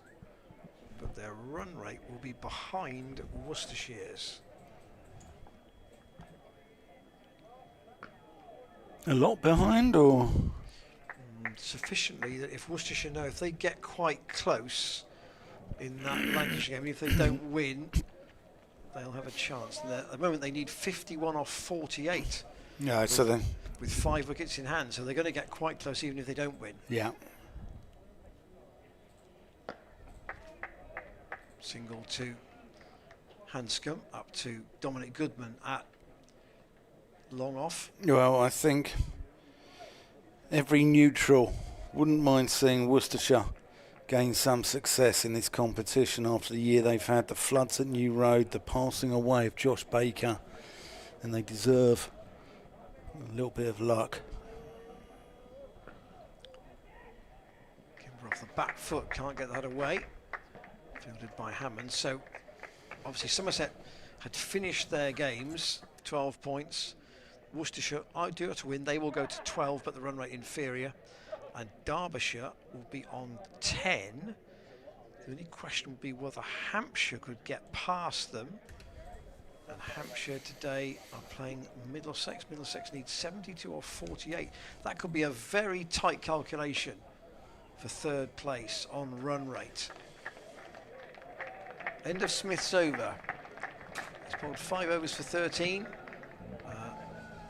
Unfortunately for Graham Van Buren, and he's such a phlegmatic individual, he will know that today has been his day. Hammond's just gone up to him and put his arm around him and presumably said something was to the effect of, you know, it happens to us all as bowlers.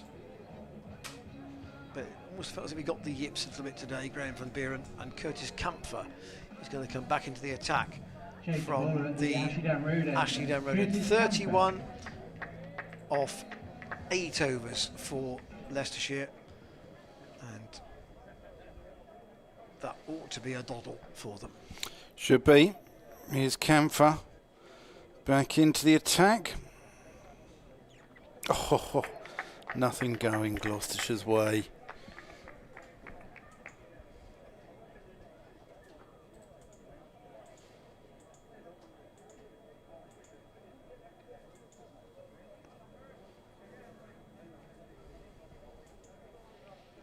Leicestershire back here in the Championship next week.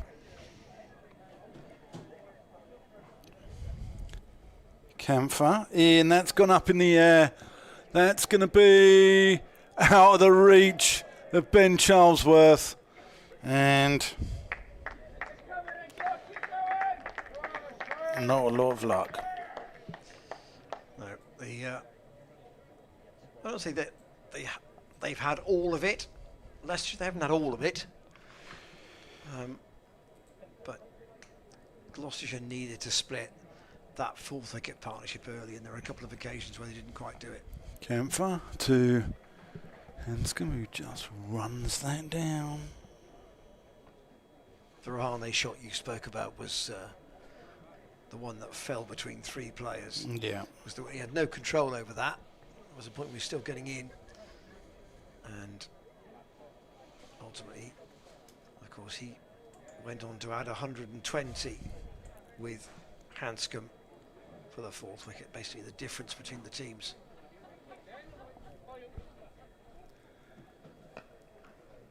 Cut by Kimber. 169 now. 27 to win.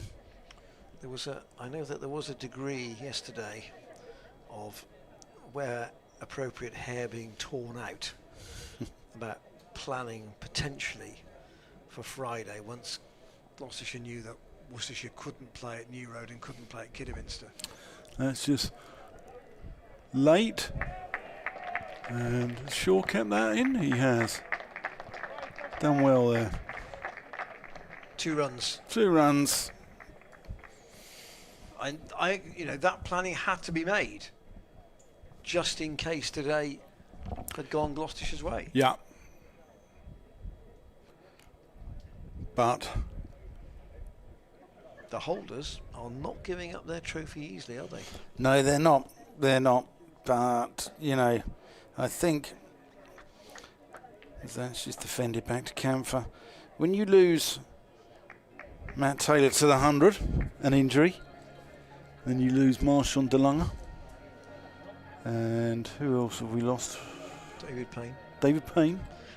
The key thing for me was the Lions caller. Yeah, and then 3 in the Lions. You know, the Leicestershire have lost players as well. Yeah. To the 100, but losing 3, losing one of your leading batters and 2 of your strike bowlers Yeah. to the 100, and another bowler to an injury a week earlier. Yeah, and Leicestershire get 1 back from the 100 as well. Yeah, there's a lot of change of personnel there, 59 overs in, which has and gone Leicestershire 171 Yeah. for. against Gloucestershire. But credit to Leicestershire because they were up against it, and then the class of Hanscom and Rahane, their overseas imports, told. 25 needed. Smith in, and Kimber's not taking any liberties there. Just up to Don Goodman for a single. Gloucestershire will just have to save it for the Vitality Blast. Yeah, that of course is the 6th. Hopefully Matt Taylor will be fit for that. Smith once more played into the ground by Hanscom out to deep point for a single. We've had a lot of that today. Singles square of the wicket. I suspect we'll see a lot of it in the championship game here against Leicestershire as well, because that's the way people like Lewis Hill bat. Yeah. And it's worth saying that Leicestershire have drawn 7 of their 9 championship games this season. Kimber. Oh, I say, he's been plucked. He's shelled it. Has Hammond held on to that? He hasn't. He's shelled it. Or is he? No, he hasn't. He's shelled it. I think he's accepted that he's not held on. I thought he'd caught that. That's which good honest initially he cricket had. there. Which initially he had. Yeah, it's good honest cricket here. Look at this from Smith again. Hammond not in your shot. Kimber goes back. We'll come back to that from Freddie at the end of the over if we can. And Kimber this time goes down the ground.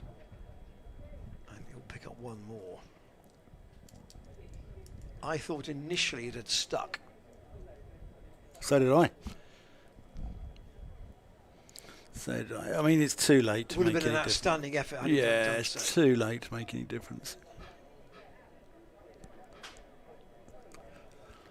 Smith around the wicket, and no single this time.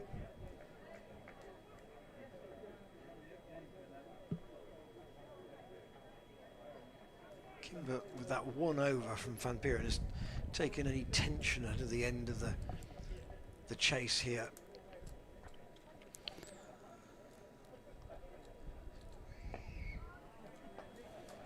Hanscom defends. No, so 6 overs to go. They need 22, and here is the catch in inverted commas. Kimber's really hit this hard, and Hammond, we catch it there all right, and then he's just seen it fall to the floor. Almost great work from Mark Veazey upstairs. Brilliant because work. He's got him, and he's seen the ball as Hammond has gone to ground, just seen it drop to the floor.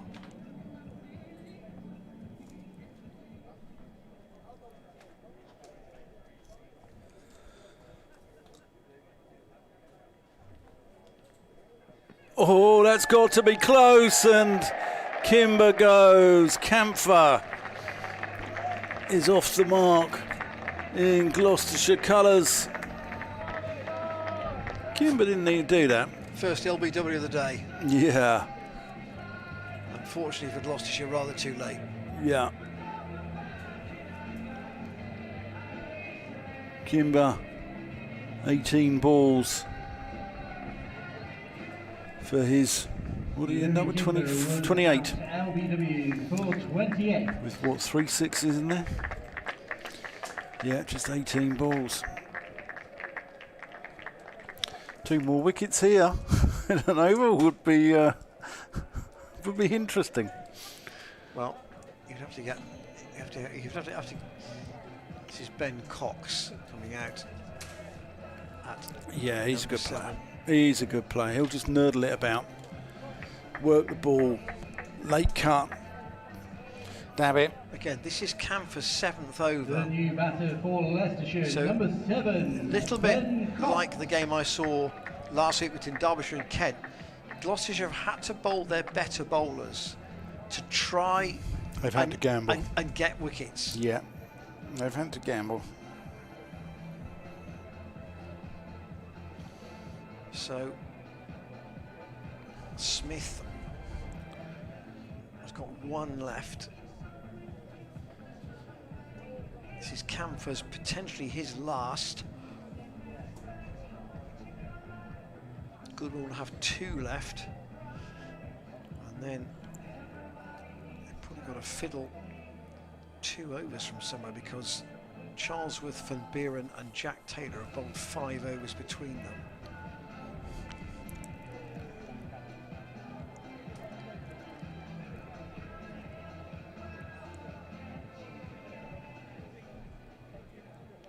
Camphor.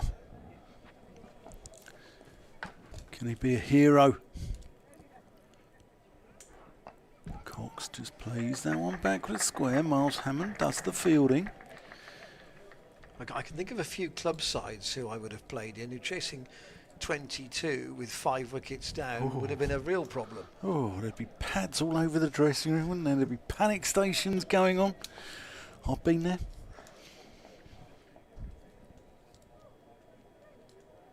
Here is Camphor to Cox, who, oh, that's brilliant from Miles Hammond. Acrobatically throws himself to his left to cut off what would have been a certain boundary.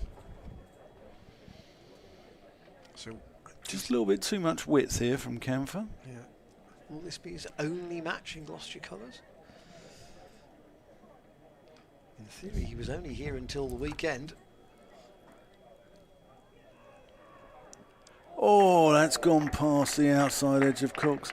Will this be our last match in Gloucestershire colours, Ian, commentating? Well, we don't know. We don't know. That's We don't quite know. true. We don't know. We hope not. We hope we're back for next year, but you never know. And we say that because all the T20 games are televised from here, then Yep. which some stream does not operate. Oh, that's... Oh, Hammond's... Oh, Hanscom was gone there with a direct hit from Hammond. Really good work. Almost runs out Hanscom. That would have put the Gloucestershire cat amongst the Leicestershire pigeons. Look at this bit of work. Hammond gets up, throws at the stumps, and Hanscom was toast. He wasn't even sliding his bat. But difficult to Yeah. actually get your bearings of where you're throwing when you're on the spin like that. It wasn't a bad effort in the third. No. And you know what? Miles Hammond saw a bloke who would carry that off as well.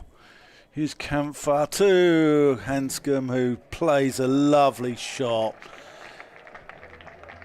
Offers an air of serenity amongst the hectic clatter of wickets and craziness going on out there. Camp for 7 overs, 1 for 34. It's probably finished for the day. I would suggest so. So he's bowled 7. Shaw has bowled 7. Goodman has bowled 6. A 36 over game. That's nearly it. Tom Smith to come back. He's bowled 6 overs, 1 for 16 today, Tom Smith. So as economical as ever, but just the 1 wicket.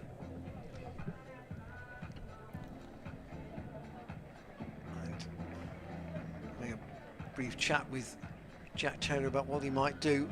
5 overs to go, only 17 to play with. You've got to bring everybody up. You've got to pressurise the batter in some way. Yeah, I agree. Oh, Miles Hammond's limbering up. Miles Hammond's having a limber up. Right arm filth, I think it's known as. You never know. You never know. Well, Charles has had a bowl today, which you weren't expecting. Smith around the wicket. Ben Cox pulls. That'll be 4. Oh, nice sweep. We said about him sweeping, didn't we? Saying about him sweeping, reverse sweeping.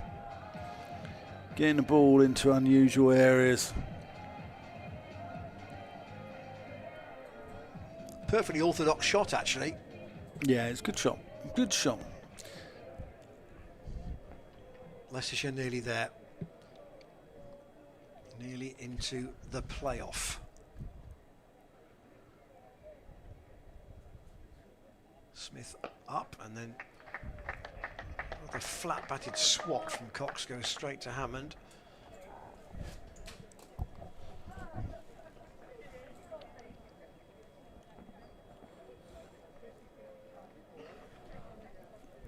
Second place in Group A might not be so obvious after all. It may be that Leicestershire end up hosting Worcestershire on Friday at Grace Road. Worcestershire need 40 of 5 overs at Old Trafford with 3 wickets in hand. So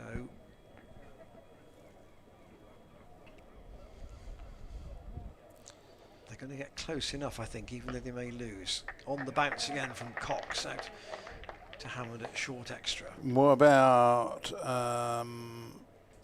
who are the other ones in the group? It won't. I don't think it'll matter because then a run rate is significantly better than Hampshire's. And above them? Somerset, they can't catch them. They can't catch anyway. So Derbyshire would go into the playoff. As things stand, unless Hampshire can beat Middlesex, and they might. They might, because Middlesex need 51 off 5 with only 2 wickets left. So Hampshire could sneak in on net run rate ahead of Derbyshire. That'll please the owners of the Delhi Capitals. Smith around the wicket, same shot this time from Hanscom. Up to Dom Goodman. Tom Smith, his day, I suspect he's done 7 overs, 1 for 22. And we are going to see Jack Taylor, in fact, come on to bowl from the Ashley Down road end. Gloucestershire 192 for 9 in an interrupted 36 overs. Total adjusted upwards to 196 as the Leicestershire target. Change of bowler at the And Ashley Down road at end. 19 for 3, Jack Taylor. you wondered if it really was game on. And then a stand of 120 behind Rahane, who made 62, and Hanscom, who's still there on 64, really pulled the game right round Leicestershire's way. Here's Jack Taylor to Hanscom, who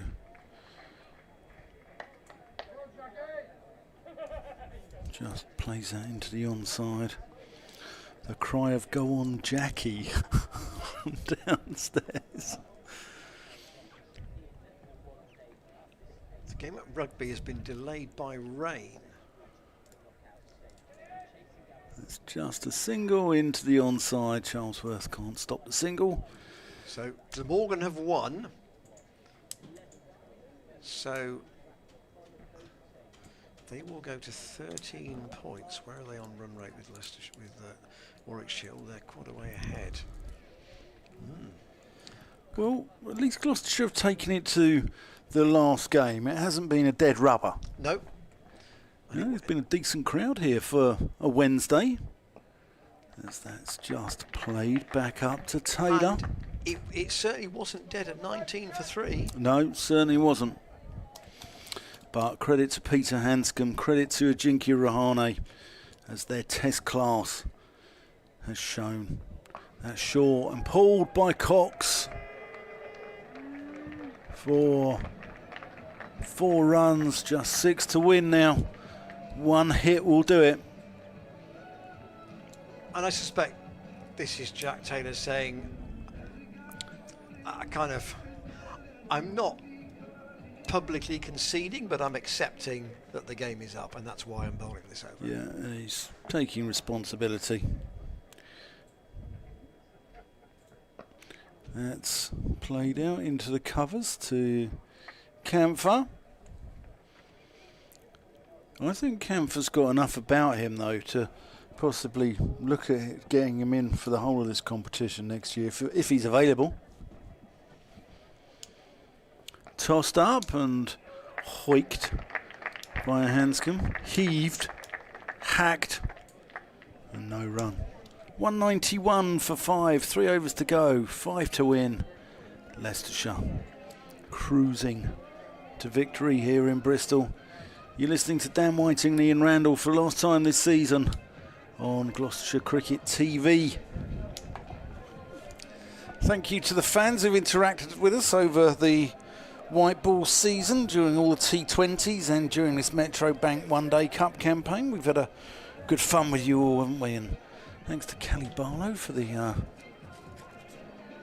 chocolates. Yes, Choco wafers today.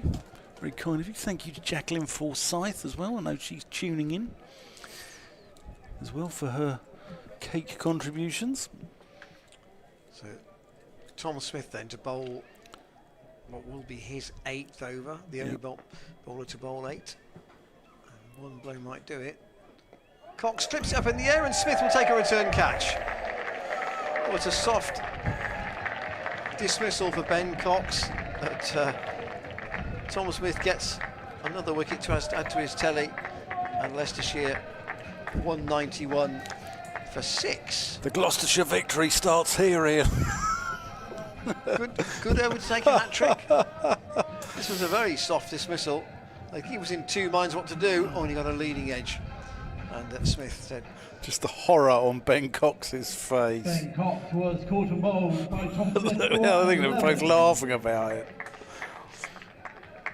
He probably knows it. It's not going to make an awful lot of difference in the full scheme of things unless Smith comes up with a hat-trick. I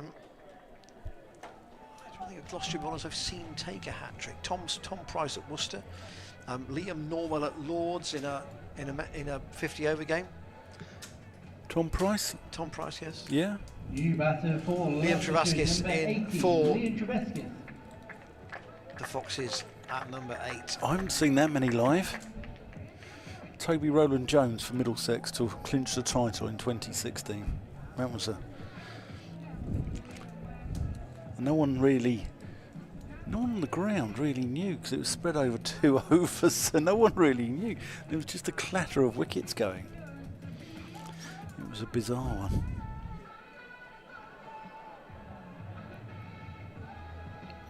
So Smith's figures will, whatever happens here, look tidy. So the left-handed Travaskis, who probably didn't think he was going to bat about 15 minutes ago, now in with Leicestershire needing 5 to win. And Travaskis pulls that away deep into the leg side. That's going to be 4 of them. And that takes the scores level on the day. And Leicestershire now know that they are through, because Gloucestershire had to win the game and they can't win it from here. They can only tie it at best, and that would be a remarkable finale. Everybody up inside the circle. Apart from Phillips, now on deep mid-wicket. Smith in, Travaskis defends. This is the 34th of a potential 36 overs. And Gloucestershire's one-day season is now done. Travaskis sweeps Smith for 4, and Leicestershire win by 4 wickets here at Bristol. Leicestershire Foxes, who Gloucestershire had to win. There was no other result that would get them into the playoffs. But Leicestershire, who started the day 2 points ahead of them, have extended their involvement, and they still have potentially a chance to retain the trophy they won last year with that Harry Swindle's 100. And a safe trip home. Gloucestershire losing here at Bristol by 4 wickets. Yeah, there's the card. Rahane and Hanscom showing their international class there with 62 and 65. Apart from Cameron Bancroft, he's 36, and it wasn't really a particularly great day for any of the English players, whose top score apart from that was 28 by Louis Kimber. But really good. Well played to Leicestershire. Best of luck going on in the competition as well. And I hope they can, maybe they can defend their title. They're the bowling figures. Josh Shaw, probably the pick of them, who a massive thank you to them. Got 2 wickets in that first over. Aided and abetted by Dominic Goodman. He got 1 for 25.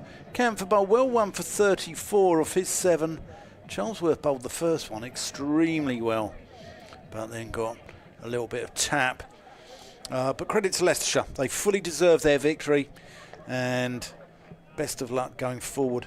Thank you to everyone who's interacted with us. Thank you for all your emails over the season, over the white ball season. We'll be going back now to taking BBC commentary on Gloucestershire Cricket TV for the last 4 or 5 county championship fixtures. And also, of course, there will be a feed, but not provided by the club, from the quarter-final at Edgbaston, because that game in the Vitality Blast is televised. So again, the club feed is superseded by that provided by the broadcaster. So yeah, thank you indeed for all your help. Thanks to Freddie on the cameras today. Good debut. Very good. James Healy, you might just have to watch his place in the team. But no, thanks to everybody for their efforts this season. And from us, enjoy the rest of the championship campaign for Gloucestershire, and hopefully with it to come a place in finals day on T20 finals day. But to do that, they've got to beat Warwickshire on the 6th of September. Coverage, of course, will continue across all the first team cricket here on the stream for the rest of the summer. From Freddie, from Dan, and from me, goodbye.